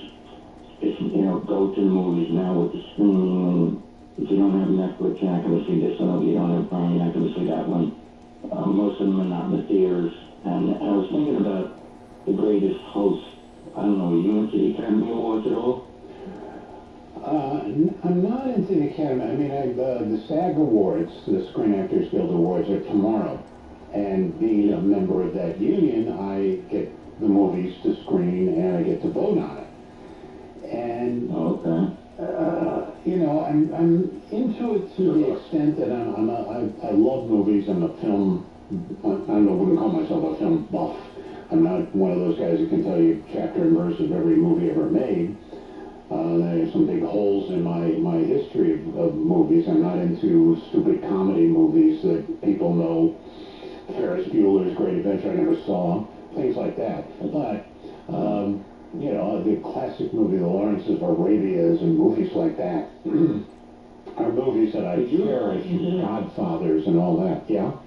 The issue doubt today is that these kids are, who's going to sit down and watch 3.5 hours of Lawrence of Arabia? And, you know, The Godfather and stuff, and movies like that that are so intricate and so wonderful and so well edited. And it's just incredible to watch, but well, I watched, you know, I might as well tip you off as to movies that I saw that I liked and didn't like. I mean, I watched The Brutalist, which is 3 hours and 20 minutes, I think, with an intermission. And up until the intermission, I kind of liked it. It's about an architect who comes over from Hungary after the Second World War, a Holocaust survivor. And he takes a menial job, and finally a wealthy man takes him under his wing and asks him to design this monument to his mother. And it's really, Adrian Brody is in the lead, and he's tremendous. And I would have voted for him as best actor. However, the director came out and said, well, we enhanced his dialogue to make, with artificial intelligence, to make his Hungarian accent more believable. And to me, it was like saying that a baseball player was great, but he was using steroids. Brody, to me, is a great actor anyway. And if the accent slipped every once in a while, I wouldn't really care. He was so good in the role. So the fact that you had to come out and say that, well, you know, we fixed the accent, because the accent was great. You know, he really, if you didn't know who he was, you would say, where did they find this Hungarian actor? He's tremendous. That's how good he was. So I wound up voting for Ralph Fiennes of Conclave as Best Actor, because I thought he did a tremendous job. And you know, I did vote for Ed Norton in the Dylan movie, playing Pete Seeger. And the SAG Awards are different than the Oscars because you only vote on acting. You know, these are acting and stunts. You're not dealing with Best Picture or anything like that. But of all the pictures I've seen, and I've seen a bunch of them, I think Conclave to me is the best picture. And you know, unfortunately, with Pope Francis being in very ill health, it may become something that you know, are dealing with. There will be a conclave in the not-too-distant future unless Pope is able to recover, and hopefully he will. All right, let's get back to our phones and talk to Tom and Mystic. You're on the fan, Tom. Yeah, hi, Rich. Best game I've ever seen. That's a tough question. I've seen a lot. I'm sure you have. So I came up with 1967. I was over my grandfather's. He was one of the first kids on the block with a color TV console. And it was wintertime, and we put on the NFL championship. They call the Ice Bowl. Yeah, Dallas, Green Bay. And I think it was 52 below zero. The refs couldn't blow their whistle because it freeze to their lips. And I think it was 17-14 with like 14 seconds left, third down. And I don't think they had any timeouts. So if they didn't get in the end zone, they could have kicked a field goal and tied it. But Bart Starr did the quarterback sneak behind Jerry Kramer. So, that would be one up there. Yeah. Yeah, and the fact that they didn't kick the, think of Lombardi making that call, and if he didn't make it, and they lost that game, would we be calling it the Lombardi Trophy now? Would that have been a tarnish on his legacy, do you think? Yeah, I think so. It could be. That's a good question. Rich, change subject. Sunday they had the 50th anniversary of Saturday Night Live. I really enjoyed it. I kind of got goosebumps watching it because back in 1975 we had no VCRs. You had to watch the show. You had to watch it live, yeah. And I was wondering what you thought of it. And I have a Beatles question, if you'll let me after. I haven't seen it yet. We have it on. We recorded it. And we don't even have to record it anymore. But we have it on our DVR, so I'll see it soon. But I've been kind of busy with other things. But I'll see it. Well, it do stand out, so I'm sure you're right about Eddie Murphy on, they called it Black Jeopardy. He did a Tracy Morgan imitation. He put his ego aside. He was tremendous. And then I'm sure you're aware that Paul McCartney closed the show with Golden Slumbers. I got a kind of silly Beatle question. I work with a friend we call Farmer Frank. And we're in the supermarket, and they're playing music over the overhead, and they were playing Yellow Submarine. And Frank turned to me, and he goes, "Why is it a Yellow Submarine?" And I didn't know how to answer it. I didn't see the film. I was aware of the song. And I actually Googled it, and watched the whole film. And that film was well ahead of its time. I mean, it was a cross between SpongeBob and Monty Python's Flying Circus. What was your thoughts on the Yellow Submarine? Honestly, I wasn't a big fan. I didn't like the song itself. I was not a big fan of Ringo singing back then. Now, since his solo career, Don't Come Easy, songs like that I liked. But, to me, Act Naturally, songs like that, instead of McCartney and Lennon, I said, let's move on to the next track. But, Ringo is an icon, and we love him. Danny, speaking of icons in Wappingers Falls, what's on your mind today? Well, great games, I'm going to chime in. Richard, obviously I didn't see the Ice Bowl because, I wasn't even born yet. It was the year before I was born. But, of course, I've watched that game 75,000 times. Great games, 81, Richard, and it'll never be replaced in my mind. Dolphins, Chargers. It was the year before. It was 2 years before they drafted Marino. It was Woodley and Don Strock who took over. Yeah, it was. See, Benny, you just tuned in because we talked about that game last hour. The fact that Dan Fouts and Kellen Winslow had 166 yards, 13 receptions. But go on, give us your memories of that. Oh yeah, well. Gary Anderson, of course, the late Chuck Muncie. The Dolphins had stars all over the field. It was a game that never won an end, and also Ira would remember this one. 86, week 3. Ken O'Brien, Marino. In the Meadowlands, it was week 3. Jets won 51-45. Joe Walton was the coach, obviously, and of course it was Shula. And I just remember Mickey Shula, Al Toon, Of course, Duper and Clayton, that was another game you never wanted to see. And, well, here's what I'll tell you, because also I was hearing about the face show here. Richard, you're going to laugh at this. The day before I graduated, true story, the principal called my house and said I wasn't graduating unless my mother paid $5 for shaving materials I owed throughout the year. My school is very strict, and they used to keep a list of guys that didn't shave but had long hair.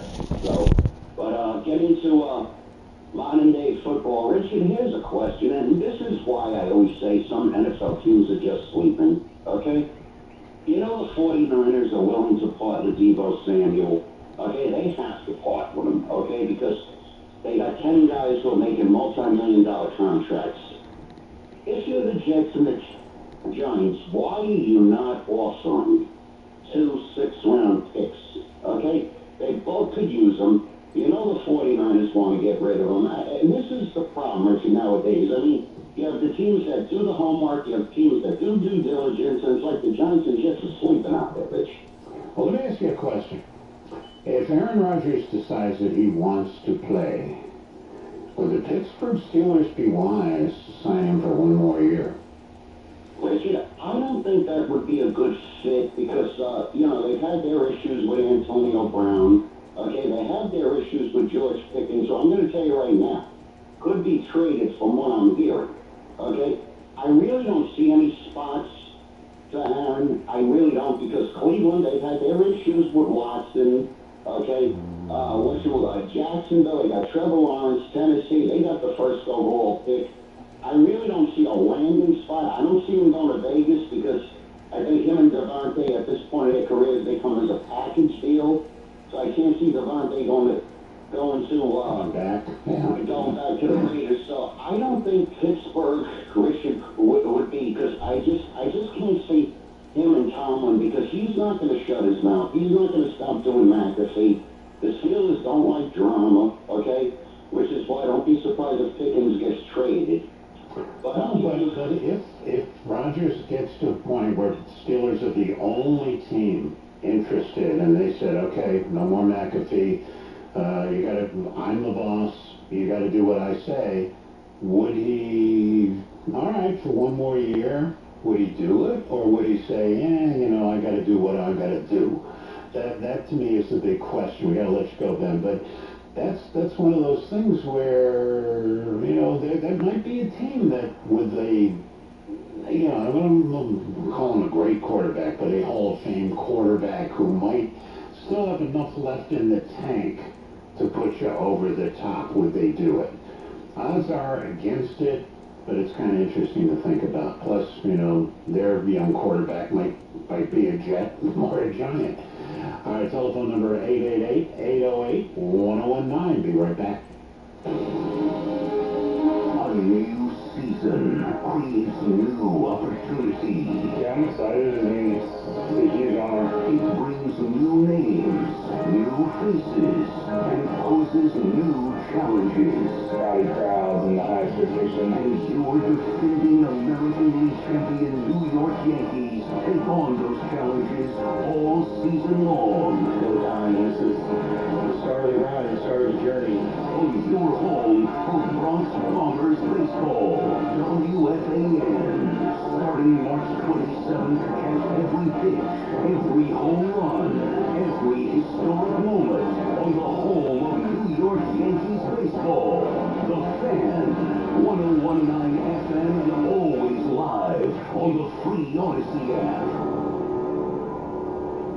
College basketball is reaching its most exciting stretch of the season. Right now, new customers on FanDuel get $150 in bonus bets when your first $5 bet wins. That's $150 extra bucks to bet on everything from conference clashes to tournament upsets and even who's cutting down the nets. The favorites to win the tournament right now are Auburn and Duke, so if you think they can win it all, you can bet on them or any team you think will win right now. If you've been waiting to join FanDuel, there's no better time. We just love the app around here. It's safe, secure, easy to use, and when you win, you get paid instantly. So visit FanDuel.com/GO, that's GIO, and get in on the college hoops action before March takes over. FanDuel Sportsbook, the official partner of WFAN, 21 and over and physically present in New York. First online real money wager, only $5 first deposit required. Bonus issues, non-withdrawable bonus bets that expire 7 days after receipt. Restrictions apply. See terms at sportsbook.fanduel.com. Help with the gambling problem, call 877-8-HOPE-NY or text HOPE-NY 467-369. We all hear the radio ads about the IRS. They tell you to be afraid, to be scared, and they try to frighten you into calling.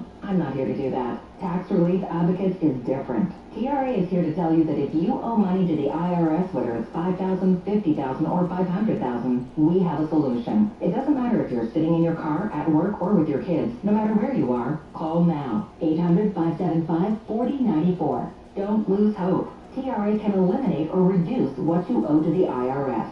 Generous programs are now available that can give you a fresh start. Our passion is taxes and helping individuals fix their IRS problems. We have over 1,000 5-star reviews on Google and an A+ with the Better Business Bureau. You don't need to be afraid of the IRS any longer. End your tax nightmare today by visiting us online at TRA.com or call 800-575-4094. That's 800-575-4094. Tax Relief Advocates. Real solutions for real people. Mornings can start feeling the same. Wake up, brush teeth, go to work. But with breakfast from Wendy's, it's like, wake up, brush teeth, baconate with a breakfast baconator. Roll with the sausage breakfast burrito. Buddy it up with a honey buddy. Or get seasoned with seasoned potatoes. And then, go to work. Sorry. When you're ready for a fresh wake-up call, gotta be Wendy's. I participate in U.S. Wendy's during breakfast hours. This is the story of the one who, as a maintenance specialist for a historic high-rise, knows that vintage charm historically needs constant attention. Which is why, when it's time to upgrade turn-of-the-century mechanicals, they turn to Granger. With easy access to 1 million+ products and the scale to deliver when and where you need them. The right tools and supplies are never far away. So the one can keep that vintage building running like new. Call to Granger.com or just stop by. Granger, for the ones who get it done. The President's Day sales event is live at Security Dodge. Don't go someplace else to save hundreds. Come to Security Dodge in Amityville and save thousands. Shop 24/7 at securitydodge.com. This season, a new hot deal has arrived at Metro. $25 a line for 4 lines with all the data you need. And 4 free Samsung Galaxy A15 5G phones. Getting Metro's best deals is easy. No ID required, no activation fee. Get a new number or keep your own. It's up to you. That's 4 lines for $25 a line. Plus 4 free phones. Visit a store or go online today. Only at Metro by T-Mobile. When you join Metro Plus Tax, for limited time is subject to change. Max 1 offer per account. 1-877 cars for kids. KARS cars for kids. 1-877 cars for kids. Donate your car today. Donate today at carsforkids.org. That's cars with a K. Your car can be picked up as soon as the next day. Receive a tax deduction and vacation voucher. 1-877 cars for kids. Donate your car today. Now accepting donations of land, homes, buildings, or any kind of real estate. Your official home to talk New York sports is WFAN. Call us anytime at 888-808-1019. The Fan, 1019 FM, and always live on the free Odyssey app. In the See, Zoomin does things like this to me. He knows I just told him I don't like that song, and he plays it. Yellow Submarine. Oh, please, please. No, I don't want to hear it anymore. Get rid of it. Joe in Westchester, you're on the Fan. Joe, good morning. Good morning, Richard. Unfortunately, well, that's a Paul McCartney tune, of course, so sang by Ringo, but... Right, but Paul has had great, yesterday maybe the greatest song ever, people think. I'm not one of those, but it's a great song. But he's written some songs that are kind of like treacly and stupid, and that's one of my favorites. He's your own anything. That's his... I love him. He's great. And a flaw. It's a minor flaw. Yeah. On the Yankees, Richard, if I may, I I'm a New Yorker, not necessarily a Yankee fan outright, but I always root for them. I don't know, I'm a little annoyed about it. I keep kind of doing my best. Can't visualize it. And also there's a sentimentality to, you know, again, you of course being, I think, somewhat liberal from a generation, thinking it's executive fiat, you know, George pronounced it, and the context of the era has to be considered, but I don't know, there was something about it, and George Steinbrenner not being with us anymore, and it's sort of the last vestige of his legacy, even though his family controls the team. So, I'm not thrilled about it, but I understand you got to move with the times. Yeah. Well, I think in Hal did say that, and he was asked, what would your father say? And he kind of danced around it a bit. Things change. You know, this was 50 years ago that George Steinbrenner made that edict. And, you know, you got a vice president now with a beard. It's not the I don't know, I mean, I guess the feeling back in the 70s with George is, these hippies wearing beards, they're not patriotic Americans, they're not military, they're this, that, you know, they're shaggy and unkempt and all of that kind of thing. And there was a certain discipline and, you know, basically giving yourself up for the greater good was the idea, I think. Instead of your individualism and your individual means of expressing vis-a-vis your appearance, it was like subvert that, take that ego, you know, check it at the door, and concentrate on the team. There was that kind of disciplinary thing there. And as time has gone on, I think we realize, like, it doesn't have anything to do with whether you're a team guy or a baseball guy or not. You know, you can be a baseball player with crazy long hair and beard and be great. Again, you know, Brandon Marsh, the Philly center fielder, you know, Vicky is like, I can't stand the way this guy looks. And, you know, without the beard and the really long hair, he's a very handsome guy. But, you know, he looks like a mountain man that just came off, you know, somewhere in Colorado killing Grizzly Adams or whatever. But that's him. That's what he wants to look like. And, you know, as long as Phillies don't mind, so what? Ed, on the island. You're on the Fan, Ed. Hey, Richard. Thanks for taking my call. Okay. I heard you earlier talking about that robo ump and getting perfection into baseball. Well, but then you'll never get perfection. No, but to get it right. Yeah. But 5 minutes later, you talked about an actor who had his voice enhanced, and you were against that. To me, it's the same exact thing. It's a contradiction. Okay. Well, look, artificial intelligence when it comes all over entertainment. Right. But you see, if you're talking about a creative thing, like, you know, especially one that it's me, authors now, they're saying that you can take a book and you can write a book, you can feed into the computer a couple of things about the characters, and the computer will write this book. I'm not really in favor of that in the sense that you're taking creativity away from humanity, and books are supposed to be about human beings expressing feelings and emotions, not machines doing that. So I think that that's the case, and in a creative sense, in terms of making the movie better, did it make the movie better? Probably, because his accent was much more realistic maybe than he did as an actor. But if you're considering him for an Oscar for Best Actor, he was enhanced. So I think it's different there.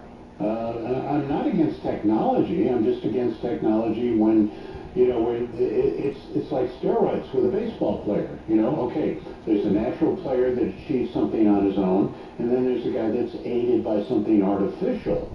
And And in terms of the robo thing, yeah, it's technology, it's artificial, but it's something that there's no creativity in umpiring, really, is there? I mean, you're supposed to call balls and strikes according to what you see, not, well, let me interpret this pitch. So I think that's the difference, and I don't think it's a contradiction. Your reply? My reply is, it is a contradiction, Richard. I think you're the best on the station, without a doubt. But that one kind of got me. But I appreciate your explanation. There's no perfection in any sport. I don't believe in instant replay and all that stuff. I think the argument at the water cooler at work the next day about how they missed a call and that Um's a bum and Earl Wheeler and Billy Martin and all those guys going crazy against the umps and the officials. It's part of the sport. If it's supposed to be competition between athletes or among athletes, and an outside force, an umpire, makes a mistake that tilts that competition the wrong way. I mean, look at the 85 series that Dinkinger called, we've talked about that forever, that probably changed the outcome of that World Series.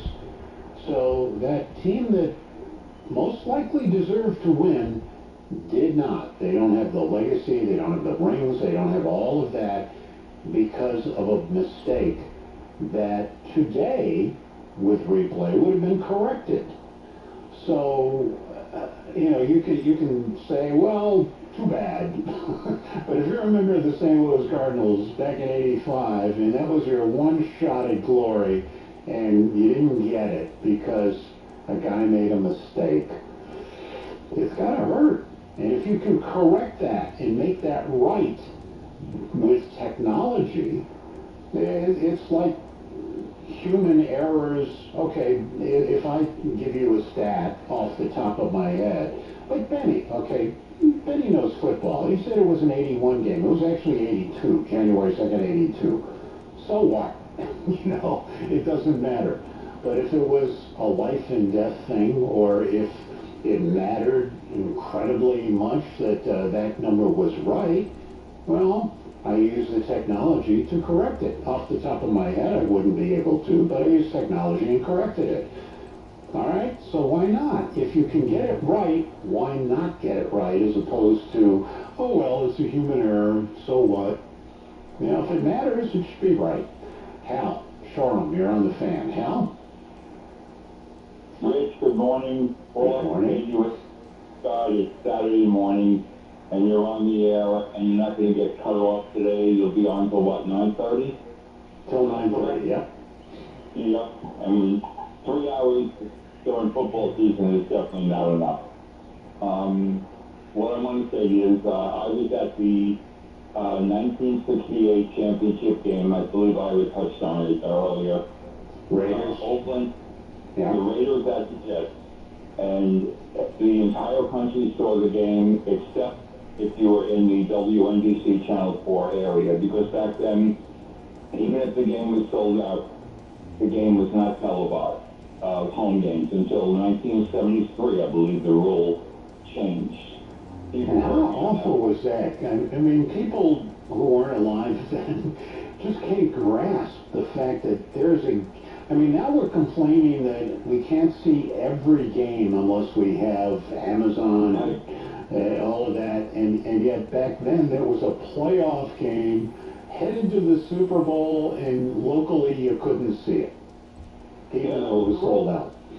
Yeah. And I'll tell you, that game, my father got tickets, and I was 13 years old. I'm about to turn 70, and there was 65,000 paid people at Shea Stadium, and probably 4,000 or 5,000 people that jumped the fences there. And I used to look at my father and say, well, how do these people get in? And my father would just say to me, it doesn't matter. He goes, everybody's happy.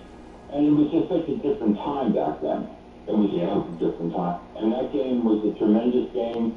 I recommend any Jets fan to go to YouTube and pull up that game. You can see the entire game. And you'll see Don Maynard, we lost him a few years ago, say to Joe Namath, I have a great run on George Atkinson of Oakland, and Namath threw a bomb to him to the inside of Shea Stadium, the way the football field was. Yeah. And Maynard caught it, and then the next play, it was to George Sauer, and Sauer was covered, and Namath threw it to Maynard again, and the place went crazy. But all my friends couldn't see the game. They were listening to it with Merle Harmon, if you remember Merle Harmon. Mm-hmm. He was a big broadcast back then. Just great times back then. You can't go back anymore. You have to go forward. But you're right. Everybody complains today about this and that. But back then, that was a championship game, and it was actually better than the Super Bowl. Well, I remember them exceeding the Lakers, the famous Clyde Frazier game with Willis Reed limping out onto the court and all of that. Wasn't on TV. Well, I think they showed a delayed version of it at midnight. And I was listening to it on the radio with Marv, and you know, just edge of my seat the whole game. And this is one of the big faux pas of my broadcasting career. I was working at a radio station, and the station was, you know, doing news and sports and things like that. I called in, and I had static on the radio, so it sounded like a crowd. You know, you heard that. Yeah, the static sounded like a crowd in the background, and I said, I can't believe what just happened. The Knicks are beating the Lakers, and all of that. So it was a total fake. I wasn't there. But I had listened to every play of the game, and I felt like I was there, and, you know, presented it that way on the radio. So, you know, those were crazy times where you couldn't see those games unless you bought a ticket. But also in those days, now I would imagine that game was probably sold out. But games weren't sold out. World Series games weren't sold out. They didn't even have playoff games in baseball. It was World Series or bust. But, you know, you can buy a ticket and walk up and buy a ticket for $5 to a World Series game in the 60s. It was very, very, very different than it is today, obviously. Our telephone number is 888-808-1019. We're talking about greatest games you ever saw. That's our theme for today. What games stand out in your mind as games that you just can't forget? We'll be right back. It's Blue Radio, mornings on the Fan, 1019 FM. Doors closed on what was a special year last year. All of that is now in our memory. Stream Blue Radio live or on demand with the Odyssey app and podcast the show wherever you get your podcasts. Okay, so that's with bacon, cheese, lettuce, tomato, grilled onions, ketchup, and mobile pickles. You know what you like. You wouldn't order your burger just any way. Why should your sports talk be any different? With chapters on the free Odyssey app, you can choose the topics that matter to you most. Whether it's reactions, matchup previews, injury updates, or team news, quickly find what you really care about. Your football talk, your way. Download the free Odyssey app and start listening today. This is the story of the one who, as a maintenance specialist for a historic high-rise, knows that vintage charm historically needs constant attention. Which is why, when it's time to upgrade turn-of-the-century mechanicals, they turn to Grainger. With easy access to 1 million-plus products and the scale to deliver when and where you need them, the right tools and supplies are never far away. So the one can keep that vintage building running like new. Call to Grainger.com or just stop by. Grainger, for the ones who get it done. You want to get the most for your money? Well, that's why more Mazda buyers choose Ramsey Mazda. Lease a new 2025 Mazda CX-5 all-wheel drive, just $229 a month, or buy and get 0.9 APR financing up to 36 months. Start shopping now at RamseyMazda.com. Choose wisely. Choose Ramsey Mazda. Call 833-853-2970 for details. Excludes tax, title, and registration. Zero security deposit. VIN number SO 558897. MSRP 3585. Ends 22825. When it comes to restoring cars, Diego's got skills. From the Total Wireless in his corner, the whole world sees him. With the dual camera system on his new iPhone 13, he can take amazing car photos and post them on the fly with super fast 5G, and even turn this part-time hobby into a full-time gig. His claim to fame? Claiming iPhone 13 with 5G on us. Get iPhone 13 with 5G on us when you switch to the Total 5G Plus Unlimited 3-month plan. Total Wireless, in your corner. For a limited time, while supplies last, valid until for cars, 14 and ID verification. Restrictions apply. If you're 55 and up, T-Mobile has plans built just for you. 2 lines of unlimited for just $30 a line. That's a 45% savings compared to Verizon and AT&T. But don't just take our word for it. It's not just a savings then, Craig, with our T-Mobile plan. There's always value from all these other things that T-Mobile offers. T-Mobile has been such a savings for us. We love it. Switch today and get 2 free 5G phones, like the Motorola Edge with turbo power charging that gives you power for the day in just 15 minutes. And customers 55 and up can get 2 lines of talk, text, and data for only $30 a line. Go to T-Mobile.com/choice55 to learn more.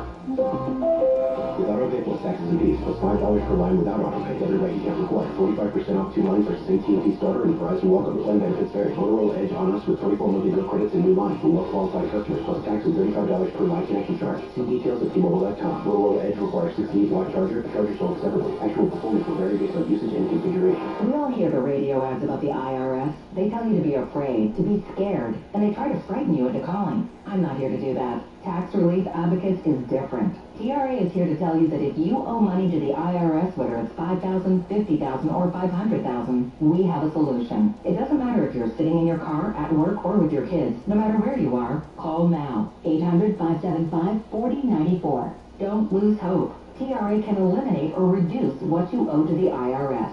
Generous programs are now available that can give you a fresh start. Our passion is taxes and helping individuals fix their IRS problems. We have over 1,000 5-star reviews on Google and an A+ with the Better Business Bureau. You don't need to be afraid of the IRS any longer. End your tax nightmare today by visiting us online at TRA.com or call 800-575-4094. That's 800-575-4094. Tax Relief Advocates. Real solutions for real people. Your official home to talk New York sports is WFAN. Call us anytime at 888-808-1019. The Fan, 1019 FM, and always live on the free Odyssey app. It's a Saturday in the park. Snow and temperatures where they are in the 20s. I don't know how much time you're going to be spending in the park these days, but the temperatures are going to rise. The Arctic cold front that Canada has sent us, those guys, will abate this week and it'll get a little bit warmer at least. Okay, Eddie in Vernon, New Jersey, you're on the Fan. Eddie? Hey, Richard, how are you? Thanks for taking my call. Okay. Well, a caller, like 3 callers ago, stole my thunder a little with the Jets and Miami game in '86. But I wanted to just expand a little bit on the feeling of that game because it was insane. First of all, I was there. We waited. We watched. It was about the middle of the 3rd quarter. Miami had scored. They were scoring at will. They scored and they went up like 2. If I remember, it was at least 2 touchdowns. And about 3/4 of the stadium started trudging to the exits. They were walking their way up the stairs, down the escalator, out to the parking lot. And then suddenly, O'Brien, he put together 2 drives, and all of a sudden the Jets were back in it. Now we're down to about 4 minutes left in the 4th quarter, and the Jumbotron is showing the escalator people and the promenade trying to get back in the stadium, rushing like it was the end of times. And it was so unbelievable that the Jets actually tied the game in the 4th quarter, and then it was Ken O'Brien to Wesley Walker down the right sideline. 43 yards, yep. 43-yard bomb to end it in overtime, and the place went wild. And I just wanted to 10 touchdown passes and almost 1,000 yards of offense. And I wasn't one of the people that were leaving because I didn't want to buck the traffic. So I said, let's just stay and watch the end. I'll never forget that game, Richard. How would you leave me Dan Marino, who threw for 448 yards, 6 touchdowns, 2 picks though, and 112 quarterback rating, and Ken O'Brien, who was not Dan Marino, threw for 479 yards, 4 touchdowns, 1 pick, and 126 quarterback rating. So that one day, Kenny O'Brien was better than Dan Marino. The best. I'll never forget it, but I just wanted to throw that out there. Thank you for taking my call, Richard. Okay, thank you for calling. Yeah, we're talking about greatest games you ever saw, games that stand out in your mind. You know, we're doing a little bit of a theme because we don't have baseball quite yet. And hockey, well, you know, Four Nations just ended. Season starts again, NBA. One thing the Four Nations did do, they did start a creative way to do an all-star break. You know, something that gets interest. Now, the NBA tried something this year. Most people said, nah, man, it didn't work. You know, the short games and choosing of sides, basically, and all of that. Some people have just said, hey, just forget about all-star games. We don't need them anymore. Football gave up on the Pro Bowl a long time ago. You know, they have their skills competition and their flag football now. But what would work? I don't know that you could do this. Do you want to do the United States versus the rest of the world in baseball? Are there enough Korean, Japanese players or Caribbean players that aren't part of the U.S.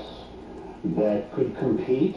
I guess, you know, I guess if you take the Caribbean players who aren't United States, you could do that. Do you want to do something like that? You know, or is this world in a position now where you want to start rivalries with other countries? I'm talking on an objective level, not on the level of where we're at now. Let's go to Ben. In Guilford, you're on the Fan. Ben? Hey, Richard, how are you? Hey, Ben, real good. You're a very good distraction because right now I'm sitting here doing tax returns. I hope I don't make a mistake. Tax returns, well, you ruined my day. I was lucky enough. I grew up in Long Island, big Mets fan. You know, as a 12-year-old, I lied to my mother.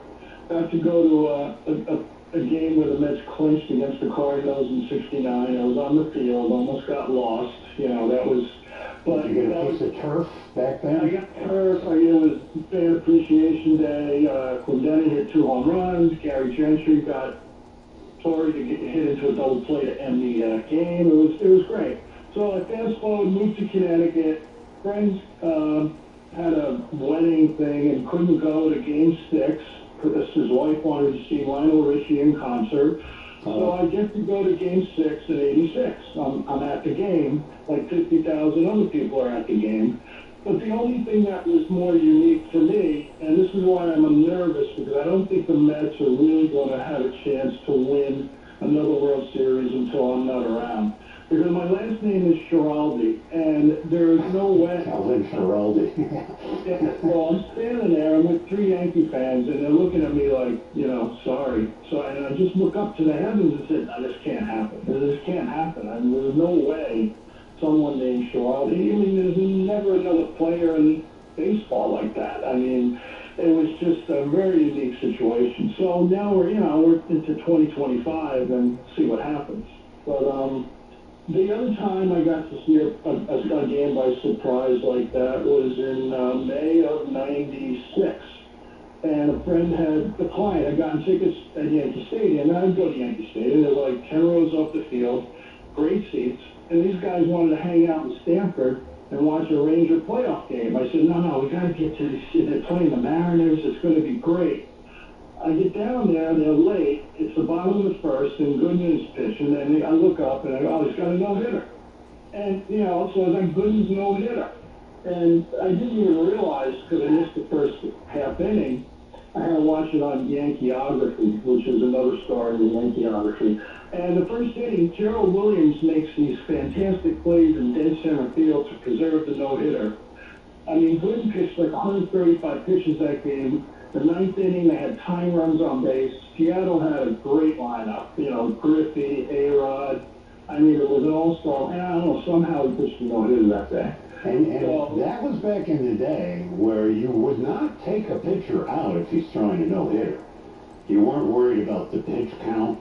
You know, this was not a Santana situation where, got it ruined him for the rest of his career. And, you know, you let a guy pitch. And, you know, baseball immortality, a no-hitter or a perfect game. You wouldn't think of taking a pitcher out, and, you know, the pitcher would, you know, stick the ball in your ear if you did that as a manager. And now, Pitchers just go, okay, 7 innings, got a no-hitter going. I'm at 90 pitches. Well, okay, bye. It's one of those things, and I don't know if it's an older generation thing, but I was watching PTI yesterday with Wilbon and Tony Kornheiser, and Wilbon's going on about how he hates the fact that baseball pitchers don't go 7, 8, 9 innings anymore, and baseball has lost something, and it's not the same game, and it's this and that, and I'm like, yeah, I would like to see starting pitchers go longer, but does it really diminish the game a lot in your mind that they don't? That the game is played somewhat differently now? Does it have to be old school? You know, does it have to, do we have to go backwards in baseball and try to get pitchers to go longer? And one thing that Rob Manfred has done, for all the vilifying that we've had for Rob Manfred, and oh yeah, he's only about money, he's owners and this and that, he did put the pitch clock in, which was really controversial. It works. Games are shorter now, better, more pace. The ghost runner, as much as, come on, a guy at second base that didn't hit a double, that's not right. It's better. You know, you've got more tension, you've got shorter, the games don't go 17 innings now. It works. And, you know, this whole thing with the robo-umpires, I don't like the idea that it's strategy involved. I'd much rather have it be just let the call be correct. But he's being creative with the game. The universal DH is another thing that it works. You know, rather than see a pitcher come up 4 times in a game and strike out or try to bunt and break his finger, you know, you're seeing better hitters all the time. Now, it's not the same game, it's evolved, but so has football, so has every game. You know, hockey, the 2-line pass, all that kind of stuff, three-pointer in basketball, which I think is a bad move, but sports evolve. Baseball was the one sport that was very slow to adapt, and that might be why its popularity isn't quite what it once was. Let's go to Dan in Jefferson, New Jersey. You're on the Fan. Dan? Hey, Rich. How's it going? Hey, Dan. Real good. Yeah. Just I was thinking back many years ago when we were talking about the greatest games and stuff, but back February 11th, 1990, I remember Buster Douglas upsetting Mike Tyson. It was one of the most incredible upsets I've ever witnessed. It was 42-1 in that fight. He got knocked down. They said that Tyson knocked him out, but he got up within the 10 seconds, and then the next round he pummeled Tyson and knocked his mouthpiece out and knocked him out. And it's the most incredible upset I think I've ever seen. 42-1. Yeah. On that. You know, it's funny that, you know, we're talking about great games, and you know, that was obviously a fight where it could have gone either way. But most of the games that people are saying are great games are high-scoring games. And isn't it interesting that as much as we like to preach, well, defense wins, and we appreciate pitchers and 2-1 games and tension and all of that, when we're referencing the greatest games, 42-39, you know, we're talking about games that were big scoring games. I mean, the Dolphins-Jets, 32-27, you know, or Dolphins-Jets was actually 51-45, that 1986 game in September at Giant Stadium. So, you know, as much as we like to say, oh, defense is what king and defense wins games, and that's what we like to see, we want to see scoring. You know, and I think the NFL picked up on that a long time ago and liberalizing the rules. And, you know, you get old school people going, see, they don't let defenders play the game anymore. They don't let them hit. They don't let them touch the quarterback. They don't let them, you know, mess up the receivers on the way down the field. It's not like it used to be. It's actually kind of better, isn't it? That you see scoring instead of teams playing games that are 14-10 or something like that. All right, 8 o'clock, got the update. We'll be right back. More of your calls, greatest games ever, and also the Yankee hair policy, everything else going on in the world today. We'll be right back. WFAN, WFAN FM, WFAN FM HD1 New York, Odyssey Sports Station. Good morning at 8 o'clock. I'm Peter Schwartz. A night to forget for the Knicks. Blown out by the Cavaliers in Cleveland, 142-105. Head coach Tom Thibodeau said the Knicks have to be tougher mentally on defense. Teams that are high volume three-point shooting, there's going to be variances that, where the score can go quick, but you could also get back quick. Like you just can't give in. And that's the biggest thing. You can't allow anything to break you. You got to have the mental toughness to get through things. 37-point loss, the worst to the Knicks under Thibodeau. Jalen Brunson had 26 points. Exhibition opener for the Yankees in Tampa yesterday. They beat the Rays 4-0. Marcus Stroman, a scoreless first inning. Paul Goldschmidt was 1 for 2 with an RBI. The Yankees making news, altering their facial hair policy to allow players and uniform personnel to have well-groomed beards moving forward. Yankees managing general partner Hal Steinbrenner was asked what his father, George Steinbrenner, would think about this. If something like this would detract from that, lessen our chances, I don't know. I think he might be a little more apt to do the change that I did than people think, because it was about winning. Hal said he has spoken to a large number of former and current Yankees, spanning several eras, to get their thoughts on the matter. 23 degrees, mostly sunny skies in Central Park. That's what's happening with Sports Flashes at the top of the hour. I'm Peter Schwartz. Your official home to talk New York sports is WFAN. Call us anytime at 888-808-1019. The Fan, 1019 FM, and always live on the free Odyssey app. Start me up. I wonder if Hal Steinbrenner talked to Don Mattingly about this, because Mattingly had that famous argument with George Steinbrenner about length of hair. Mustaches were okay, and Mattingly had a mustache. I don't know if he was ever told to trim it a little bit, because it was wasn't quite Fu Manchu, but it was fairly long at one point. But his hair was something where, his hair was down over his collar and wasn't long by today's standards, or biblical standards, I guess. But it was a little on the shaggy side. George, you gotta cut it, And May said, come on, that's ridiculous. I don't look.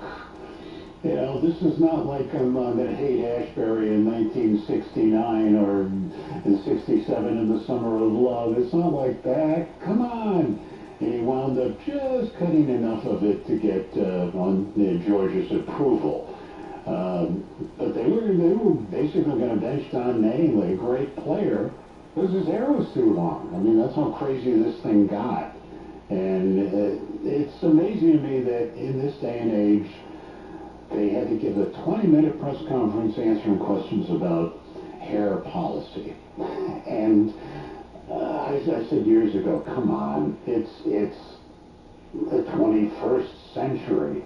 Why this, 50-year-old policy? And the question was, well, what would George do? And, it's like traditions that existed hundreds of years ago that we still abide by. To me, if a tradition makes you feel warm and fuzzy that, we always did it this way, and it doesn't harm anything to do it, why not uphold the tradition?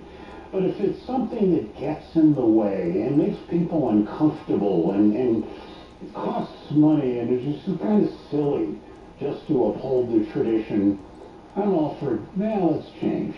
That's just me. All right, let's go to Zen in Inwood, New York. You're on the Fan. Zen? Hello, Richard. I love your show. You're a reasonable person, not a yeller and a screamer. And I can't wait for Saturday mornings. Anyway, see me on the golf course and you think I'm not even That's another story. Yeah. So, I'm 12 years old. I'm living across the street from Madison Square Garden on 50th Street and 9th Avenue, and just up the block is the garden. Old garden, yeah. And, yes, sir, 1959, it's the first ever meeting between Bill Russell and Will Chamberlain at Madison Square Garden in the Part of a doubleheader? Part of a doubleheader, that's right. It's pre-season even. It's pre-season. So you would think this is not an important game, but if you love history of basketball, it is the first meeting between these two giants. And they weren't just giants in their size, they were tremendous people, great personalities. Well, in any event, what happened? I'm sitting in the 5th row, right behind one of the baskets with my brother, and we're watching this game. And it's the whole game, we're just looking up, and so are all of the players. They're like watching these two guys. It's incredible. It's a game that is being played above the rim, and everybody is watching it, including the other players. So the Celtics won the game, and Russell had 20 points and 40 rebounds. And this is a preseason game. Preseason game. And these guys took it seriously, I bet. You know, this wasn't like an all-star game where they weren't playing defense or anything. Yeah, I bet they took it real seriously. No. Yeah. They were. And Wilt had over 40 points and 20 rebounds. So between the two of them, they had 60 points and 60 rebounds. Wow. And watching them run up and down the court and fly through the air, just unbelievable. And, you know, most people would say, what kind of great game was that? It was preseason. Well, if you appreciate Chamberlain and Russell the way I did, and I still do, it was miraculous. Two young men. Now, I don't go back that far, but did preseason games back then, not just for this special occasion, because Russell and Chamberlain was obviously special, but did they take them more seriously? Did they try to win preseason games back then, or were they just like, okay, let's just get into shape and worry about it later? It was the latter. It was, you know, let's get into shape. But when they were on the court, these guys played hard. Everybody played hard when you were on the court.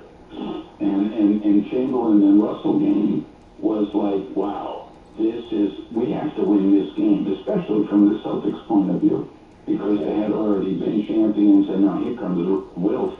And they asked Russell at one point, how did you feel when Wilt came into the league? He said, I was terrified. He was bigger than me, taller than me, stronger than me, and what was I going to do? Well, all he did was win 11 championships in 13 seasons. Yeah, he kind of figured out a way to combat that.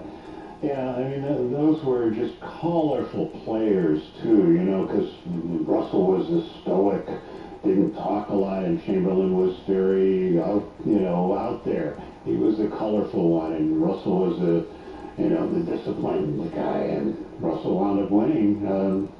Not because Chamberlain wasn't as good, but I guess he wasn't surrounded by as good of players as the Celtics did with Red Auerbach.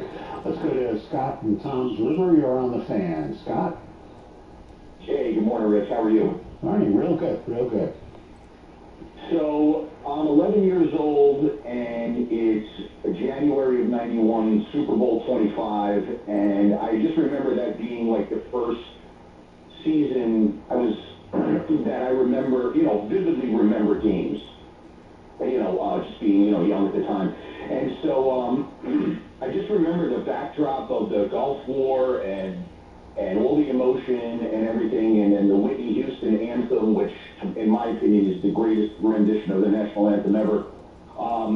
And I just remember that kick being missed, and I'm in my basement, and, it had one of those, drop ceilings with the tiles in it. Yeah. And, it's kind of low, and I remember just jumping up in the air, and my fist and arm going through one of these tiles and having it collapse down on top of me. Just what a great game, and one of the best coaching performances I think I've ever seen, just in terms of figuring out how to keep the ball away from Buffalo's offense in that game. And then, you know, then you had the long drive coming out of the second half, and that O.J. Anderson, how did Mark Ingram get that first down that they had to get there? You know, breaking like 5-6 tackles after a short catch. And, just, Hostetler being able to come off the bench like that and continue the great season. Because, I mean, Phil Simms was having arguably his best season. I think he was the top-rated passer in the NFL up to the point that he got injured. And, just a great year. I don't think that team gets the credit that the 86 team gets in terms of, how good they were. Maybe not quite as dominant, but just a great year. And again, that was the first year I actually went to my first Giant game that year. My family had season tickets in our families, going back long before I was born. And just a great year. And again, I just remember it being like my first real memory as a sports fan. Yeah, well, the Giant game in '87 was a blowout. I mean, that was a 22 out of 25 for Phil Simms. So it was a more dominant Giant game, obviously, but it wasn't a close, tension-packed game. And coming in, Denver was real good, but not as good as the Giants were back then. And that was a game where the Giants defense, and, the 91 game was defense, too, and keeping the ball away from Kelly and the Bills. Let's go to Joe and haHA. You're on the fan. Joe? Hey, Richard, on the show. How are you? Thank you. Good. So, real quick, the last, and respectfully, Whitney Houston was reported. That wasn't, it seems to me, I don't know, it kind of takes a little bit away from it compared to, I'm not really a country music, but Chris Stapleton years ago, that was probably one of the best national anthems I've seen, at least in, my 30 years. Yeah, I'm not a big national anthem rendition guy. They say Marvin Gaye was one of the great ones and all of that. Jose Feliciano broke ground, with his stylistic version and all of that.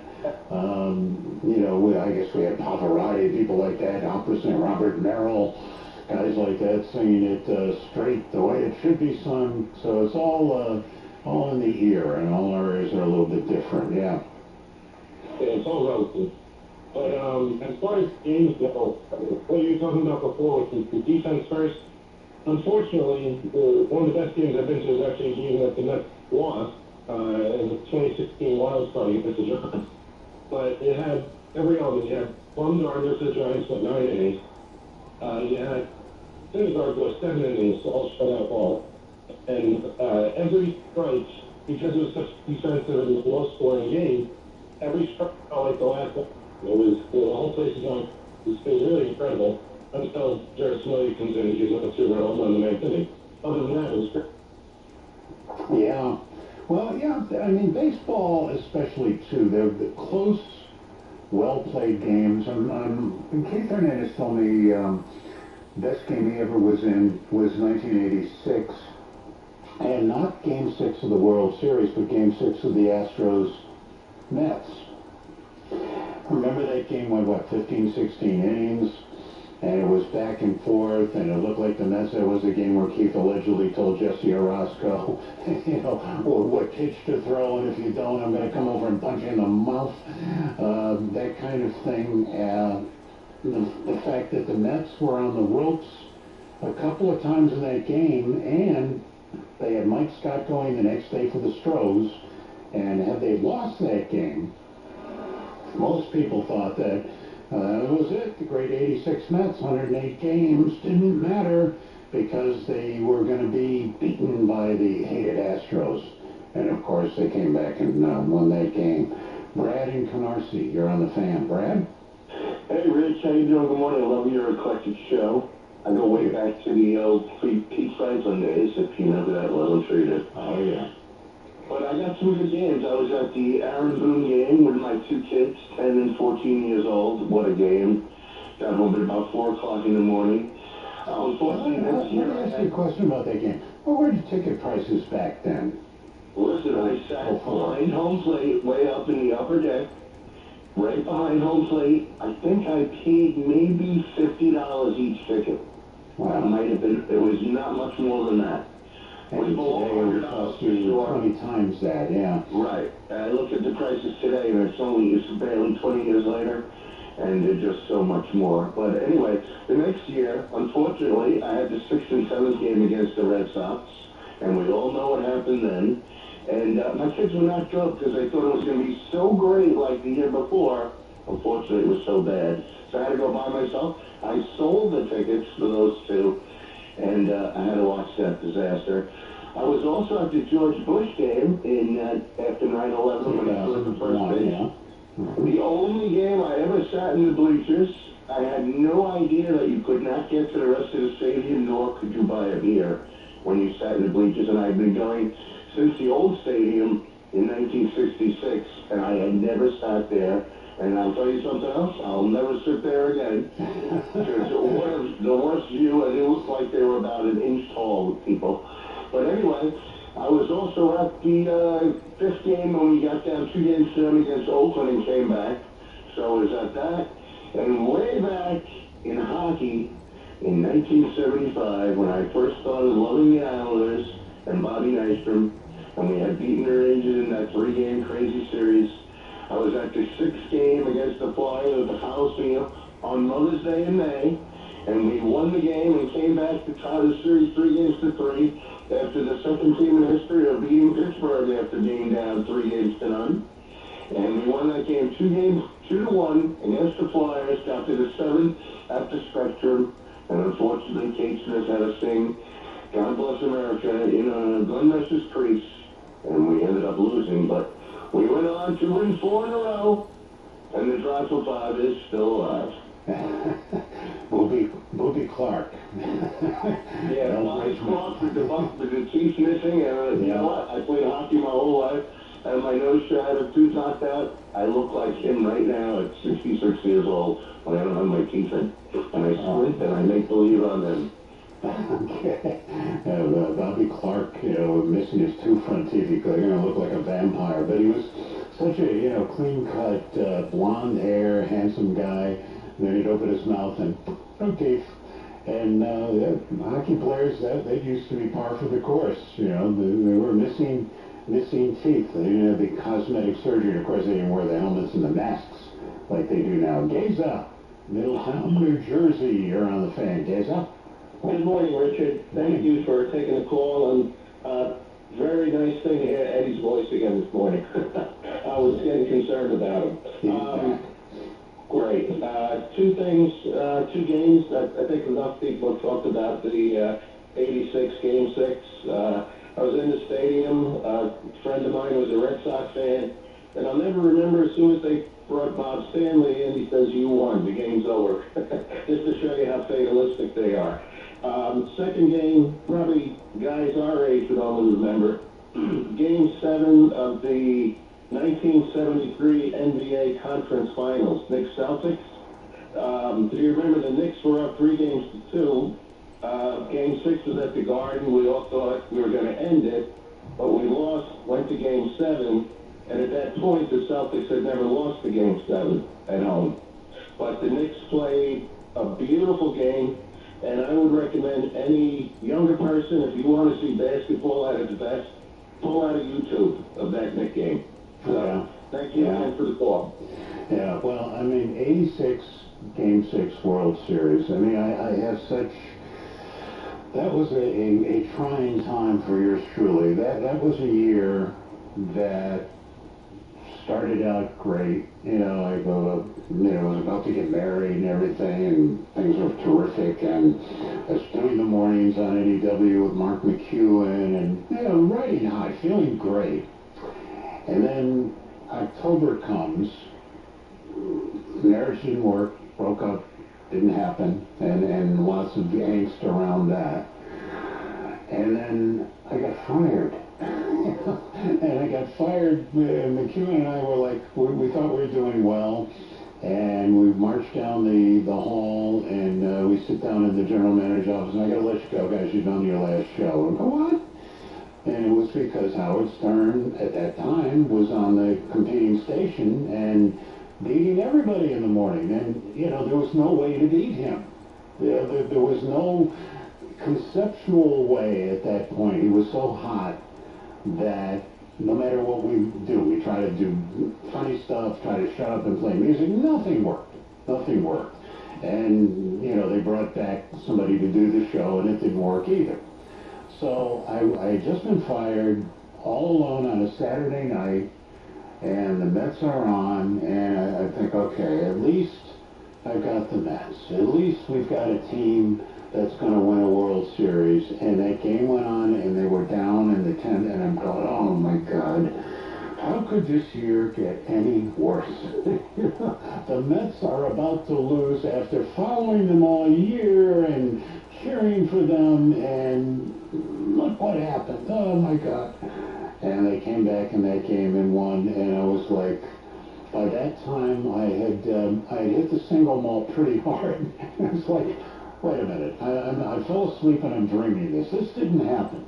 But sure enough, it did. All right, our telephone number is 888-808-1019. Greatest games you ever saw. We're talking about that. We're talking about Yankee hair. Whatever else is on your mind sports-wise, give us a call on the Fan. Your official station to talk New York Yankees. The Fan, 1019 FM, and always live on the free Odyssey app. As football winds down, college basketball is gearing up. Fans are ready to see which teams will prove they are ready to shine in March and who will be seen in San Antonio. You can get in on all of the action from tip-off to the final whistle at ESPN Bet Sportsbook. Right now, new ESPN Bet Sportsbook customers can bet $10 to get $100 in bonus bets and unlock 30 days of ESPN Plus. Download the app and sign up with promo code Radio100 to get started today. Must be 21 plus. Gambling problem? Call 877-8-HOPE-NY or text HOPE-NY 467-369. Terms and conditions apply. See app for details. Offer not available in New York. This is the story of the one. As a maintenance specialist for university housing, he knows college students can major in wear and tear. Plus, housing so many students doesn't leave a lot of room to house all the supplies he needs. That's where Grainger comes in. With over 1 million industrial-grade products and fast, dependable delivery, Grainger carries the quality products he needs so he doesn't have to. From a new door hinge to a whole new faucet. Call, click Grainger.com, or just stop by. Grainger, for the ones who get it done.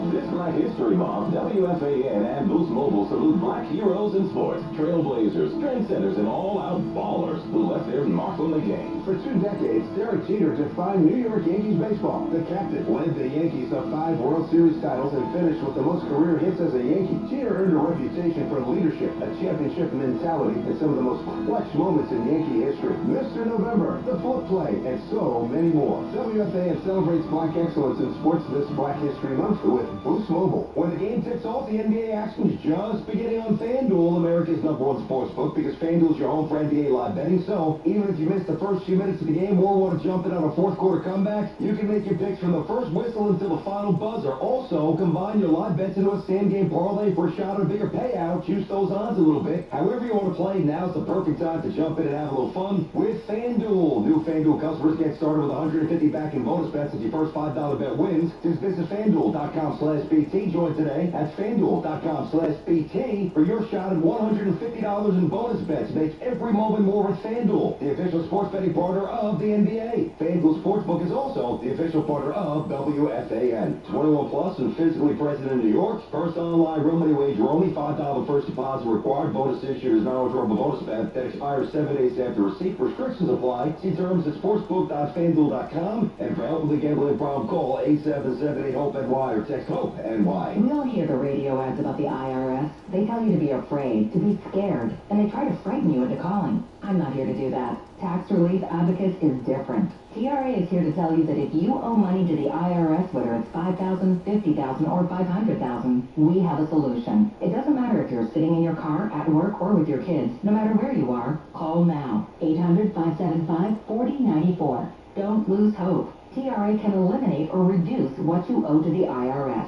Generous programs are now available that can give you a fresh start. Our passion is taxes and helping individuals fix their IRS problems. We have over 1,000 5-star reviews on Google and an A+ with the Better Business Bureau. You don't need to be afraid of the IRS any longer. End your tax nightmare today by visiting us online at TRA.com or call 800-575-4094. That's 800-575-4094. Tax Relief Advocates. Real solutions for real people.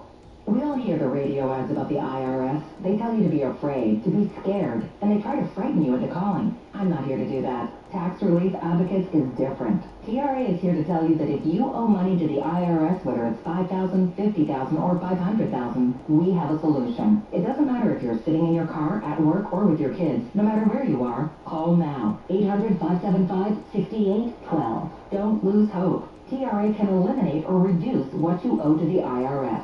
Generous programs are now available that can give you a fresh start. Our passion is taxes and helping individuals fix their IRS problems. We have over 1,000 5-star reviews on Google and an A+ with the Better Business Bureau. You don't need to be afraid of the IRS any longer. End your tax nightmare today by visiting us online at TRA.com or call 800-575-6812. That's 800-575-6812.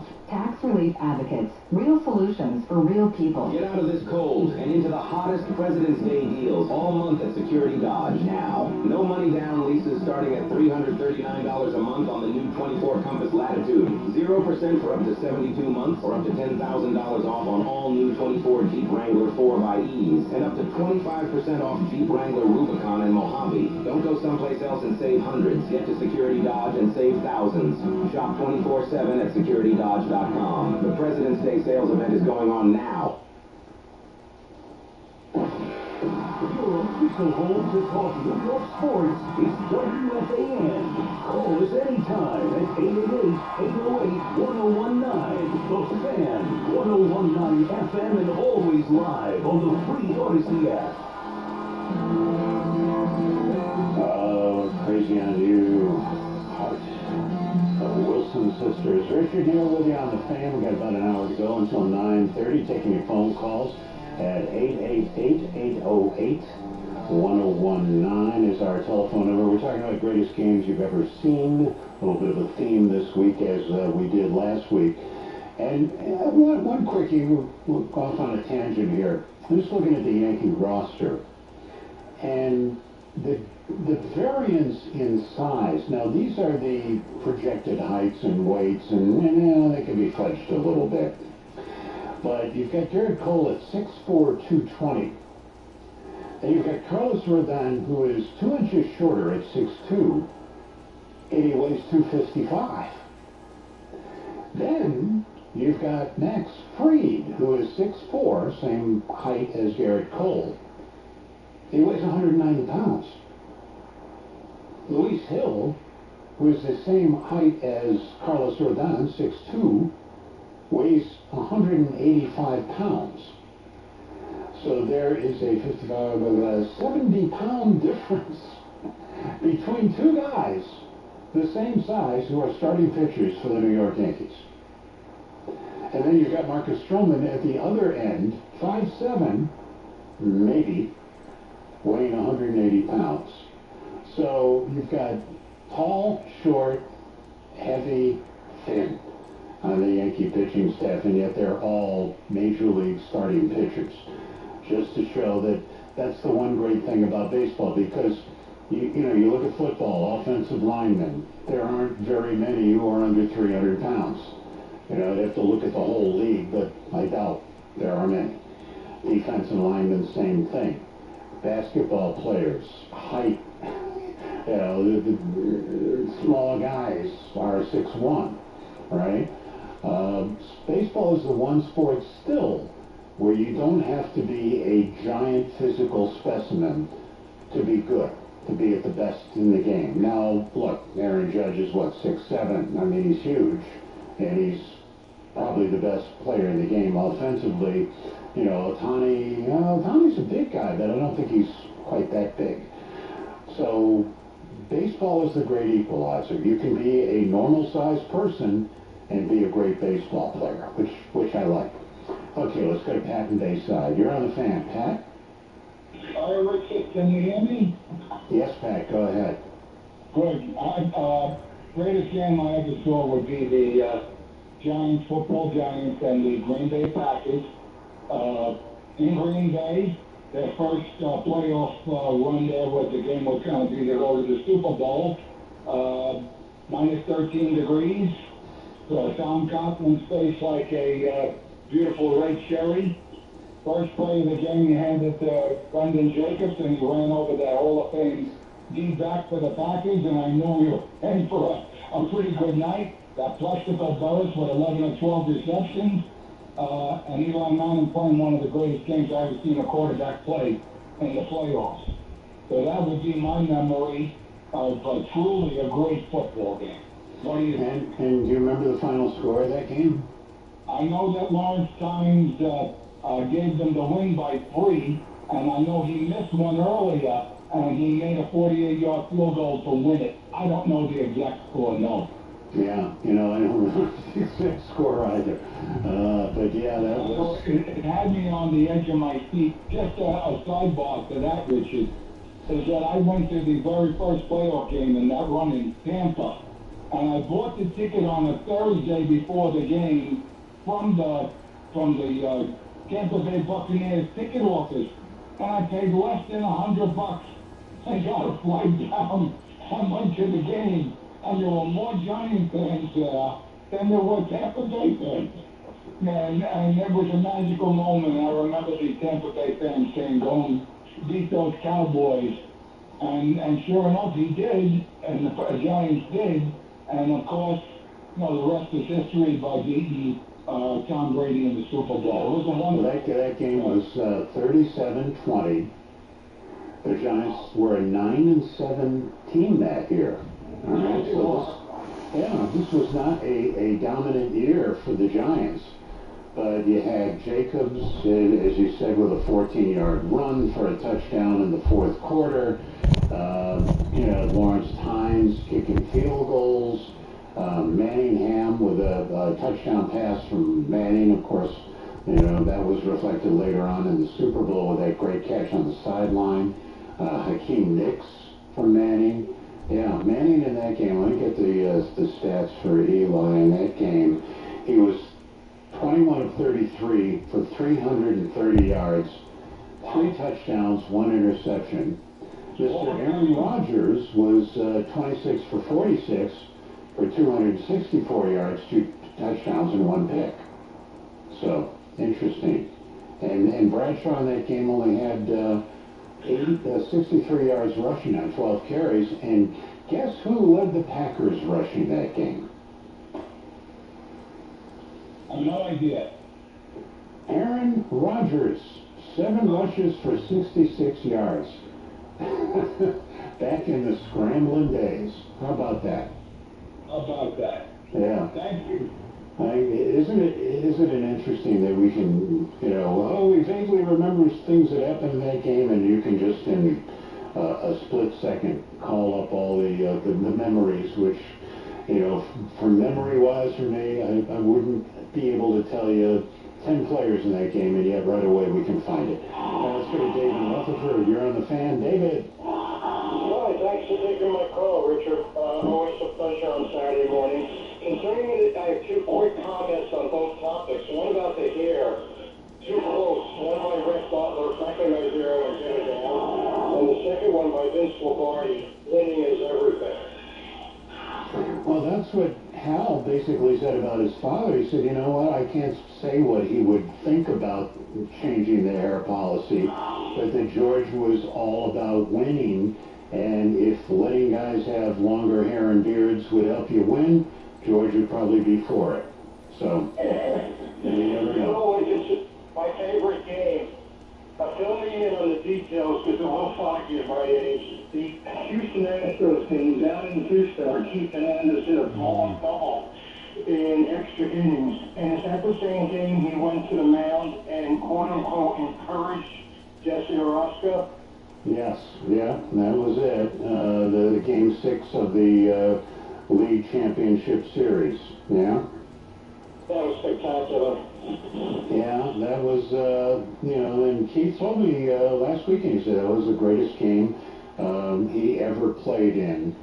It was just an amazing, amazing game. And again, if they didn't win that game, the Mets were probably, Mike Scott was right. They won that game 7-6 in 16 innings. And that was a game where they were down.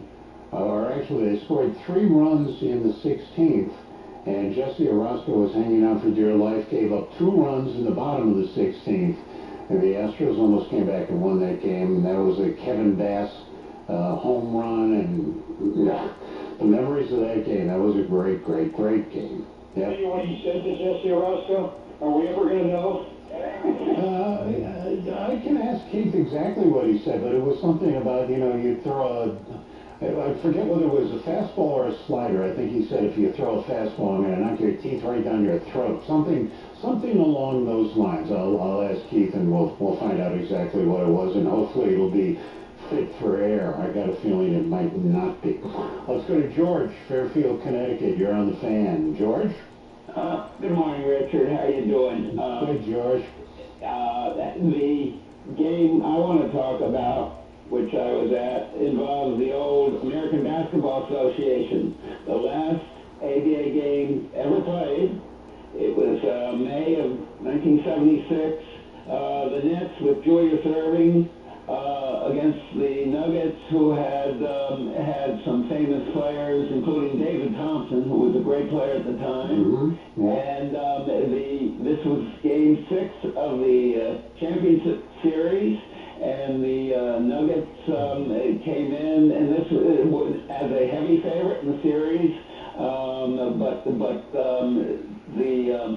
the Nets were 22 points down. I think it was 22 in the third quarter, and then they had a miraculous rally, and the secondary scorer on the Nets was John Williamson, who was a very famous Connecticut high school basketball player from New Haven, and the Nets came back to beat the Nuggets, and they won the championship, and that became the last ABA game ever played because they merged the next year, and Julius Erving ended up going to the Philadelphia 76ers. Yeah, that was 112-106 was that game. That's right. Yeah, and Erving in that game, let's see, he had 31 points. Brian Taylor had 24.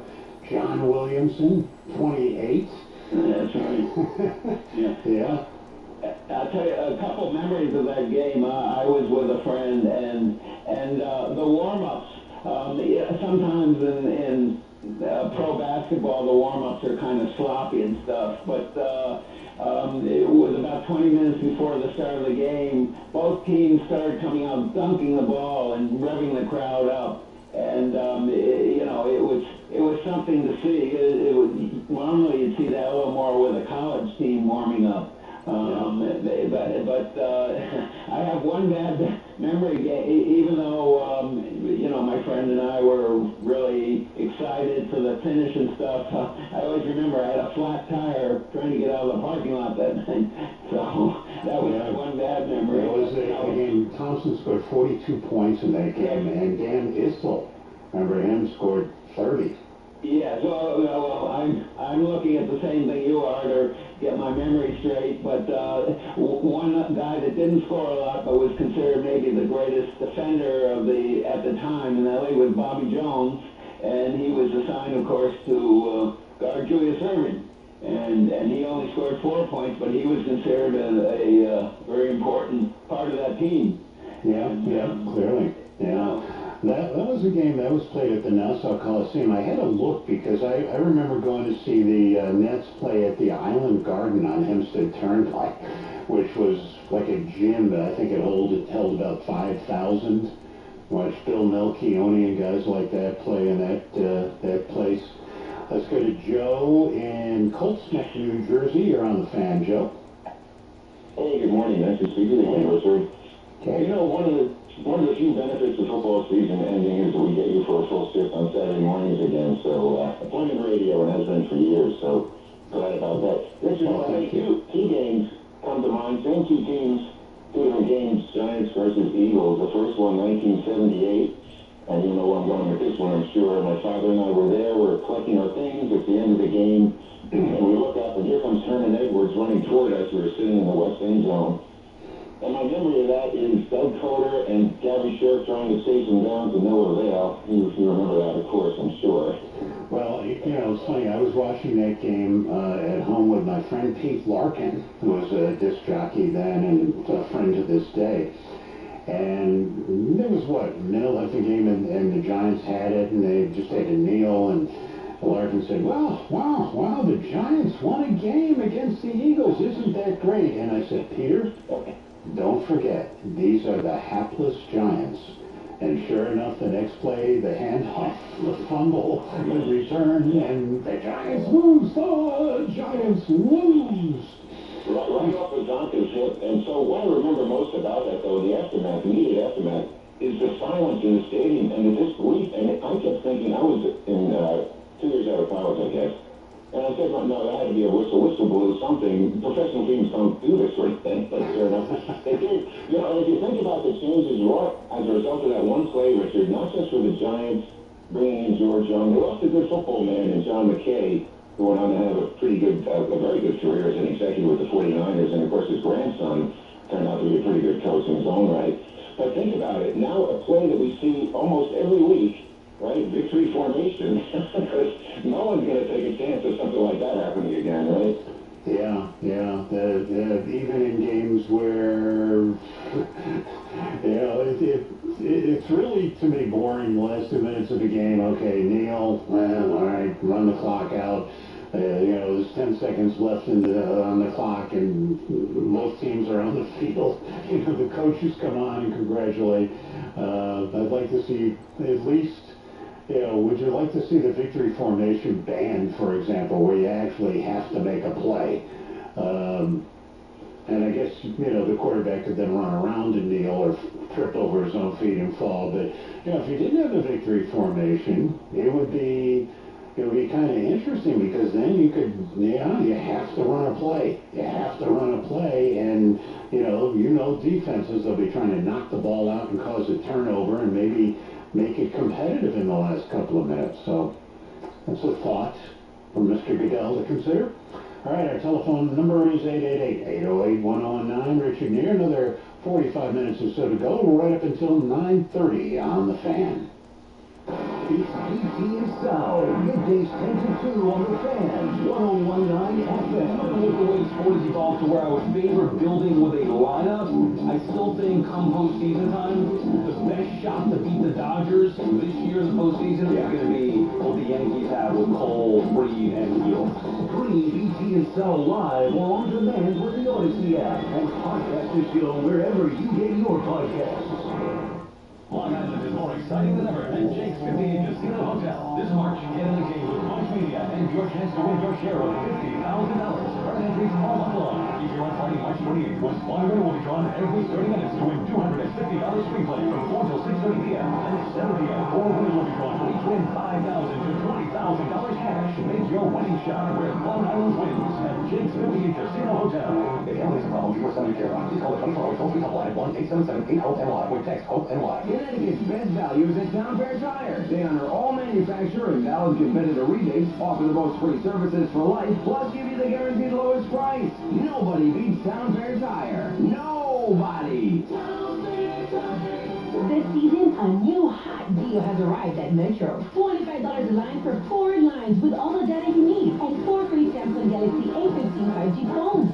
Getting Metro's best deals is easy. No ID required, no activation fees. Get a new number or keep your own. It's up to you. That's 4 lines for $25 a line, plus 4 free phones. Visit a store or go online today. Only at Metro by T-Mobile. When you join Metro Plus Cash, for limited time and subject to change. Max 1 offer per account. This is the story of the one. As a maintenance specialist for university housing, he knows college students can major in wear and tear.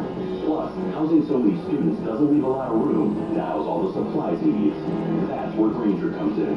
With over 1 million industrial-grade products and fast, dependable delivery, Grainger carries the quality products he needs so he doesn't have to. From a new door hinge to a whole new faucet. Call, Grainger.com, or just stop by. Grainger, for the ones who get it done. Spring forward with real unlimited data from Straight Talk this tax season and get a free Samsung Galaxy A16 5G or Moto G Power 5G 2024 with select plans. So you can stream games during Mad March hours, check the weather for April showers, and and watch gardening videos about May flowers. Straight Talk, real unlimited data, available at Walmart and straighttalk.com. Offer valid through 4/15/25. Taxes and fee supply requires purchase a single line global limited plan or higher. For network management practices, visit straighttalk.com. Hey there, it's John Stark from John Stark's Kia, where you find award-winning vehicles, amazing service, and great prices. Plus, every Kia comes with a 10-year, 100,000-mile powertrain warranty. At John Stark's Kia, you can lease a Kia K5 for $349 a month with zero down, zero bank fees, zero first payment, and zero security deposit. That's zero to its signing. 36-month lease with no security deposit required. 10K miles per year. Excludes tax, idle, and MVPs. Expires February 28th. See you at John Stark's Kia. Hey, welcome to Total Wireless. How can I help you? Hi, my phone is panicking. It thinks I'm trading it in. No worries. At Total Wireless, you get one line for $25 per month when you bring your phone. Really? Only $25 a month for one line, and I get to keep my phone? Wow. Yep, that's 50% off a Total 5G unlimited plan. Visit your nearest Total Wireless store today. Restrictions apply. Compatible device required. Available exclusively online at Total Wireless retail stores. All right, everybody, it's here. The March to Spring Training and Opening Day is officially upon us. Hey, I'm Rob Bradford from Baseball Isn't Boring, and we'll have you covered every single day with instant reactions to the late-breaking signings, determining which players are, yes, truly in the best shape of their lives, and behind-the-scenes stories from all the excitement and intrigue that spring training brings. Follow Baseball Isn't Boring in the free Odyssey app or wherever you get your podcasts. Why pay more for prescriptions? Stop overpaying and start saving with SingleCare. It's easy. Find your prescription on singlecare.com. Show the coupon at the pharmacy and start saving. SingleCare works at pharmacies nationwide and is completely free to use, whether you have insurance or not. So the next time you fill a prescription, check SingleCare to make sure you're getting the best price. Take control of your prescription costs. Go to singlecare.com or download the free app today. Did you know your skin is the largest organ of your body? That's why you should shower with Old Spice Super Hydration Body Wash instead of plain old bar soap. Love your skin by super hydrating it with vitamin D3 and glorious notes of vanilla and shea. Did you know that my super hydrated skin is the second largest organ of my body? The first is my heart. Old Spice. Men have skin too. Old Spice Super Hydration Body Wash. 24/7 renewing moisture. With daily use. Your official home to talk New York sports is WFAN. Call us anytime at 888-808-1019. The Fan, 1019 FM, and always live on the free Odyssey app. The Boulders are back in town. They could line out in busy. Richard here. We're on the Fan for another 45 minutes or so till 9:30, taking your calls. We're talking about the greatest games you've ever seen. And criterion for greatest games, to me, is a game where you don't know who's going to win until the absolute last seconds of the game, where it's just close, it's back and forth, counter punches, one team hits you with a big knockout blow and you come back and counter punch and get back in the game. Games that are played at a high level as opposed to the relief pitcher comes in and walks the bases loaded. That kind of thing where you're getting great competition.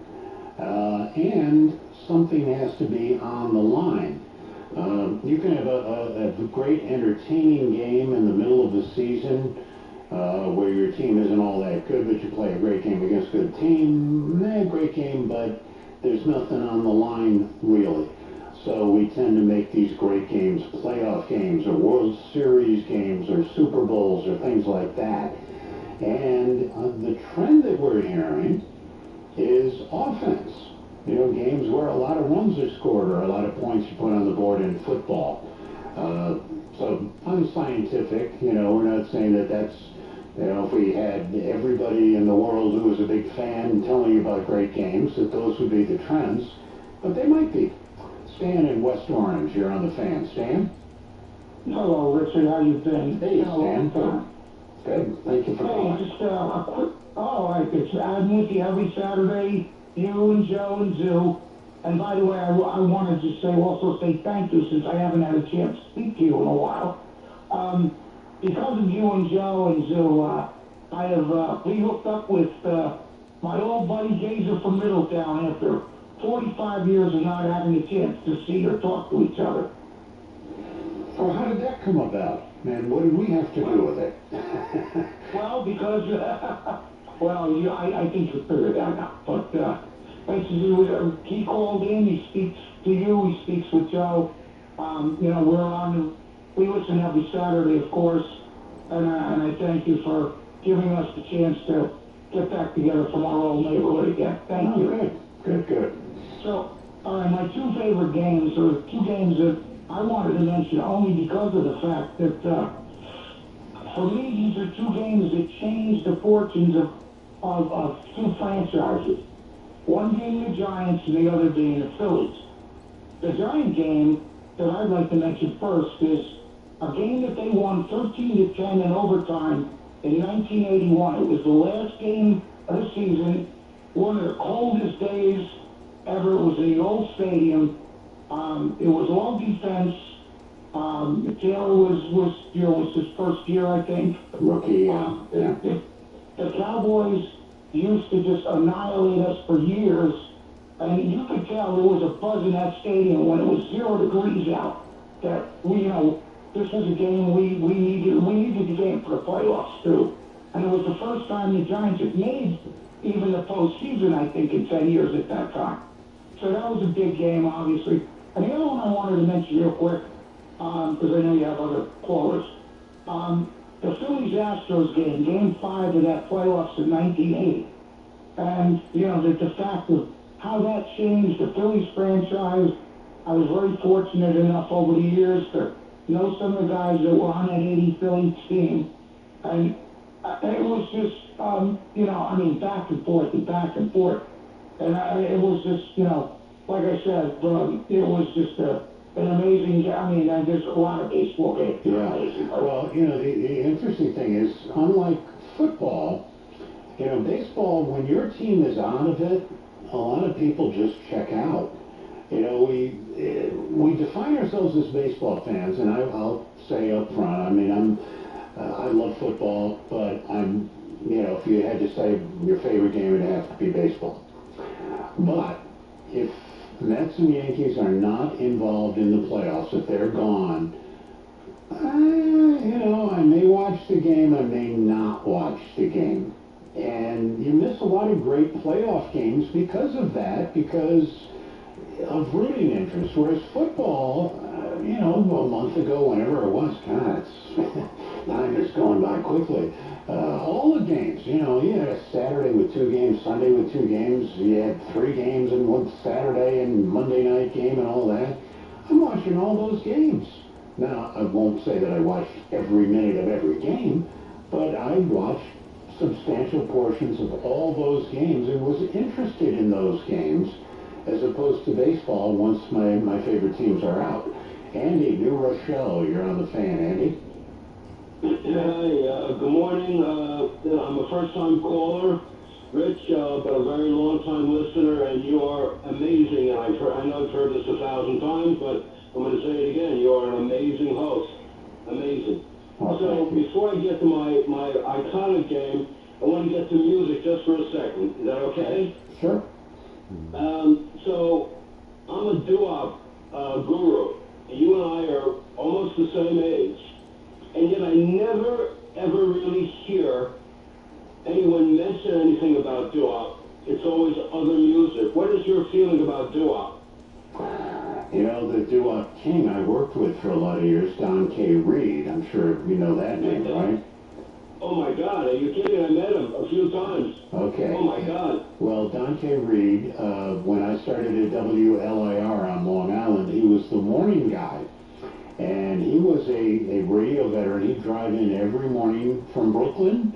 He would turn the transmitter on at 5:30, start his show at 6 o'clock. And, it was middle of the road music, Dean Martin, Frank Sinatra, that kind of thing, instrumentals, Mantovani. And he did that, but he was a Brooklyn guy, and he loved doo-wop, and he couldn't play it on the radio.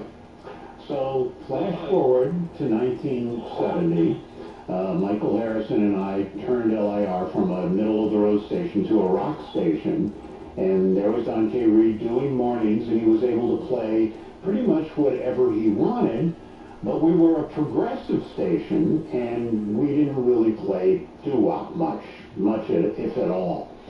So Don was playing music that he liked more than Mantovani, but wasn't able to play the music he loved. And because of this success that LIR had, he was able to go to CBS FM, and the rest is history. He became the doo-wop king, and Don passed, I guess, a couple of years ago. But boy, he was a tremendous disc jockey and a great guy, too. Don was a wonderful human being. Jason in Stony Brook, you're on the Fan. Jason? Oh, it's a great show as always. Shout out to Zill behind the glass. He's a man, bro. I never met him before, but every time I call, he's on point, he knows what's going on, and nothing but love right there. Nothing but love for you too. It's a great show as always. And keep up the classic rock golf. I love it. The music and everything. It's the best. Nothing better than classic rock. Listen, I wanted to talk about the Knicks. Listen, I can't really complain too much because of all the New York teams I root for, they're one of the best, and they're third in the East. But there's a big problem with them against these great teams. I mean, they're not just competing, they're getting destroyed. They're getting blown out. And I'm worried about Thibodeau. I mean, listen, nice guy, they played for him, but they're not playing hard for him on the defensive end. And I don't want to hear that the league has changed, it's not the same. There's truth to that, but these guys are really... I watched the majority of that game last night, and everybody, from Brunson on down to Towns, it's not just Bridges, it's all of them. They play no defense, none. Against the great teams, you got to give an effort. They have no effort on that side of the ball. And winning a close game against the Bulls, who are now winning the championship, doesn't excite me. That's a great win. Great. Clap your hands, pat yourself on the back. But Jalen Brunson's got to look at himself in the mirror as the captain of this team. He wants to be the next Walt Frazier. He's got to wake up everybody on that team, and him himself has got to set the tone and play better defense. Because his offense is awesome, but his defense is atrocious. Jalen Brunson, atrocious. He doesn't guard anyone on his. Well, you know, you hit on one thing. They played the night before, so maybe fatigue was a bit of a factor. But I'm making excuses for him because. This is like the gauntlet. You have games against Celtics and the Cavs, the teams that are better than you in the East. And you got to be at least competitive in those games if you're to be taken seriously. And, you know, we've gone from the Knicks being a joke and also Rans to the point where they're competitive. I mean, you said it. They're the third best team in the East. And there's a pretty big gap between them and the fourth best team. So they're good. But are they good enough to win a championship? And that's the criteria we hold them to. And right now, it appears that they fall short. Let's go to Charlie and Bay Ridge. You're on the Fan. Charlie? Hey, good morning, Rich. Thanks for taking the call. Great to see that you got that time back on the 9:30. Everyone really enjoys it, and very gratifying. Appreciate it. All right, so my favorite game and the best game I ever watched is a team that I think of as almost like the Beatles, or the game is like the Beatles. It's like the Beatles and everybody else. It's the 1980 Olympic hockey team. And the reason why I say that, it really had everything. In the background to the game, the Soviets had just invaded Afghanistan the month before. This is a scrappy team of amateurs against the all-star pro team. As we advanced to the Olympics, you know, we beat Czechoslovakia, and we were thinking, hey, you know, where can this go? They were the second-ranked team in the tournament, and then we bump up against the Soviets to go in, just saying, hey, a wing and a prayer, and we took the lead in the third period, and we held on, and I always remember, you know, Jim Craig, you know, with the flag draped over him on the ice. Michael Ruzioni, Ruzioni, and the background also on that was basically that game was on delayed tape. And I remember coming home from college. I went locally here in New York, and I came home from college. I didn't listen to anybody. I just came home, and I watched it. I think it was on ABC. And I just locked myself in my bedroom and watched the game. And it was just such a meaningful game. it was almost like when we went up against Finland in the final. It was almost anticlimactic. It was just we'd beaten the Soviets, and then we win. And it was like this moment in sports history that was beyond anything I'd experienced. And so that was the greatest game, the greatest moment in sports for me, even though I'm a passionate Giants and Yankee fan. Well, we have had a little minor reprise of that Thursday night. You know, I mean, it's not the mighty Soviet Army, and, you know, Canada's our friend. But, you know, there was a rivalry there, and there was some politics involved there. And it was like a proving ground, you know, can the U.S. beat, hockey was Canada's game. You know, and that was their sport, their national pastime versus baseball and football is ours. So there was a little bit of that going on, and hey, it really, really worked. There was a really good innovation that hockey did this year with the Four Nations. All right, we've hit 9 o'clock. We'll get the update and be right back for the final half hour. We got some open lines. You want to give us a call and talk about the greatest games you've ever seen, or Yankee facial hair, whatever else is on your mind. Phone number 888-808-1019 on the Fan. WFAN, WFAN FM, WFAN FM HD1 New York, and Odyssey Sports Station. Good morning at 9 o'clock. I'm Peter Schwartz. We tip off in Cleveland, where the Knicks were crushed by the Cavaliers, 142-105. The worst loss for the Knicks under head coach Tom Thibodeau, who must now get his team to turn the page to tomorrow's game against the Celtics in Boston. Jalen Brunson led the Knicks last night with 26 points. Exhibition baseball yesterday, Yankees beat the Rays 4-0. Marcus Stroman tossing a scoreless first inning for the Bombers, giving up 2 hits while striking out 1. Paul Goldschmidt was 1 for 2 with an RBI. Yankees have altered their facial hair policy to allow players and uniform personnel to have well-groomed beards moving forward. College basketball last night, Marist over Canisius, 89-81. Iona beat Manhattan 65-60. Fan weather, 28 degrees, mostly sunny skies in Central Park. That's what's happening with Sports Flashes. At the top of the hour, I'm Peter Schwartz. Your official home to talk New York sports is WFAN. Call us anytime at 888-808-1019. The Fan, 1019 FM, and always live on the free Odyssey app.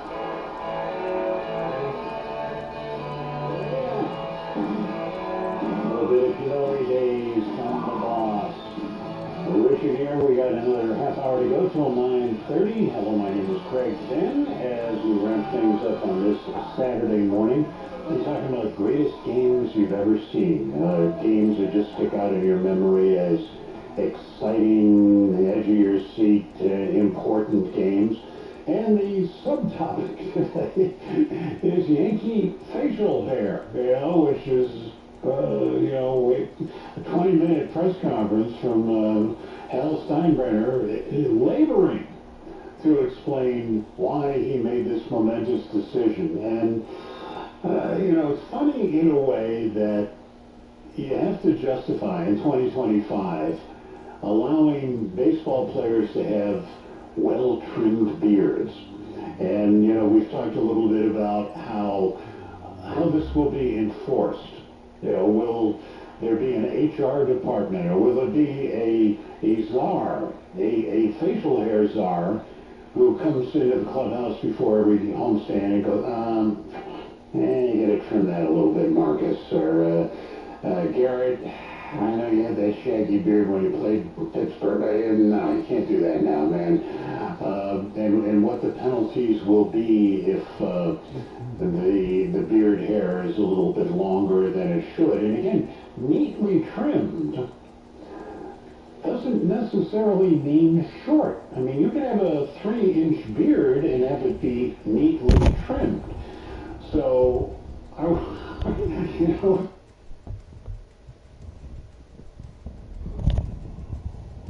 nosy ass fucking bum bothering upstairs, bro.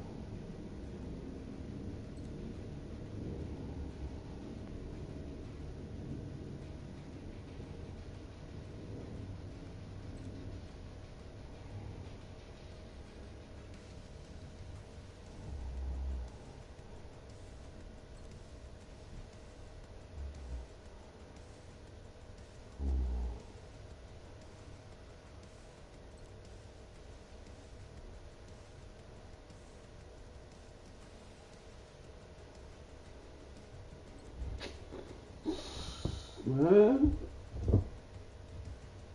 Go upstairs, man. They bothering. People be mad in the inside and bothering in the outside. People be bothering.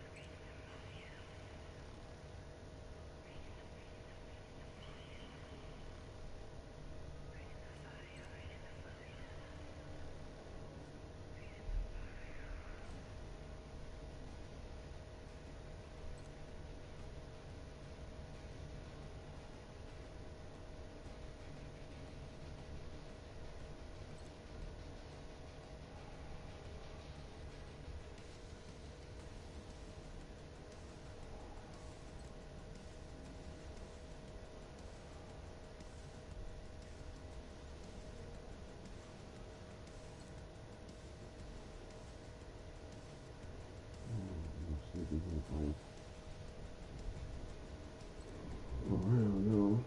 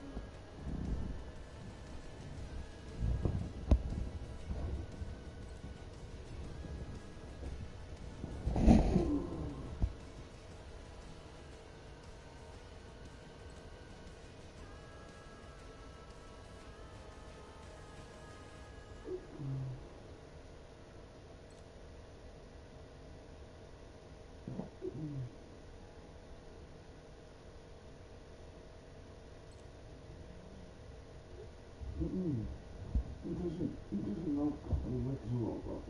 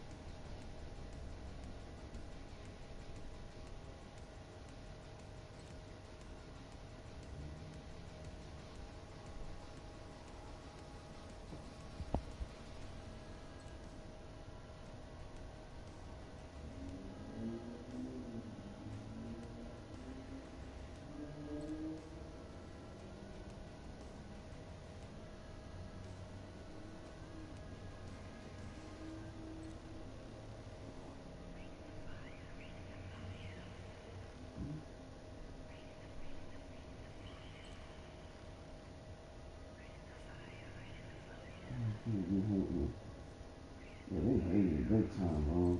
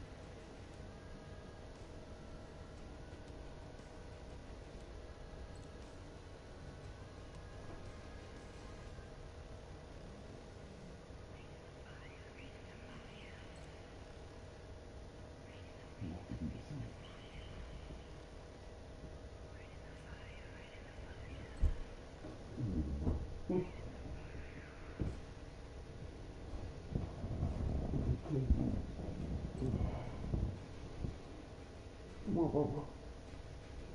Good, good.